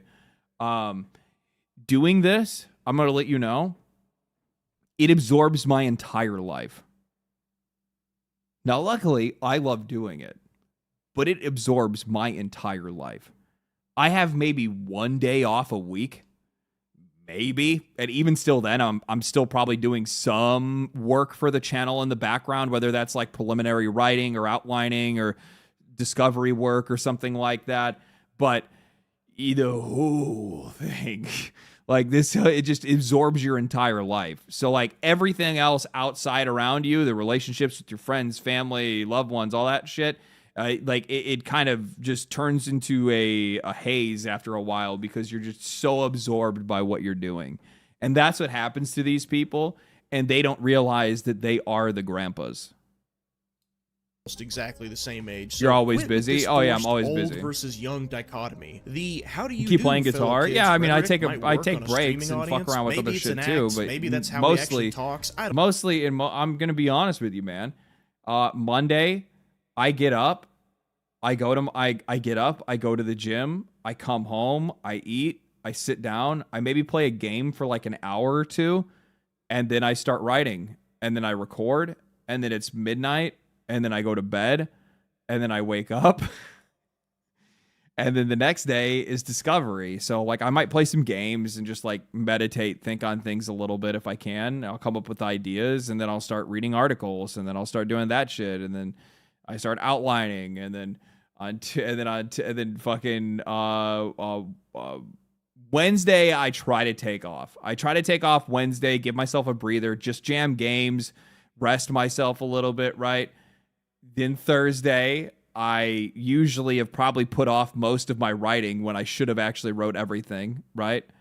And then, I just keep fucking, and then all of a sudden now I wrote and then I'm recording and then it's midnight and then I go to sleep and then Friday comes and then on Friday, no anime during all of that. I watched an episode or two before I go to sleep. don't know, but for the rest of the world, it comes off like the guy who graduated 3 years ago but still tries to stand in the student section. Swag says, "Why are if you think here?" this I person's have no gameplay idea. Looks suspicious, or if you don't want quick, snappy gunplay in Battlefield, it's because you're a decrepit old hermit that terrorizes door-to-door salesmen. Shoot, I got called old and an unk for my takes in my last video, and I'm younger than all of the COD streamers in that one of them by more than a decade. I'm not hating on or making fun of these guys' ages. The point is, age has nothing to do with it. If Swag's take that people only want slower Battlefield gameplay because they're old had any merit to it, I'd be the one simping for battle royales, tight maps, and faster pacing, not them. And I kind of love it. All the Rebirth kids and all the Movement kids have already migrated over to the Battlefield community and already doing crazy clips, movement exploits, and just making insane rage baiting clips on Twitter. They don't like seeing the Nobody wants that. They're making insane rage baiting clips. They're making all the people that love this game hate the game, like how we hate our game and how it's all toxic all the time. I love it. What do you love? What? Like, do you not hear what you're actually saying right now? Do you not hear what you're saying? movement clips because they're afraid that other players are going to adapt to that sort of movement. Well, I'm going to be honest with you guys got to adapt. It's just going to happen, man. No, we don't. In fact, if zippy movement is required for an FPS to be fun, I question how good of an FPS it really is. If zippy movement is required for an FPS, it is going to come to the detriment of that FPS. That's what it's going to be. It's going to come to the detriment of that first-person shooter. That's the reason why there needs to be a difference.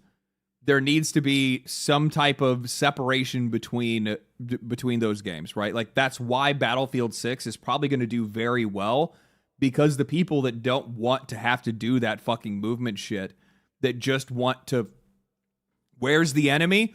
That way. What do I got to do? The objective. All right. And then it's like, can I defend this point? I want, like, some people, and this is crazy. Some people actually do want the power fantasy of being at war with the boys, being at war with your brothers. People actually want that. Most people aren't necessarily playing something because they want to clip farm. Nobody cares about that shit. You do, because you make money off of it. it comes to its other mechanics. Like, I'm not here to say that all movement shooters are bad and they need to slow down. They have their place and they have their fans, but Battlefield is not its place in the— And they keep talking about movement shooters, and not a single one of these motherfuckers have ever played Titanfall. You know that's the case. These guys want to keep talking about movement shooters. Not a single one of these guys have ever played Titanfall. Titanfall was insane. It still plays. You can still play it right now.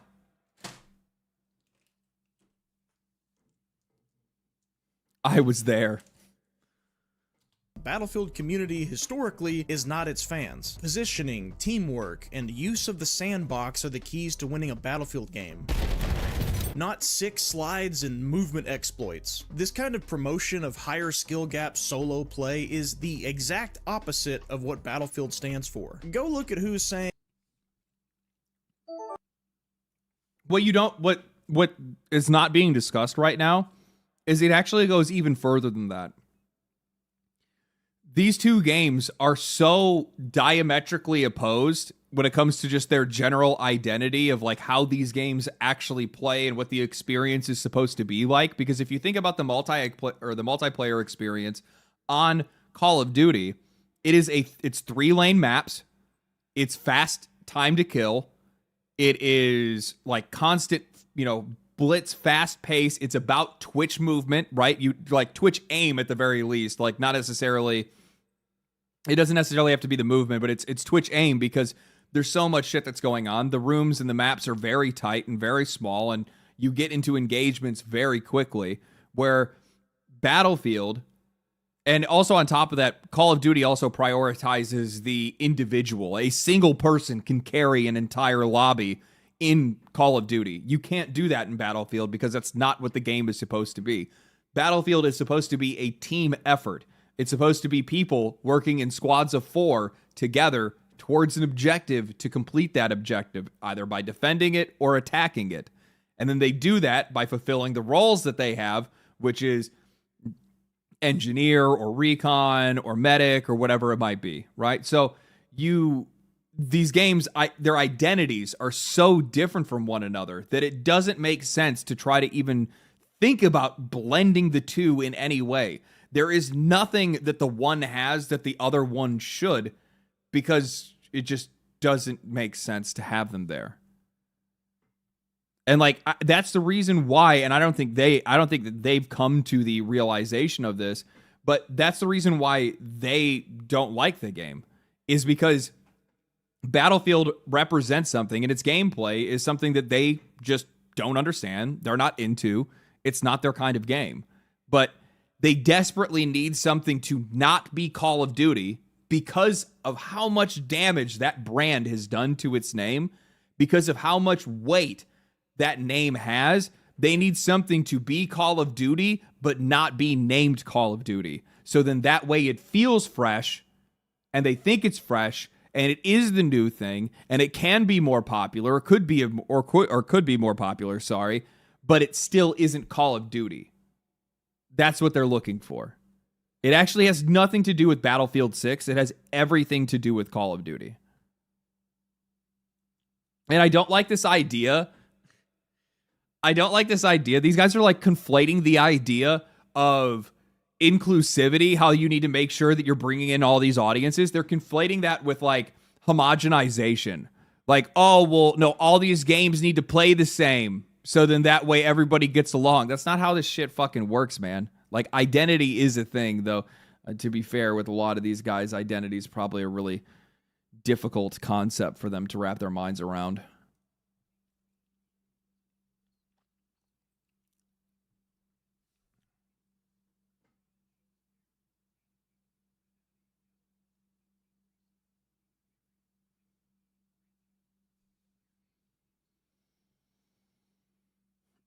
Oh, my bad.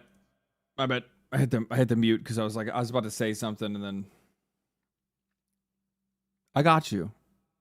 more movement, you're old, get good. One side shows care for retaining Battlefield's identity, the other wants to keep decreasing the margin of variance between competing franchises. If you want all your games to play the same, why does Battlefield have to be the game that folds and changes itself in the standoff? And if Call of Duty is so perfect to you, why do you care what Battlefield does at all? Obviously, you're gonna get an influx of people who are just rushing and just very kill heavy. We enjoy that style of play of just playing really fast. I like it. I like when they make those type of clips.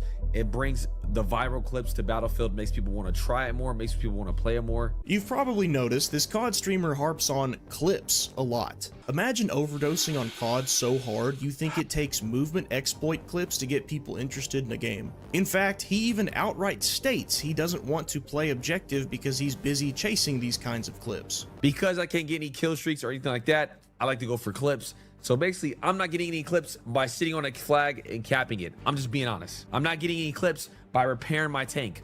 I don't care. There's not a right way to play the game. Say that again. There is a right way to play a game. And there is definitely a right way to play Battlefield. And you're definitely not doing it. Like, this is crazy. I mean, like, I guess if you're trying to get virality this way, like I get where he's coming from now, where originally he's like, I thought this guy is just rage baiting, but it's obvious that he really, truly does believe all of this stuff. But the problem is that, like, these guys are so fucking baked by Call of Duty and also by the entire, like, content creation sphere that, like, everything when it comes to these games revolves around, like, clips, videos, virality. That shit goes viral. That's how your game gets popular. That's how you make money. It's all like, come on, man. Like, the part of it has to be about the experience. And, like, what about having fun? Why hasn't fun been mentioned a single time? And also on top of that, like, I don't even think this dude even has anybody, like, boys in his fucking squad or anything. Like, he's just, like, all the clips of him is just, like, him, like, silently staring fucking, you know, eyes wide open at the screen. It's not a right way to play the game. Okay, cowboy. Yeah! The Assault class are the frontline killers who punch through enemies' defenses. This class is all about being a menace to the vehicles hunting your allies. They're also the only class capable of repairing The support class is there to pull your ass out of the fire, throwing down supply crates. Recon is our tactical mastermind who provides vital information to the squad. This is like the one thing. I do not think that they will be trying to bend over backwards for the Call of Duty crowd. I do not think they're going to do it, because if they were going to do it, then they would have never given us back classes. Are there still things that they could change with classes? Absolutely, it definitely could. I think that the changes with, like, support class and stuff like that, because we used to have 5 classes, I thought, at one point in time. I don't know. But either way, that class identity is fucking key to this game, because it gives you a purpose in a match beyond just running around and killing everything that you possibly can see. People like being able to have a purpose in a game outside of how many kills they can get. And that's the experience that Battlefield gives, that a lot of people are looking for, because some people don't necessarily, it's not some people. Most people, the vast majority of people, don't even have a fucking KD of 1. Their kill death ratio is like fucking 0.4, okay? Which means that they get more enjoyment out of doing other things while still playing in a competitive shooter, where they may not be competitive at shooting. They don't want to necessarily the only thing they do is just run around and die and maybe kill like 1 or 2 people every once in a while, right? And fucking Tickle, you're absolutely right. And he's like, yeah, and those guys are on top of the scoreboard. Yeah. And the funny thing is, in while that guy that's like 0.6 KD in Call of Duty, that same 0.6 KD guy in Call of Duty is the fucking top leader on the scoreboard in a match in Battlefield. Because those are the guys that are running around and they're like, oh, fucking, they're rezzing people. They're throwing down supply crates. They're repairing their vehicles. They're standing on the point. Yeah, dude. Play the fucking objective. Yes. PTFO. Right way to play the game. Is the plan really to bring in 100? And guess what? The funny thing is, those high kill Andes still have a purpose. You're not going to be leading the scoreboard. That's for fucking sure. But you still have a purpose of being able to play fucking Assault. Play Assault, play Recon, right? Like, if you're good at sniping and you got great aim, well then, pick a spot in the back line and lay him down. But I guess it's not enough movement for you. So yeah, Assault, get on the front lines, bitch. Go take the objective back. Keep them off it until the other guys come, and once they come and everybody else is there and they're capping, then you leave. Just keep running the objectives. They act like they have to sit in one place. It's so dramatic. Of these.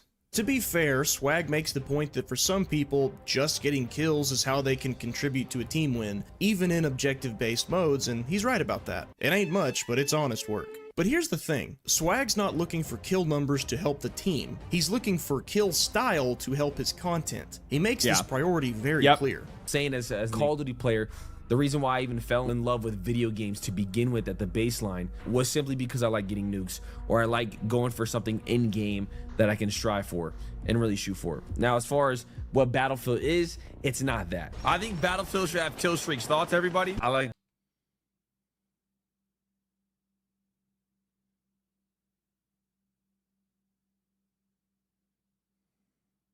No.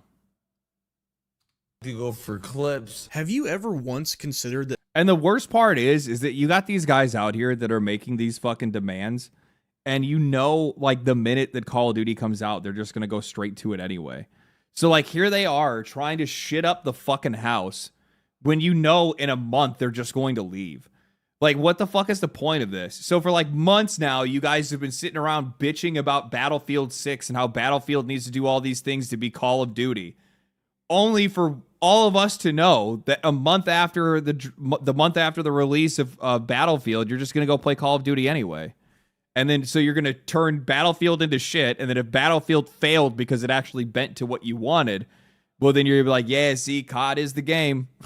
What? Battlefield just isn't the game for you? I mean, I guess. I mean, am I the crazy one here? Thank God No. DICE isn't listening to that. He's convinced a lack of COD kill streaks means he doesn't have anything other than movement clips to strive for, but dude, if you've ever even hopped off COD long enough to look at your own dashboard, you would know Battlefield games do get clips. Have you ever heard of an only in Battlefield moment? The Rendezvous where Let's not even talk about clips. Have you ever heard of Jack Frags?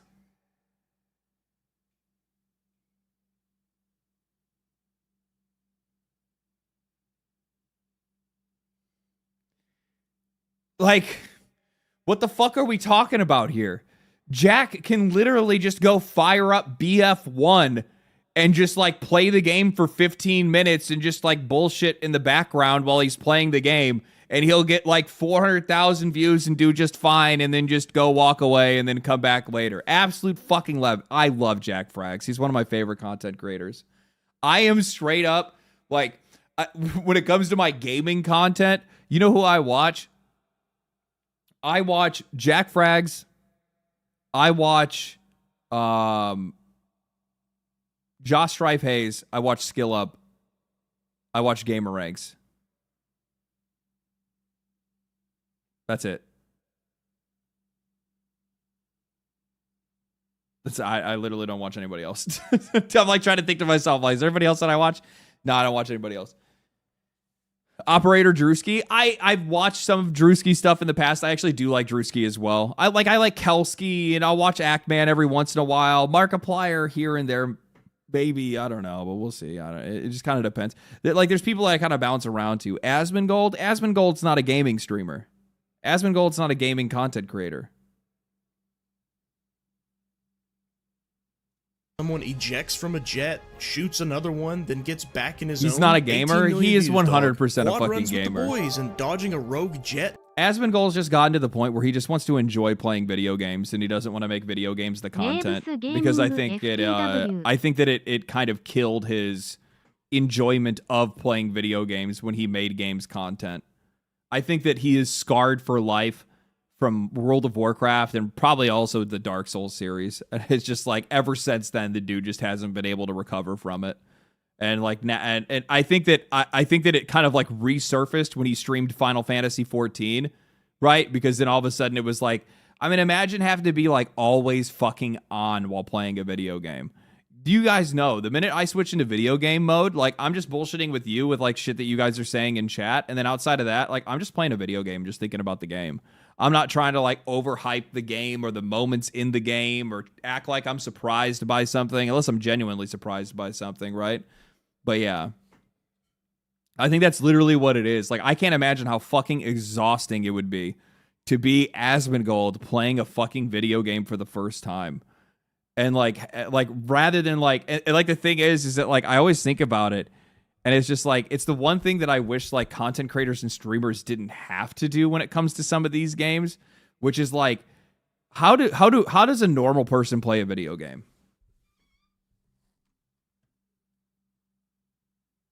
No, you guys want to know how I play video games?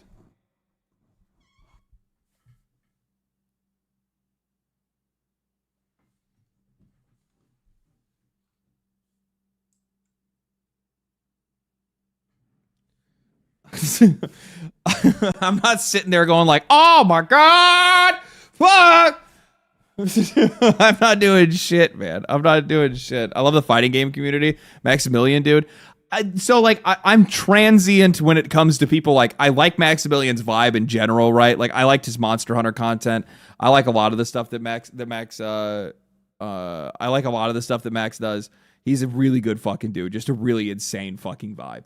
I love Max.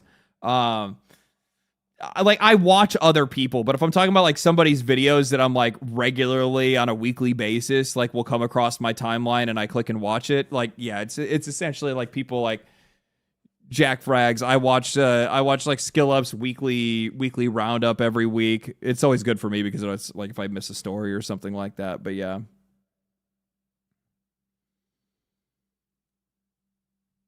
At the last second. Yeah. Holy shit. What was that? Jumping on an aircraft, planting C4, jumping back off, and parachuting to safety? How about diving out of an airship, parachuting, then getting a 1, 2, triple melee kill? The things that require not only quick reactions or skill, but also creativity with the sandbox to achieve? That's actually like, that's the one thing that for whatever fucking reason that like these guys completely don't understand. And that's really what it comes down to. It's the creativity. These are not creative people. Like, they need something very fucking limited scope, which is shoot people, kill streak. Shoot people, kill streak. And like, that's the only thing that they can think about. Where like a game like Battlefield is a sandbox first-person shooter. It's this massive environment that you can play around with, that you can blow up the buildings and shoot, and like blow out a wall or the fucking floor or the ceiling, and you could come up with different ways to be able to take on the enemy and stuff like that. Yeah. You, Josh, Asmon sometimes, Shroud, and the rest are pretty Asian girls on mute. That's you know what? Actually, respect. That's a good lineup. I think that's a really good lineup.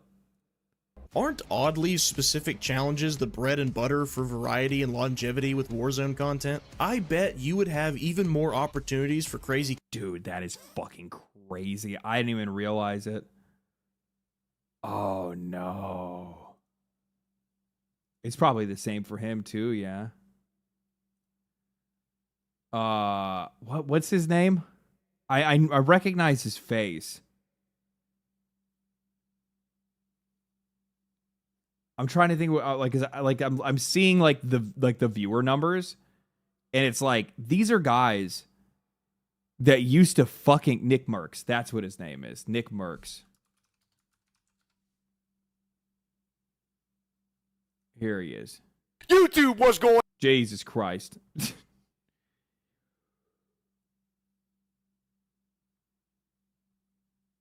So now he's trying to get into React content. Joe Rogan. Okay. No, you're smart for that. Okay. Because before it's all like, it's look at he's changed. They've already started. Holy shit. So I was literally about to say, these guys, Nick Merckx, I don't have any fucking problem with Nick Merckx. I actually, when I was big into Call of Duty, he was like the main guy that I was watching for a while. Like he's a funny dude he's pretty funny actually. And I also like fucking I can't remember his name. I can't remember any of their names. But smart fucking dude to go and now all of a sudden switch. It's like Call of Duty, and now all of a sudden he goes training at the gym with an athlete, and then now he goes my future, and now you see him switch. And he starts making, React content and shit like that. I mean, these guys are still streamers. They have a lot of income from their stream. They don't have to worry about anything there. But YouTube is how they like maintain relevance and also find new people for their audience, right? And this is really important for them. So these guys are, except for, why would you do this stuff? I wouldn't even do the intro stuff. I would just drop right into the video. I feel like it's kind of weird that you're doing like the intro stuff. But I mean, like, these guys have to figure out something to do because, again, look, 4 years ago, 7 years ago, 4 years ago, 5 years ago, like, these guys were fucking farming every single video for fucking like 2-3 years straight. Millions and millions and millions of views. And imagine, and like, this is the thing to talk, like, this is the reason why I'm pointing this out is because Nick Merckx has 2.7K, or sorry, Nick Merckx has 4 million subscribers. He has, I think that's twice as many subscribers as Asmongold. How many does Asmongold have?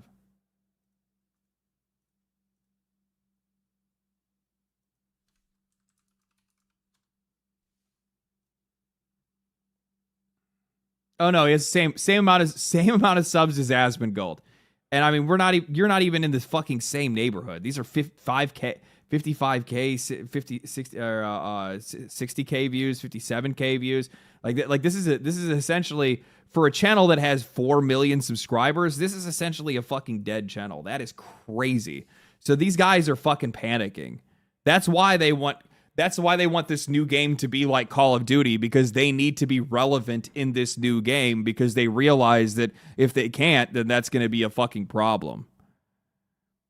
Asmongold watches really spicy stuff. Yeah. And by the way, this is I have to preface this because it's not like an ego thing that I'm talking about the viewership stuff. It just kind of goes to show where like how much relevance drops off because of like a game's reputation and the kind of shit. It's not a bots thing. I'm going to tell you that right now. It's not a bots thing. No. Botting on YouTube is incredibly detrimental to like what you would actually want your videos to do, and YouTube knows how to be able to recognize if there's bot views or not, and how to differentiate what's actually what they actually get for like revenue and stuff like that. So you could bot a video up to 1 million views and it's not like you're going to get paid for a 1 million view video, right? Otherwise everybody would be doing that. But the point that I'm trying to make is that like think about how insane of a divide that is when you have like my channel is doing like my channel is doing pretty well. I have 400,000 subscribers. He has 4 million, and I'm doing way better than he is. Way better. And it's relevance, it's topics, and it just goes to show like how far Call of Duty has fallen. Because like, bread and butter for variety and longevity with Warzone content. Your channel is truth. You would have You're even the truth. more opportunities for crazy content in Battlefield if you were able to look past the lack of COD movement and kill streaks. But no, if it ain't spamming slide cancels and armor plates, it ain't content, brother. This is why EA doesn't need to listen to streamers that don't know Battlefield, man. The game will always be successful if you cater to every single audience. I'm sure even the Battlefield devs would agree with me over some of y'all in the comment section below. Bro, you have no idea what you're talking about. You're somebody who literally at the very beginning of this entire video, when you did your like Call of Duty, when you did your Battlefield like review or whatever, you started off with Call of Duty's the only game I know. It's the only game I play.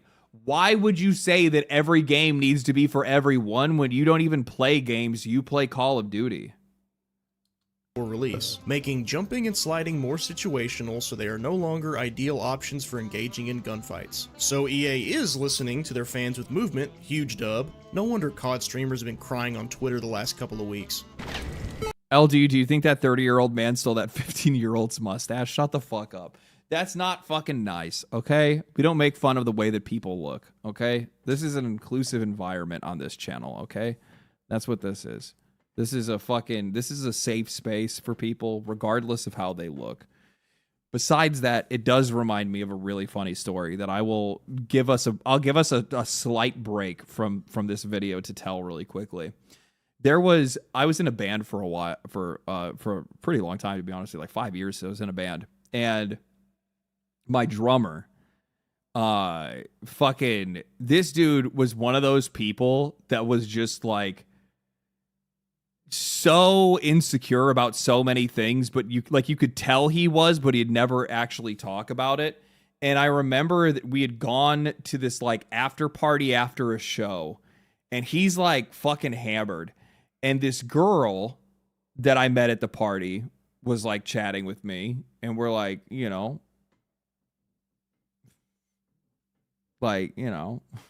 mixing it up. And she, I get her number, little, see you later, yeah, that kind of stuff. At the end, she leaves. He comes outside as I walked her to her car, and she drove off. And he's like, "What the fuck, bro?" And I'm like, "Huh?" Like I'm deer in headlights. I'm like, "What the fuck are you mad about?" And he's like, I was gonna hit her. I was gonna hit on her. And I was like, "Huh?" And he's like, "I was going to talk to her." And I'm like, "Well, how was I supposed to know that?" And I'm like, she came up, she talked to me, we chatted. I don't know what the fuck to tell you. And I'm like, "What do you want me to do? Tell the girl that I just said I'm going to go out with next week that I'm sorry, I can't. My buddy wants to hit on you. Could you come back here so he could try to see if you like him instead?" Like, what? Like, I'm obviously I've been drinking as well, right? So like, I'm like, there's not really a solution to this. So I don't know how you want me to solve it. I'm like, "You're just mad to be mad at this point." I'm like, I'm sorry, I guess. I'm like, and he's like, "Oh, now you're giving me some fake apology." And I'm like, "No, it's not a fake apology. It's a non-existent one because there's nothing for me to apologize for."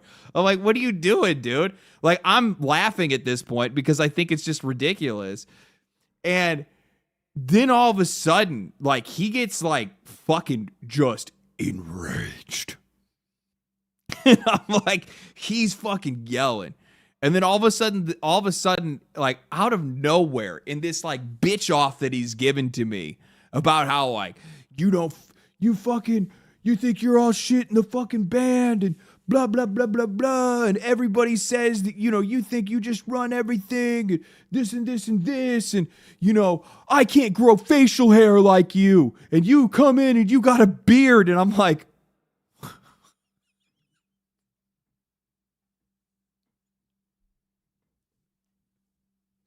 like, what the fuck did you just say to me? Like, I was like, I can't really do what? Like, it was like literally drummers. Motherfucker knew. Motherfucker knew. Drummers. Motherfucker came out of nowhere. It was just like, "You can grow a beard and I can't, and you fucking show it off on purpose." And I'm like, what? I'm like, "Bro, you are fucking hammered." And I'm like, I'm gonna go. I'm gonna go. Like, people get like way like, this is a crazy. I was just like sitting there and I'm like, "Are you like blaming me for my genetics right now?" Like, I didn't even know that you were insecure about the fact that you could only grow like a pencil mustache. Sometimes I wish I was less hairy, but I never look at non-hairy people and go, "You son of a bitch."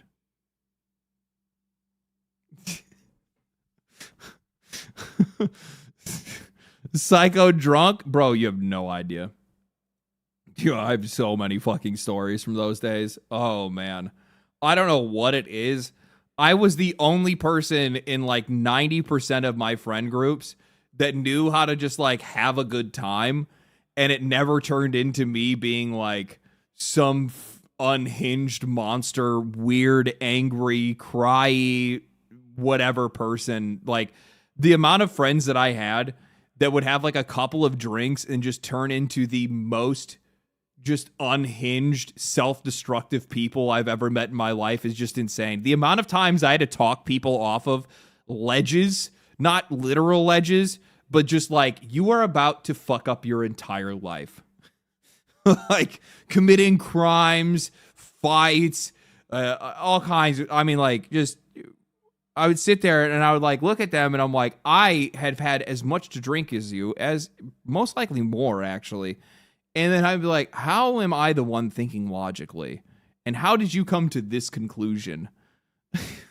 It's mad. Oh, many such cases. Many such cases. Oh, that's real nice. Y'all gotta stop saying to slow the game down. It's nice right where it's at. Battlefield shouldn't just cater to the 40-year-olds. And like the worst part is too, is like I think back on it and it's just like,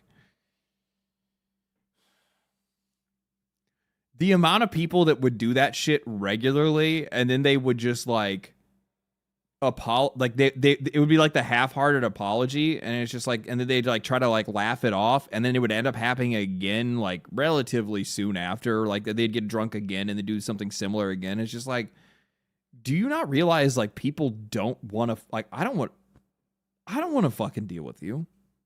No, why do I need to have my entire evening ruined by your breakdown? Like oh man. So like anytime I ever meet folks that like I can have a good time with and everybody just acts fucking normal and responsible, I'm just like, oh, isn't this great? Isn't this just fantastic? I'll be honest, bro. They shouldn't just cater to the casual dads. I'm gonna be honest. Now, I'm not 40, I'm not even 30, but I'm old enough to understand the concept of not everything is made for me. If I don't like the way something is, instead of demanding that thing change to appease me, I just go to something else. It's not hard. You want the impossible. It's just like I did with Modern COD. I fought to keep the series from straying too far, I lost, and now I rest.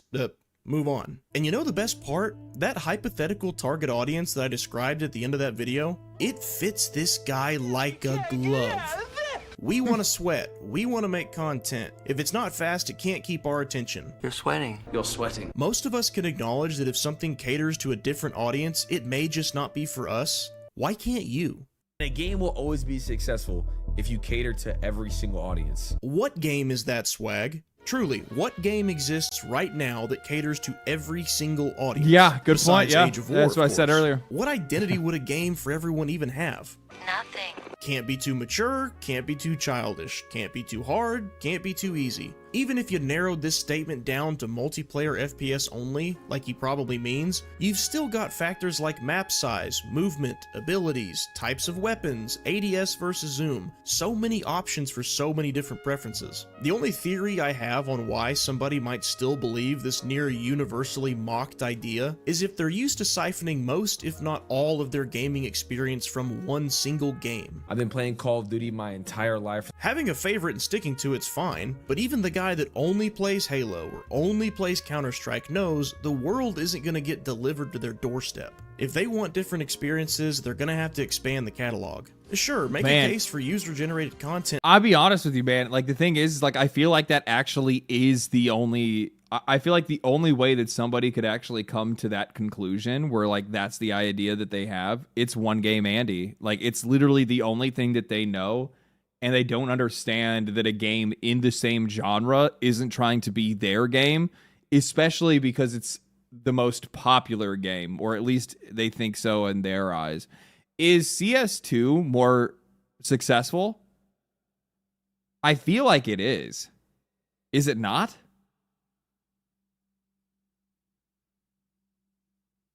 Yeah, I'm pretty sure that CS is like the king in first-person shooters when it comes to like revenue. At revenue and popularity. like most played. Yeah, CS overall is. Yeah, so like the thing is like you're not even the game that would be capitulated to. If it was by popularity, it would be CS. So like, yeah, just it completely Like defeats how their Roblox idea. And is- CS is not. You know, I have never played Counter-Strike. I've been watching. Okay, I have one more gaming content creator to throw in there. My favorite gaming content creator, like, period, I think, is Nakey Jakey. I fucking love his videos. I love the way he does his essays. I love the way he does his research. I love the way he frames it, and they're so fucking funny and fun and creative and interesting and niche and unique in all kinds of different ways. All like, dude is just such a fucking good vibe and a good dude. And I go and I watch. Why does that name sound familiar though? Hold on. Nakey, everybody knows who fucking Nakey Jakey is. Everybody's watched Nakey Jakey at one point in fucking time. The dude drops a video like every 4 months and it gets like fucking 2 or 3 million views. Like, can you link him? You've seen one of his videos by proxy at one point in time. Pizza Hut, oh baby, I want that Pizza Hut. Pizza Hut, oh baby, just let me stuff that crust. The year is 1999. God, his videos are so fucking good. I'd love to go back and watch like some of the old ones before. You've never seen Nakey Jakey? This one is called Pizza Hut PlayStation 1 demo discs. Do you have any idea how hard that fucking hits? Do you have any idea how hard that fucking cuts?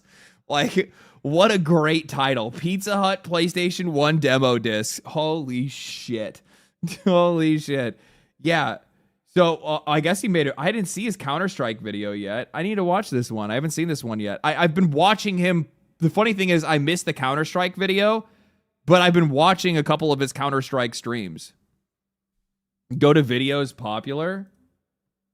His most popular one is Rockstar's game design is outdated. That's 11 million. Naughty Dog's game design is outdated. That's 9 million. Bethesda's game design is outdated. It was outdated a decade ago. That's 7 million. Illegally downloaded music where he talks about Napster and fucking LimeWire. Yeah.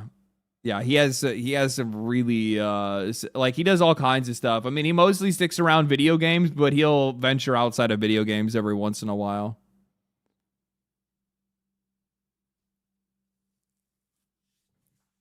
Damn, I recently watched his GTA 6 prediction list and I didn't even realize it was him.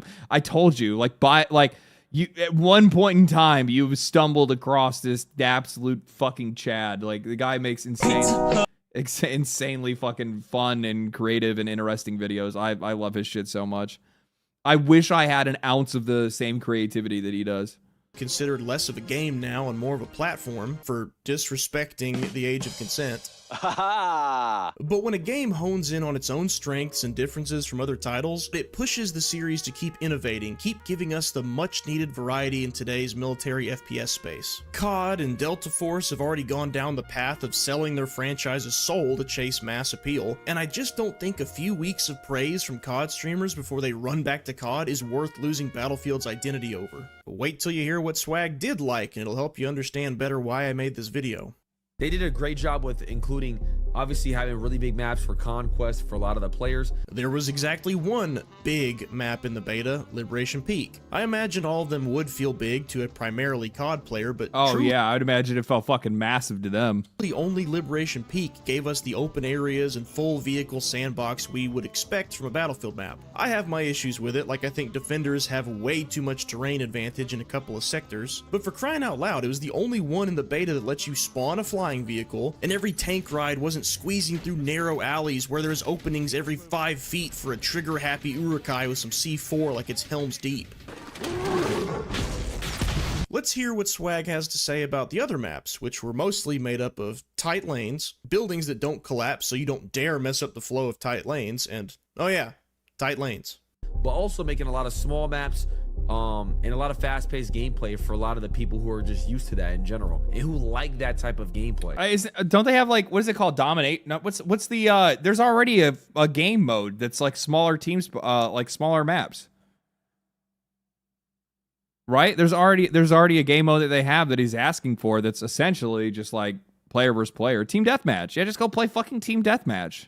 Translation, I liked the maps that reminded me of Call of Duty. Where have we heard that before? If you're a Call of Duty guy, you're definitely gonna like the fact that like you're all really tight in a little map and you're bobbing and weaving. If you're a Call of Duty guy, I've been playing Call of Duty my entire life. I couldn't agree more, boys. I think the COD players are exactly who are meant to like these maps more. Seriously, Yeah. if you showed me screenshots of... And by the way, the thing is that like, I hope that they add bigger maps. I want bigger maps. We know that there's supposed to be bigger maps that are coming as well, but I don't think I don't think they're necessarily making the wrong choice by making some of these tighter maps initially to be able to bring people in. And I guess that's maybe going to be the NYC map is yeah, the NYC map is straight up a Call of Duty map. I'm gonna be real with you. It's just straight up a fucking Call of Duty map, like through and through. But like I don't necessarily have a problem with them having some of those in there. I just hope that there's going to be bigger ones because like I personally like I like being able to get lost in a map. these with a gun to my head and said, correctly guess if these are Battlefield or COD maps or I'll shoot you, I'd be a dead man. I would confidently bet my life these are COD maps and I'd be wrong. Condensed urban areas are fine in moderation, especially around objective points, and we don't want the map to be so open we're stuck in a vehicle fodder respawn loop. But when so much of the map is taken up by places you can't access, buildings you can't destroy, and the rest is hallway Tetris with hardly any room for flanking or reasonable vehicle maneuvering, I mean, no wonder the COD streamers keep complimenting the fast gameplay. These are just COD maps, just like 2 or 3 of them smushed together. It makes me shudder to think that apparently only 3 out of 9 launch maps are going to have open areas for that all-out warfare, vehicle play, squad positioning, and breathing room that Battlefield's supposed to be known for. But it's fine, because learning how to stabilize the chopper so your team can spawn on you and get support kills from the sky just doesn't give as exciting of content for clips, does it? I'm gonna be honest, I just hate tanks. I don't care. I'm not a tank guy. I hate tanks, personally. Bro, these guys make me want to fucking main as an operator. I want to main this as a fucking operator now. Like, I just want to be in a fucking tank. I want to be on a gun. I like playing gunner, not necessarily, I don't like driving necessarily, because I'm not as, This is who we want to win over, right? I'm not as locked in to pay attention when I'm seeing like people dropping COD, shit. they love having just shaky guns for some odd reason. I don't know why. Can you say that again? Just the way you said it. Shaky guns for some odd reason. Shaking guns. Don't you guys hate shaking guns? Why do they keep making the gun shake?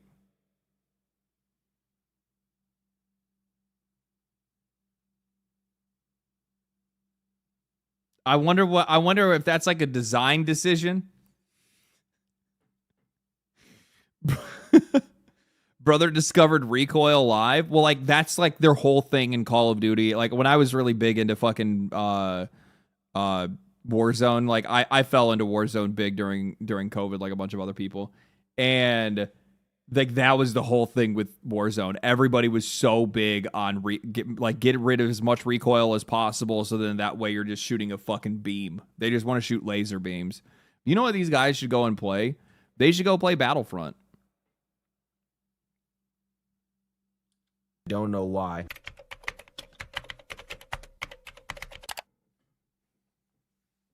No shit. But I genuinely enjoyed how just smooth it was to shoot your gun in Battlefield. That is key.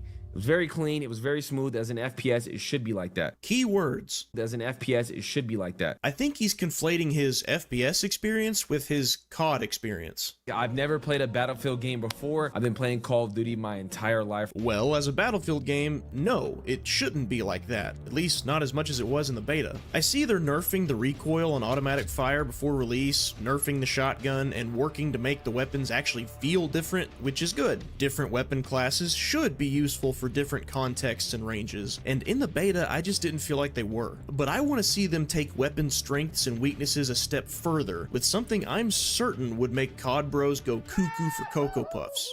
Battlefield Studios. Lock the class weapons. The community has told you that unlocking them removes half the utility of the classes and therefore squad roles, the backbone of Battlefield's teamwork focus. And then you say, why not both? We'll let you use both, don't worry. You then proceeded to hide the one locked playlist behind the custom search on your bargain bin Hulu UI, and you couldn't even select locked weapon playlists in custom search. Oh, you almost had it. You gotta be quicker than that. All the other playlists didn't specify that they were unlocked weapons playlists, so the unassuming player probably wouldn't have even known to look for it. Right, and my dogs eat kibble every day, but since they don't stand up on their hind legs, pull a steak out of the freezer, and slap it on the stove top, that must mean they prefer kibble over a seared medium steak. Look guys, I know you want to be able to sell a $20 AR weapon skin to everyone like Call of Duty does, not just people who main assault, but your casual insistence on unlocking weapons is invoking the Streisand effect. When trying to... They know, the EA knows, if they lock classes, they will completely kill the buzz for a bunch of the people that are in the Call of Duty crowd, because it just won't make sense to them. Because they're not planning on playing as a class. They're playing, the gun is the class to them. Press something just makes people look into it more. Learning the wrong lesson from 2042 and lessening the importance of class selection is just removing yet another barrier between making Battlefield and COD more alike than they need to be. Do I think that it's going to make that big of an impact this time around, now that we actually at least have defined classes again, even though they don't have weapon lock?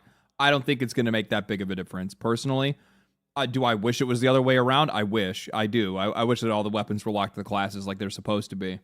But it's not going to really, you know, it is what it is, I think. Speaking of making weapon viability more like COD, and somehow they say that's ruining Battlefield. Is making a meta loadout class setup on YouTube really gonna ruin Battlefield? Yes. Meta loadouts shouldn't exist in Battlefield because Battlefield weapons and gadgets should be designed to complement the role of the class that uses them. The disconnect between role-based objective games... It's still content brain. It's literally content brain. Listen to what he said.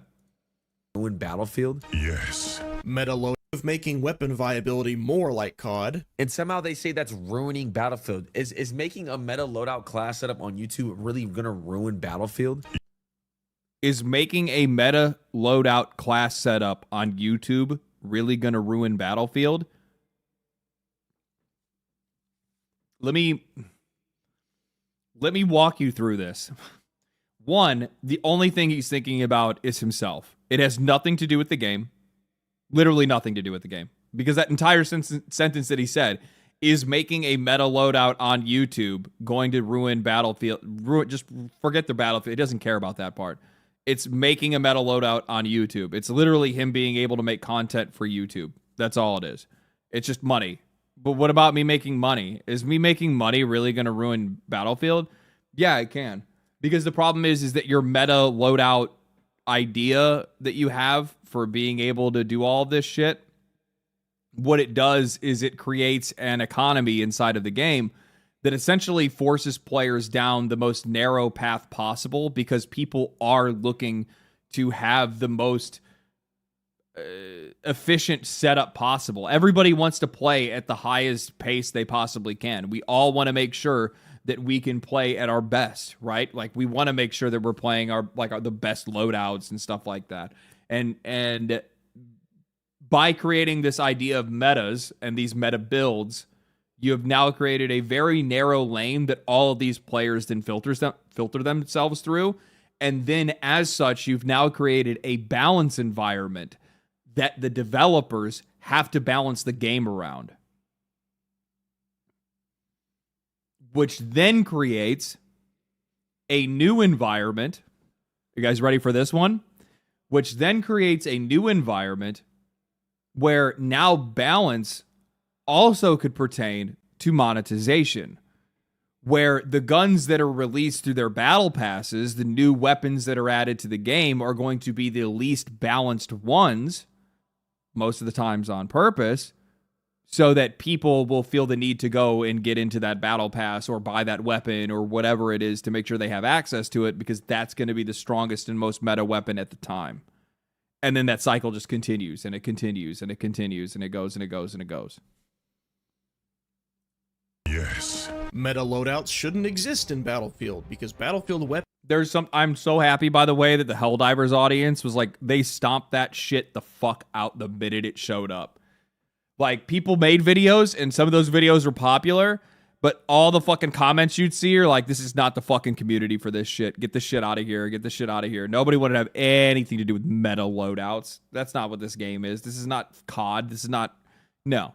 Weapons and gadgets should be designed to complement the role of the class that uses them. The disconnect between role-based objective games and this kills for clips streamer runs so deep. If everyone's running around with the same laser beam meta they see streamers posting, the weapon sandbox is broken, class roles are half broken, it's an unnecessary self-sabotage to Battlefield's identity. Granted, the streamers aren't the ones who make the OP build, they just showcase it, but this video is about why Battlefield Studios shouldn't be listening to COD streamers. So no, they have guys in a Discord that are running all these numbers and figuring out all these attachments for it, and then they just repost the shit.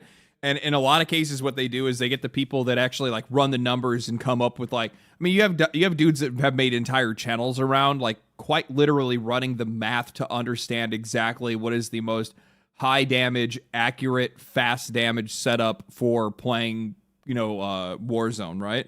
And Call of Duty in general. And what then ends up happening is that they just source their material and like change one thing as like more of like a flavor item, and they say, this is my build, and people are going to be like, oh, hell no, really? Like, yeah, that's how it goes. Meta weapons for cheap player retention and YouTuber content. Again, if they do this, they turned weapon crafting into a spreadsheet. The money is the motive. Here's the thing. I think that that's cool if somebody's doing that shit individually, and it sucks. And it sucks because I'm like, oh, well, I'm like, I don't have any problem. Like, imagine, like, think about the fucking, like, I want you guys to take a second to think about it. Think about the amount of effort that goes into somebody actually doing full weapon testing on every single weapon in a game and testing them all against each other to see which one of them are actually standing out. Like, that takes a shitload of fucking dedication, a lot of time testing. And like, you have to really be into what you're fucking doing to be able to get it. And I totally believe that people like that deserve to be able to make content around it. But the problem is that it comes to the detriment of the game and its experience. Battle Pass unlocks, weapon skin bundles, that kind of thing. I mean, dog, they sold a $30 pay-to-progress shortcut bundle in 2042. They would love nothing more than to monetize progression for popular builds. And if not this way, it'll be something else. I'm waiting to see what heinous monetization EA adds to Battlefield. Fuck, that's the one thing that I keep forgetting about. Like, my excitement for Battlefield 6 has like reached a peak that I actually completely forgot that we have no idea what the monetization for this game is going to look like. And I'm just like, oh, I forget the EA part. Battlefield 6 at some point. How'd that get in there? But who cares about game design and series identity as long as it gives you something to upload, right, Swag? The whole premise around a meta is there's always going to be a top gun in the game. In Battlefield, right? No. If you're a content creator, you make a video on saying that this is the top gun. It doesn't ruin the game at all. I don't know where this even came from. What happens after everybody in the game is using one gun? That gun then gets nerfed, and then it causes more issues with other weapons in the game, and then the guns that people want to play with, that they think are good, they feel depressed because they don't want to use that gun because they think that they're being less effective in the game. It's just like, it's so bad. It ruins the game for everybody. Let me tell you something, D. Yeah, hey, I love that movie. We don't care about your content. We care about Battlefield staying Battlefield. Battlefield. Now, I may be so apathetic about modern COD that I don't even plan on making a video about Call of Duty, Black Ops 7, Arkham Asylum, Advanced Warfare, so call that bias if you want, but tell me what series you think this describes. Maps made up of honeycombs of narrow shooting lanes, majority of the combat is close to medium range infantry encounters, plans for annual releases made by 3 teams that rotate every year, a long-running free-to-play battle royale mode, and the start of a platform for the series, not just a game. Where have we smelled this stench before? Oh, damn. Now I see it. Now I see it. This big new plan for the series doesn't sound like ambition, it sounds like replication. Battlefield Studios and EA, read the room. One of Call of Duty's biggest criticisms right now is that it lost the series' identity that attracted so many people to it in the first place. People are getting burned out with the annual releases, the over-monetization, the sweaty silliness, the lack of self-awareness that gave us this. Yes, this is actually a piece of marketing for Black Ops 7. Garbage! You guys accomplished the tremendous feat of turning pessimism into optimism almost overnight just by revealing a new Battlefield game that looked like it was at least attempting to be grounded in reality. And it it looks like it's attempting to be a Battlefield game. That's the biggest thing, I think, for most people, is that it just looks like a fucking Battlefield game. And that's all we're all looking forward to, is just playing a normal game from them. And beyond that, the thing is that, like, maybe do you need all 4 studios working together to make all these games? I mean, if this is what it takes to actually make a good one, then maybe you do. And I read the room on, he's definitely right when it comes to the release schedule. Like, there's no reason people don't want a new Battlefield every year. We don't. I don't want it. I know most people don't. I want to play Battlefield 4 for like the next 2 years. And then not play Battlefield for like a year or 2. And then get excited because it's been 4 years since a new Battlefield. Like, I feel like at least, or sorry, if I was gonna say, like, okay, you guys can pick up the speed, give it like a fucking 3-year cycle or a 2-year cycle, I guess. Like, have 2 full years of content for one game at the very least, man.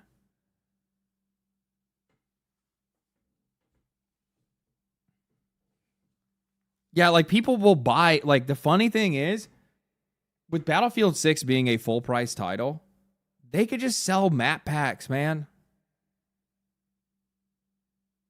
Bring back, I want to start a campaign. Bring back map packs.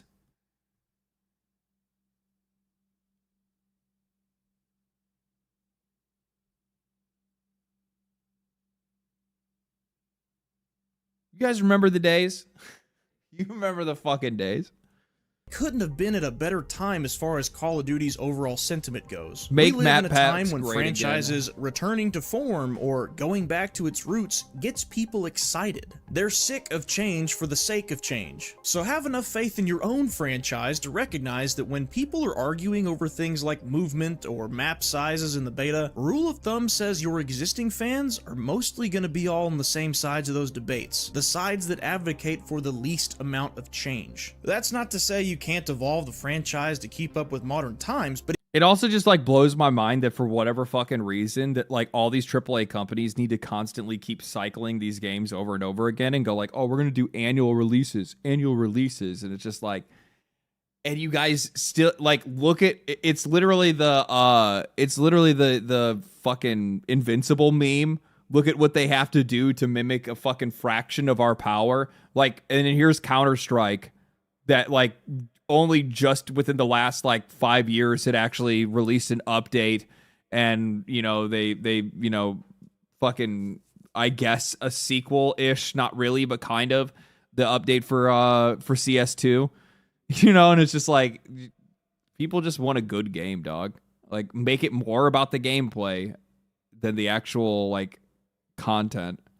But like people become so content brained. If you stray too far away from what your community wants to try and scoop up the iPad kids like Faye's swag, or more accurately, the target demographic he seems to want to appeal to, your fans are going to dip first, then all you're going to have left are players that will absolutely jump ship the second Call of Duty course corrects and put out a game that appeals to them again. You will be their plan B, and nobody cares about plan B unless plan A shit the bed. It'll be so ironic that if by trying to replicate COD's success, Battlefield ends up replicating COD's failures too. Because then you're not retaining anyone from either community. If I summarize this video in a sentence, it'd be this. Battlefield should not listen to COD streamers like Swag, but I'm worried they're going to anyway. This will they, won't they makes me have no idea what this series will look like over the next couple of years. But I've hardly even mentioned one of the hottest topics of controversy surrounding this game. If you want to see me argue with big streamers over why Battlefield 6 doesn't need a battle royale, among other things, click this video right here. Seriously, thank you so much for letting that video do so well. I hope you enjoyed it, and I hope the message in it was heard loud and clear. Thank you, channel members and patrons. As always, thanks for watching. Carry on, you kings. Good video, man. Good video. Great video.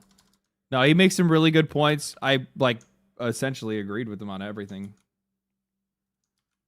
There's not a lot to not agree with when the people that you're arguing with are so absolutely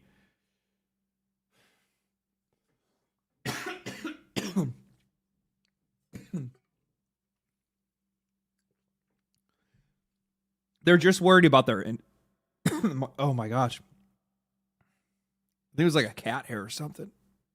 I'm gonna die.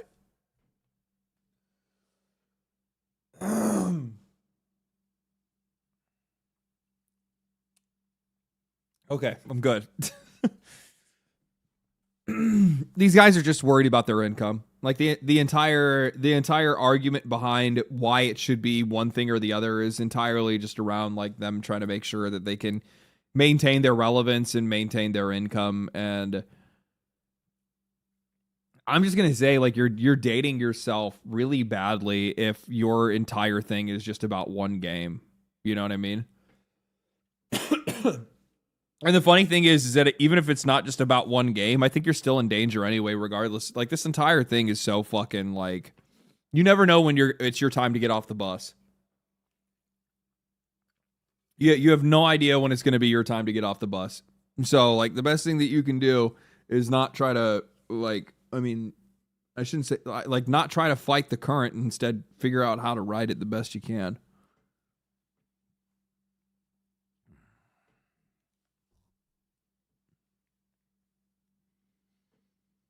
Anybody listening to the new Thrice album? No, I'm just jamming fucking Artist in an Ambulance. Get off the bus and onto the battle bus. Yeah. No, I mean, like, the thing is that, like, I understand it because it's probably, like, I mean, well, for these guys, they're like, what the fuck? Well, they probably have, like, I don't think they have generational income. That's the problem, too, is that, like, chances are, I would almost guarantee that some of these guys, like, the money that they made, they probably haven't saved a lot of it and held on to it to the point where they don't have to really worry about anything, right? So, like, they probably they probably sold too much, which then ends up putting them in a, or like sold too much. They probably spent too much, which then puts them in a position in which they're super reliant on maintaining the week or on maintaining the work. But the other problem that they're probably running into as well is some of these dudes, depending on how long they've been doing it, they don't know anything else other than it, and without it, they don't feel relevant, interesting, or like they have a future anymore. Like, I would imagine that there's some of these guys that are, you know, doing content creation that are in the mindset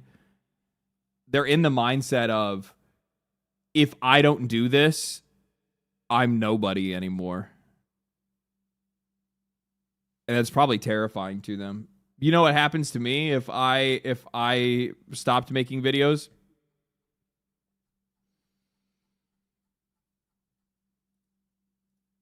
I go back to casually playing them, and I guess back to work. I guess back to work. Actually, no, to be honest with you, I'd probably be able to find work pretty easily. I'd probably be able to find work in the games industry pretty easily, to be honest.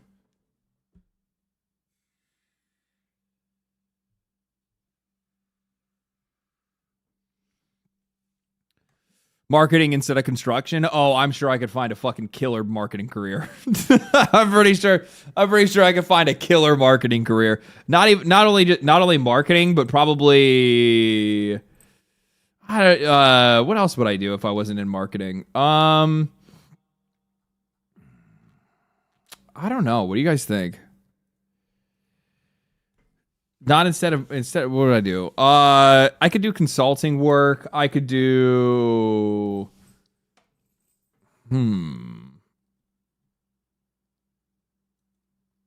marketing right now is negative worth. No, that's not true. The problem is these companies don't know how to market correctly. That's their issue. I don't know whether to play Megabonk or play Hades 2. I've also just started playing Dying Like the Beast recently as well. Like, just started playing it. Pitching ideas for investors, you're pretty eloquent. I mean, like, yeah, I could do communication stuff as well. My degree's not in that. Mine's all marketing. Like, mine's all like fucking business management and marketing.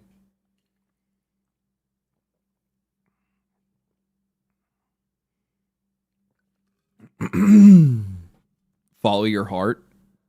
Yeah, that's what I'll do. I'll probably just follow my heart. Which would become like unemployed degen alcoholic. I don't know. Fucking garbage artist. Gooner extraordinaire, yes. Gooner extraordinaire. I'll do Hades. I'll do Hades for a little bit. I was in the middle of a run when I switched. I put it in the YouTube title anyway. Probably need to turn that down a little bit, huh? Probably need to turn that down a little bit, huh? Bring that down about here.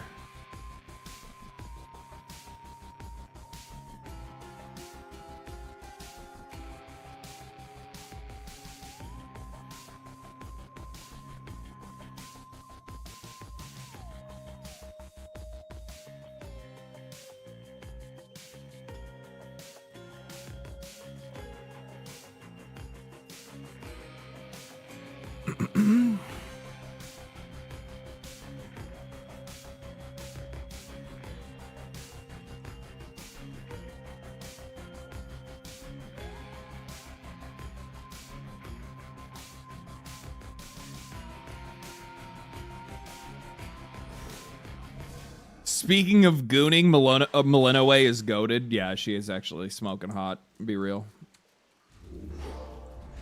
What is my build right now? Oh, I still haven't gotten a fucking attack yet. I'm running Zeus right now still, I think, right? Yeah, okay. To firmer ground.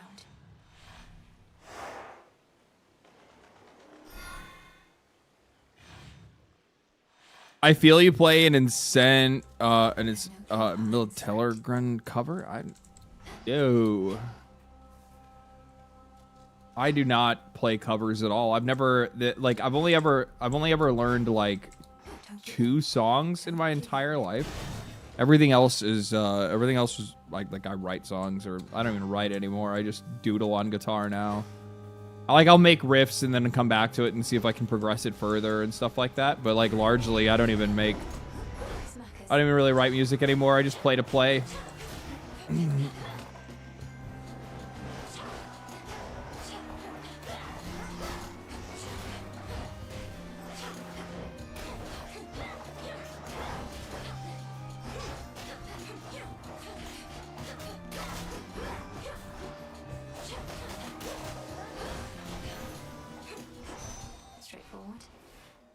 How's the game? I've been having a fucking great time with it. And like the funny thing is, I have to like be really careful not to spoil myself, because the problem that I've been running into is that like I'll go look for something where I'm like, oh man, I'm like, how have I not unlocked this thing yet that I know is in the game, but for whatever reason I haven't unlocked it.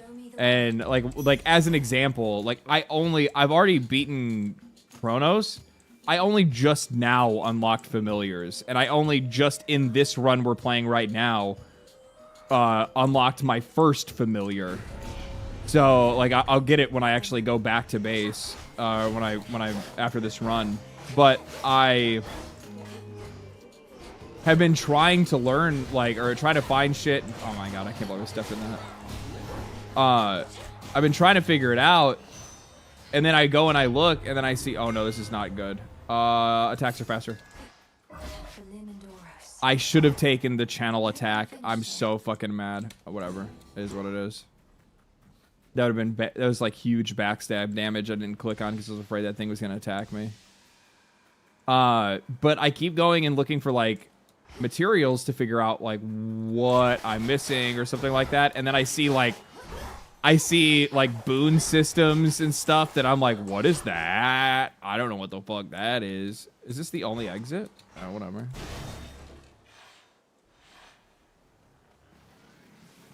A boulder.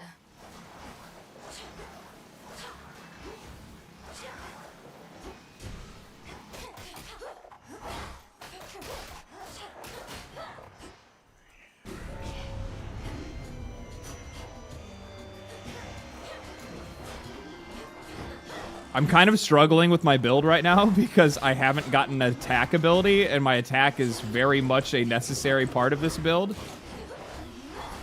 Or a very necessary thing to have, and I don't have it, and it's making it take a really long time for, like, I mean, I guess I could just run around and special stuff, but that takes a really long time too. All is possible. And I still have not been able to unlock an attack boon. My special's not strong enough for me to go special only. Rip to the indies that delayed for Silksong. Well, the indies, I think the indies that delayed are still doing fine. I mean, it's not even, like, actually, those guys are probably smart because, like, even the ones that delayed... Jesus Christ. Even the ones that delayed probably, didn't line up exactly with Hades 2.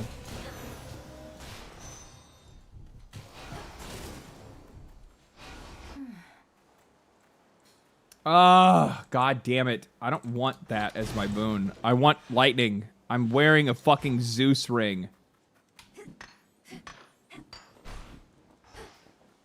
She's still here. Poor Echo. thing. I wish I knew it. Oh shit. Been broken. Heartbroken. Heartbroken.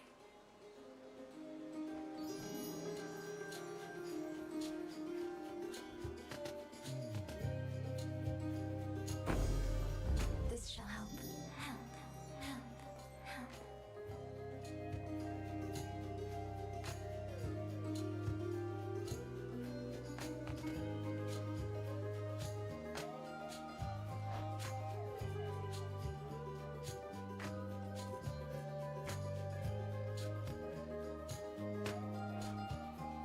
This is really tough. Is this keyboard and mouse? Yeah, I play keyboard and mouse. This is really tough. Like, Nova Strike.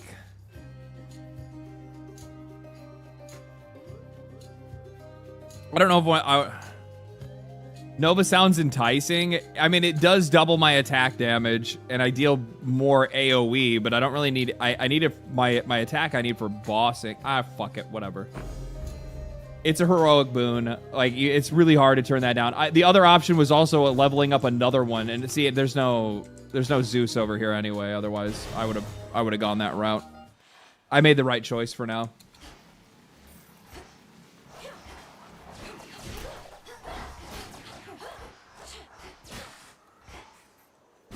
For now. We'll find out if it still turns out well.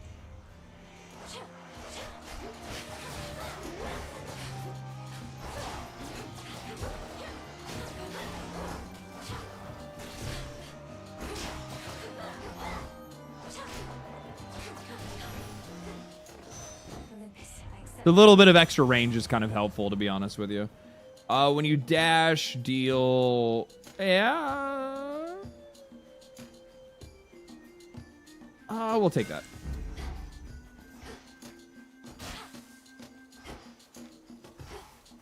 We can find the tree. That'd be really nice. That's the exits.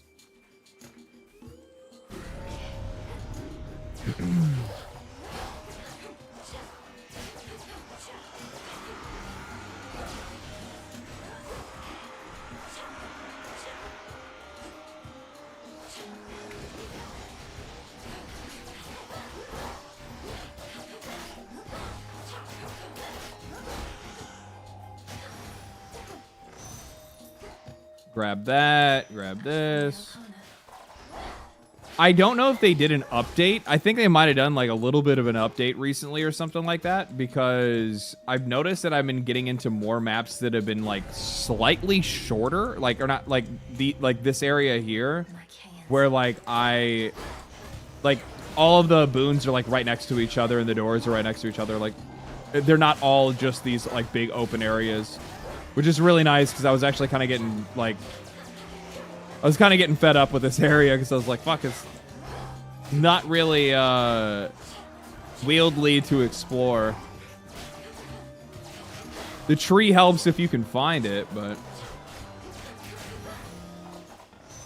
Point secured. Should be resting easy in your father's care, but Graham shut it all down, flung open the underworld's gates, and here we are. If I were dead, I'd be mad too. This is a very, very easy choice. Yeah. Oh, there's a tree. Illuminate my path.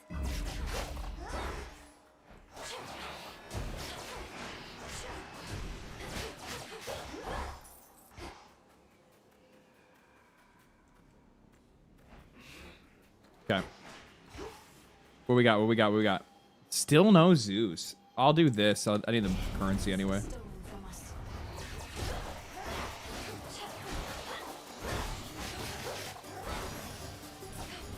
Big money.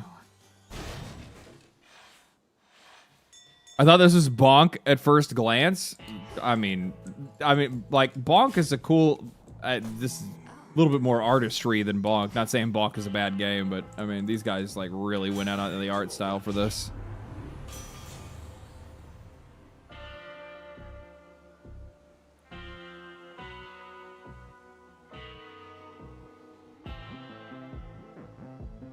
Gotta set something. Oh, set your cast if something's chasing you. Yeah.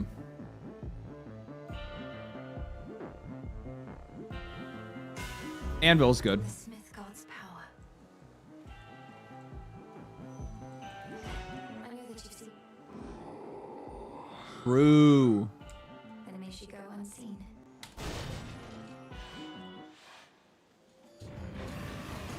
I'm going to help you, boy, no matter what.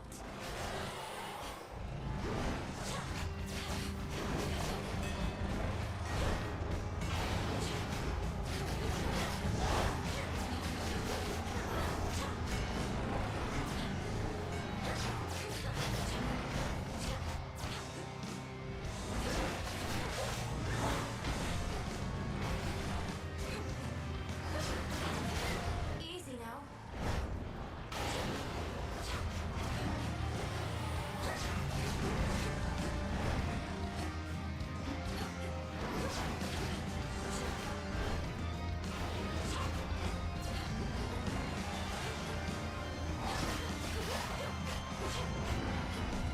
Ah, god damn it.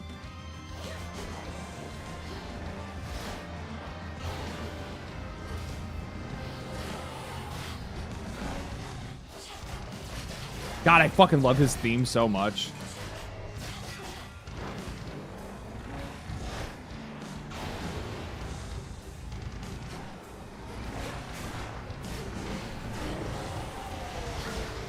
Check up your senses, boy.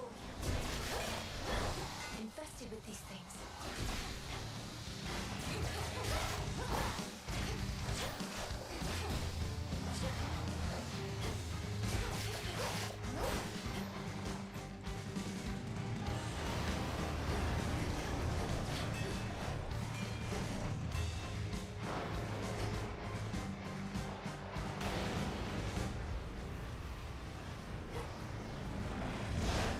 Oh, that's a dick move.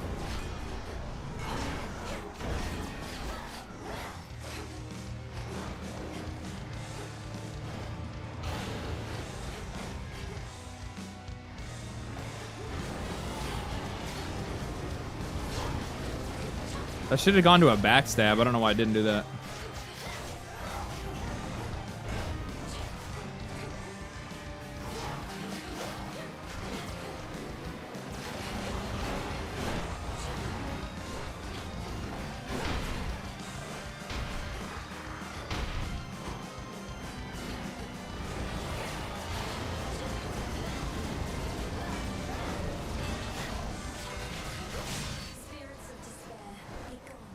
There we go.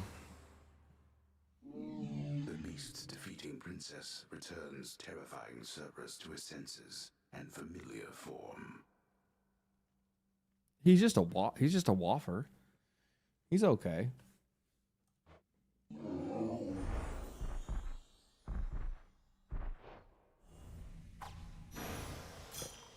Return now to your master and abode. You're telling me the Omega moves just aren't worth it? Tears. Oh, are you talking about the backstab on this? Yeah, I guess not. I mean, you get the backstab off on it. It does a pretty solid amount of damage. I was just using it for mobility. Downward.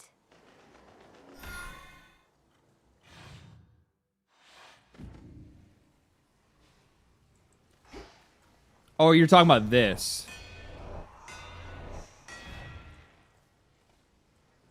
You're talking about the charge move, this? Unless you get uptime. Oh, yeah. Pure water. Here goes.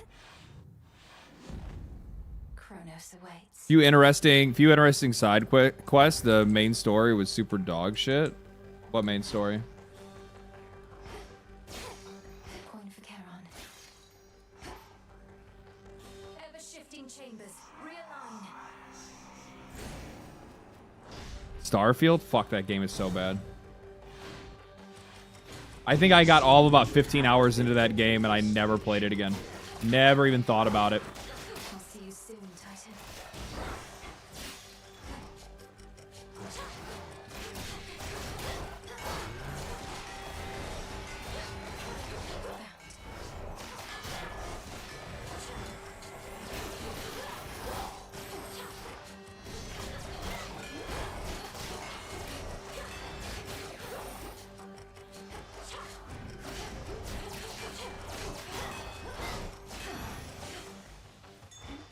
Interesting.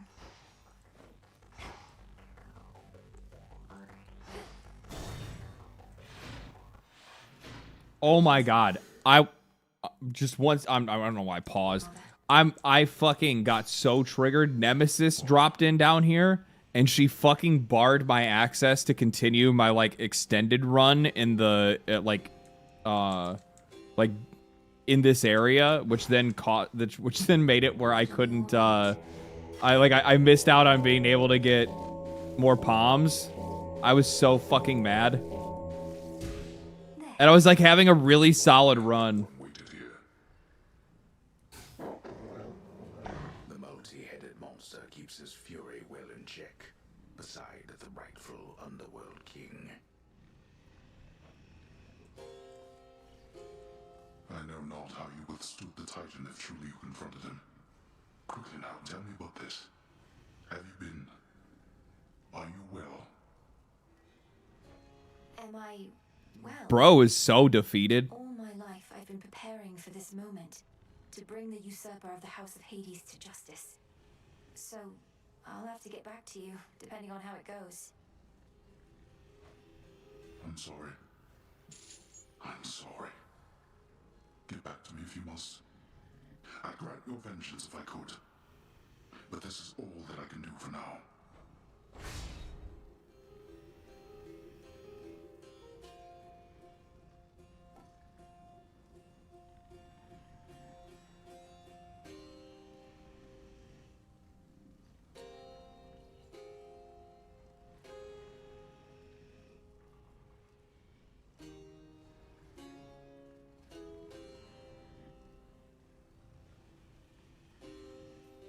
I feel like I probably just take like the less summoned foes, which should cut down on the second phase stuff.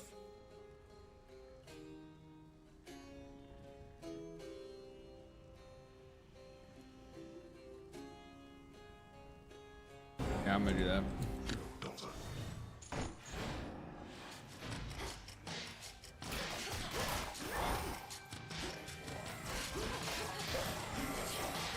I think the best one he has, or at least the best one I've used from him so far, is the dash step that he has, where you inflict, I forgot what his debuff is called. It's really good, though.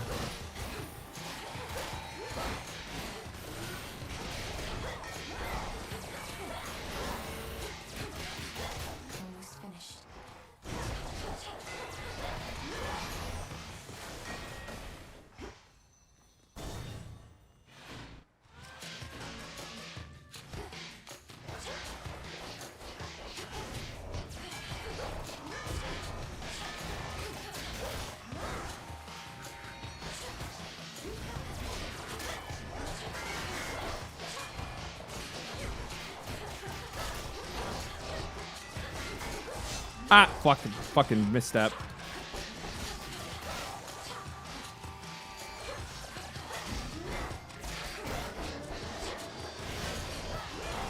Uh-oh.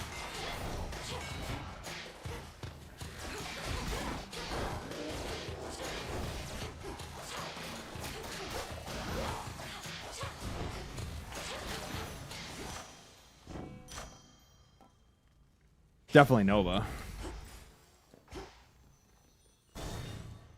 Go for the gold, baby. Oh fuck.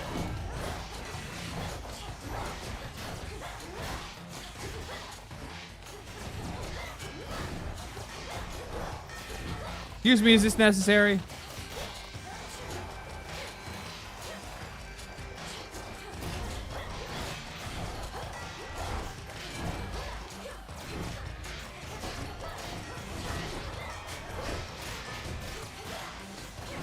Come on.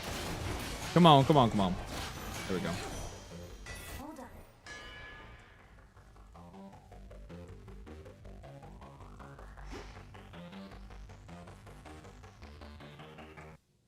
Kind of got some Doom vibes down here. 1 hour into Hades, one hour into Hades 1. Time to, you know, sink my teeth in. Can't wait when it comes to my platform. Hades is rad shit. Well, I mean, yeah, just vibe. When you talk, when it comes to your platform, what do you mean? It's on all platforms, isn't it? 1 hour into Hades 1, but you've only scratched the fucking surface. You're not even anywhere in. I got 250 hours in the first game, and I didn't even finish all the shit I wanted to do.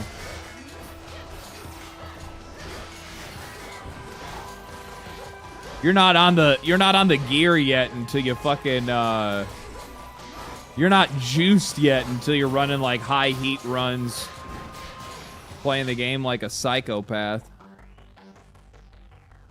That's what it's about. That's what it's about. Do I take the gold? I mean, yeah, sure, why not?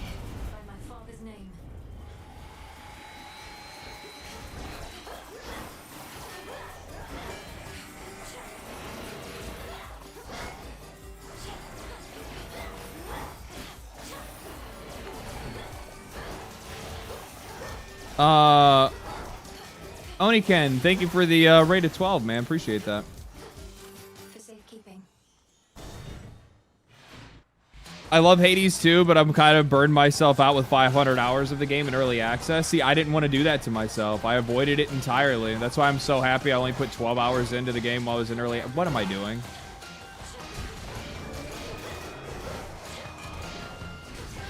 So I'm happy that I only put 12 hours in. Oh no, oh no, oh god, that was close.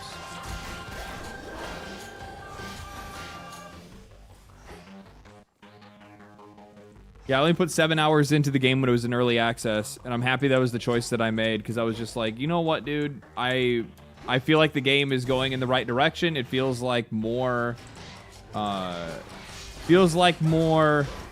Hades to me. This is good, and I was like, that was it. That's all I need.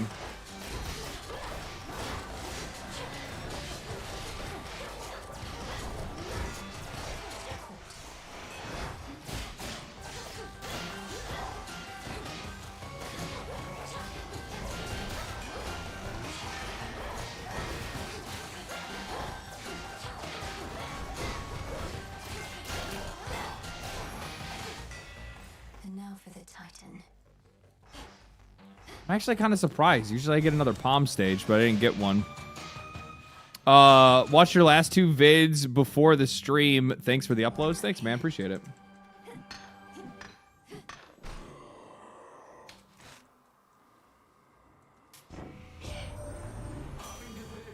Strikes me as a bit cross. The favor of the gods only for the deepest pockets. Oh, you don't even have pockets. Yeah, where am I putting that gold? Your attack and special deal more damage for every stone I have. How many do I have? 1, 2, 3, 4. It's pretty good, to be honest. Yeah.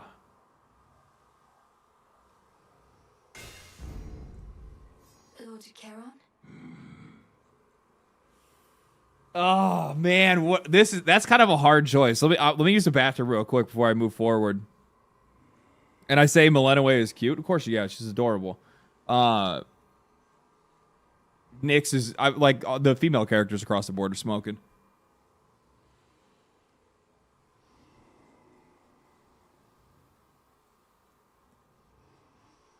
I don't know if I don't. Do I take? I feel like I should probably take the buff just to make sure I have a better chance at clear. But the dust would be really nice, though.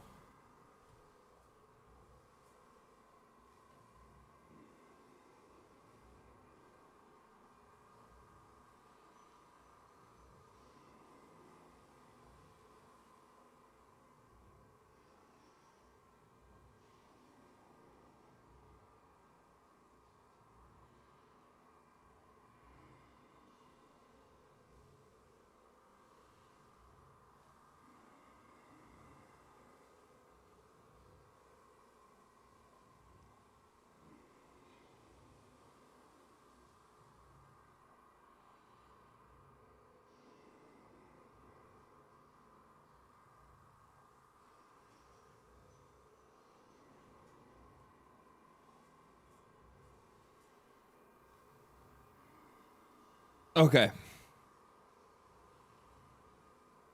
It took me a few games, but I think roguelikes just aren't my type of game. I fucking love them. I live, sleep, eat, and breathe them. I only buy moon dust with prophecies. Yeah, you got a good point. Hear me on my authority.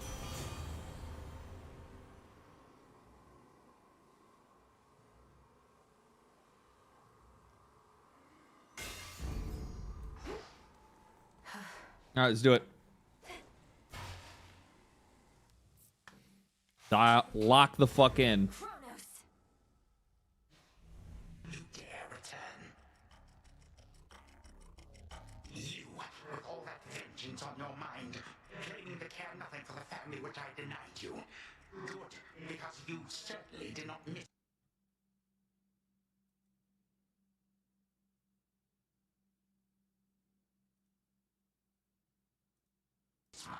You alone, kid. Sought power I refuse to share. Not worked for it. Perhaps if they asked nicely, none of this would have elapsed. But there is no undoing past mistakes.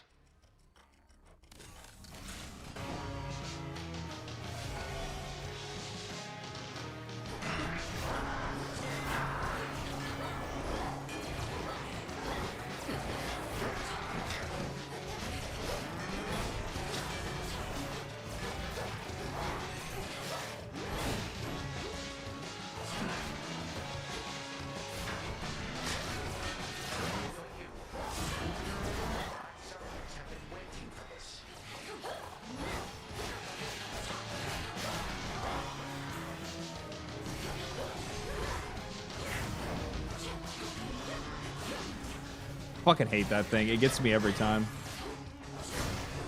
No.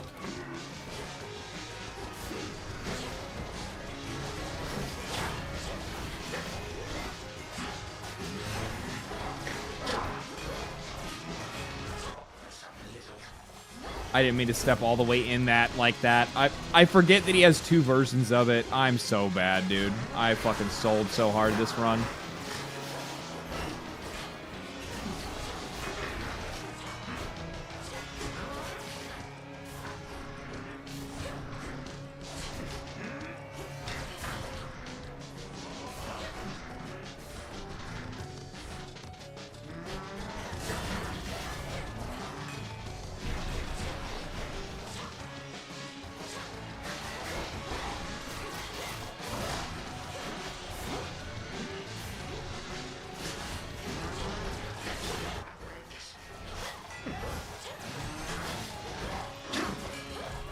And I did it again.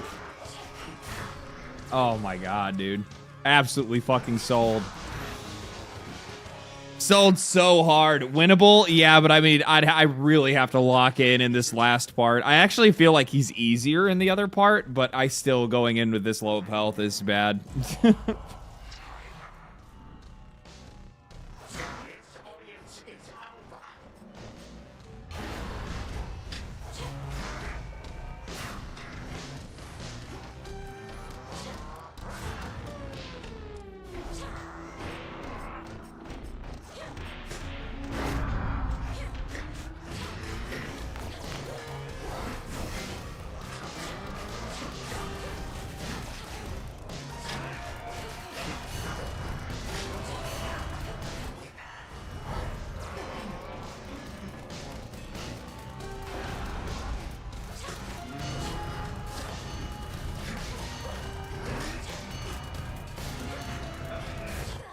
I don't even know what I got hit by.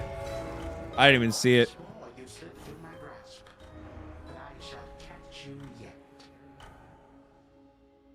I didn't even see what I got hit by. Did I step on a hand? Or did I get hit by his blade? Because it looked like he was looking in the problem that I have with that boss, and the thing that fucks me up the most with him, is that he'll be like he's going back to do his like slash, his like scythe slash, but then he still will, and then and then I think I've dodged it because I've dodged behind him, but then he just goes and then turns around and hits me with it anyway, and I'm like, bro, god damn it, man. Maybe the slash after slash effect? No, because he had only just done the slash, but he was looking in the opposite direction. But like sometimes I still get hit with it anyway. How well would you say you know your grandparent, Lord Moros? I'd not expected to meet primordial chaos of all beings, but they summoned me to their domain, and I don't quite know what they want from me. Chaos summoned you. That is unusual, though not entirely without precedent. And in this case, I can't imagine why. Chaos and Mother Nyx were rather close, after all. So Chaos seeks their daughter. They did mention something about a quandary. This isn't the first time they took an interest in your family, or took action that the fates themselves likely never preordained. I choose to think you've made a new ally. I hope you're right. This wasn't on the list before. You're here, Lord Charon. Transpired. I found him, Headmistress. My father. Kronos has him locked away in Tartarus. But I couldn't save him. He asked I leave him be. Truly. How utterly predictable of Kronos to gloat in such a way. I regret that your reunion with Lord Hades thus transpired. Though I am gladdened you discovered him. How does he fare? I really wouldn't know. He seemed sound of mind and body, and he knew me soon enough. Gave me what blessing he could still bestow. What can we do? If he asked you leave him be, then 'tis evidence he wishes to remain unseen. Use full discretion and be brief should you encounter him again. And I shall see about ensuring Kronos remains ignorant of your newfound connection. By your leave. True. I shall, my lord. Until then, we each have our tasks to complete. I always wonder what those conversations are about.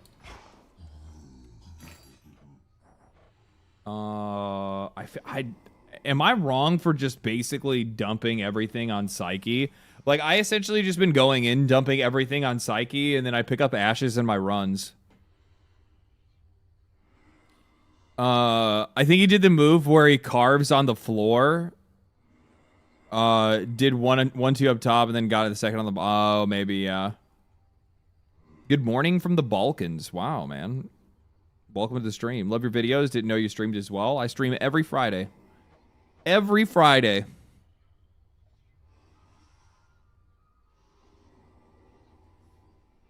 Without fail.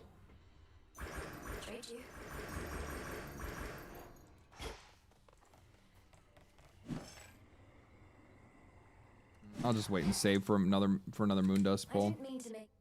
Don't sweat it. I had myself a little drink the other night and it didn't poison me as far as I know. So we're clear. Want any more?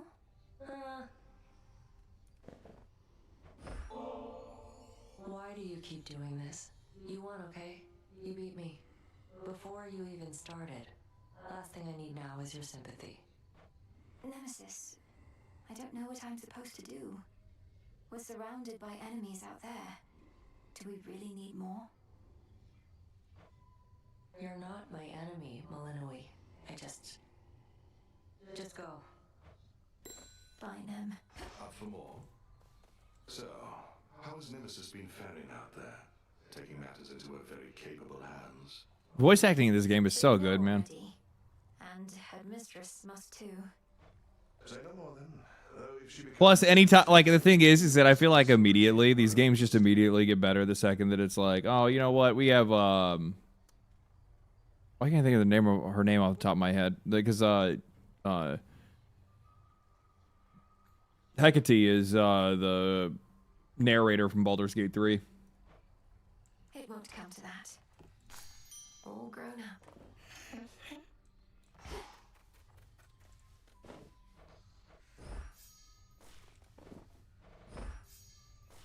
What game is it? This game? Hades 2?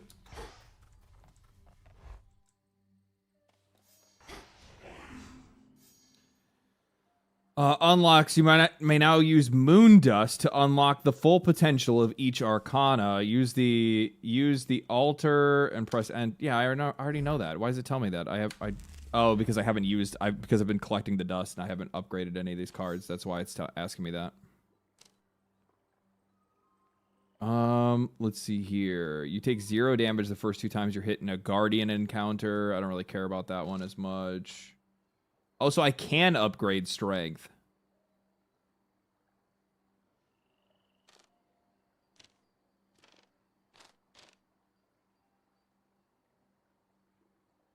Oh, I do want to get that. Eventually.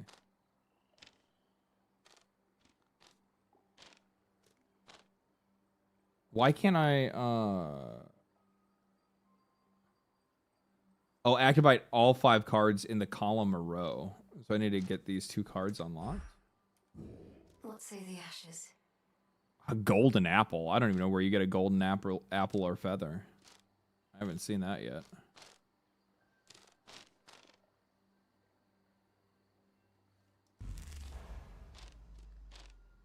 I thought there was another one. Major find into minor find into major find. Major find rewards grant power such as boons. Rewards found in locations marked with that. Okay. Improved. Deeper connection.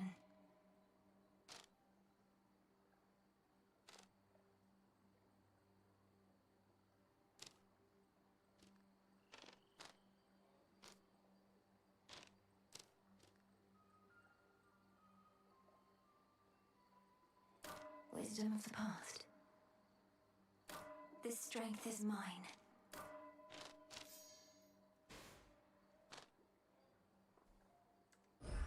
Okay. Rocky, welcome. Come along. I got a bird. Joined our ranks, young one. The tablet of peace showed you how to get here, but I shall show you the way. What are good boons for the what are these called? Much deeper than it looks. Umbral Flames.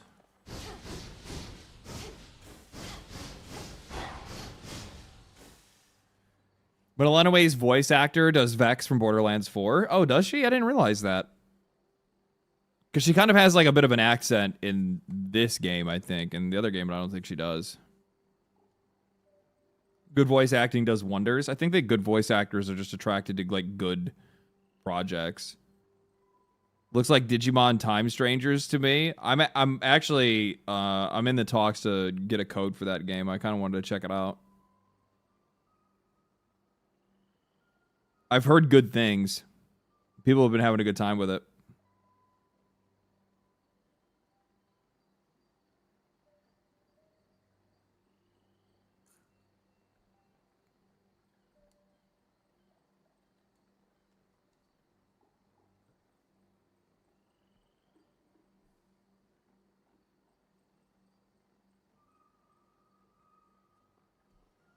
Zeus? I think so.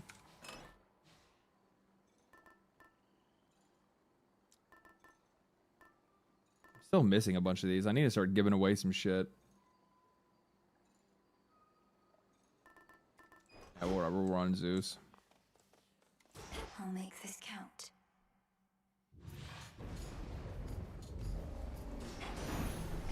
All right.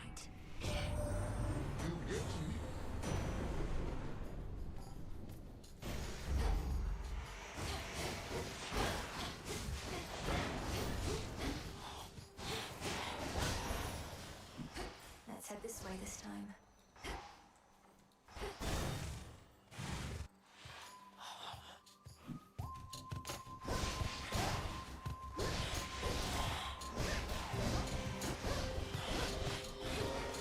What are you doing, cat? Please don't sit on my mouse hand, dog. Not right now.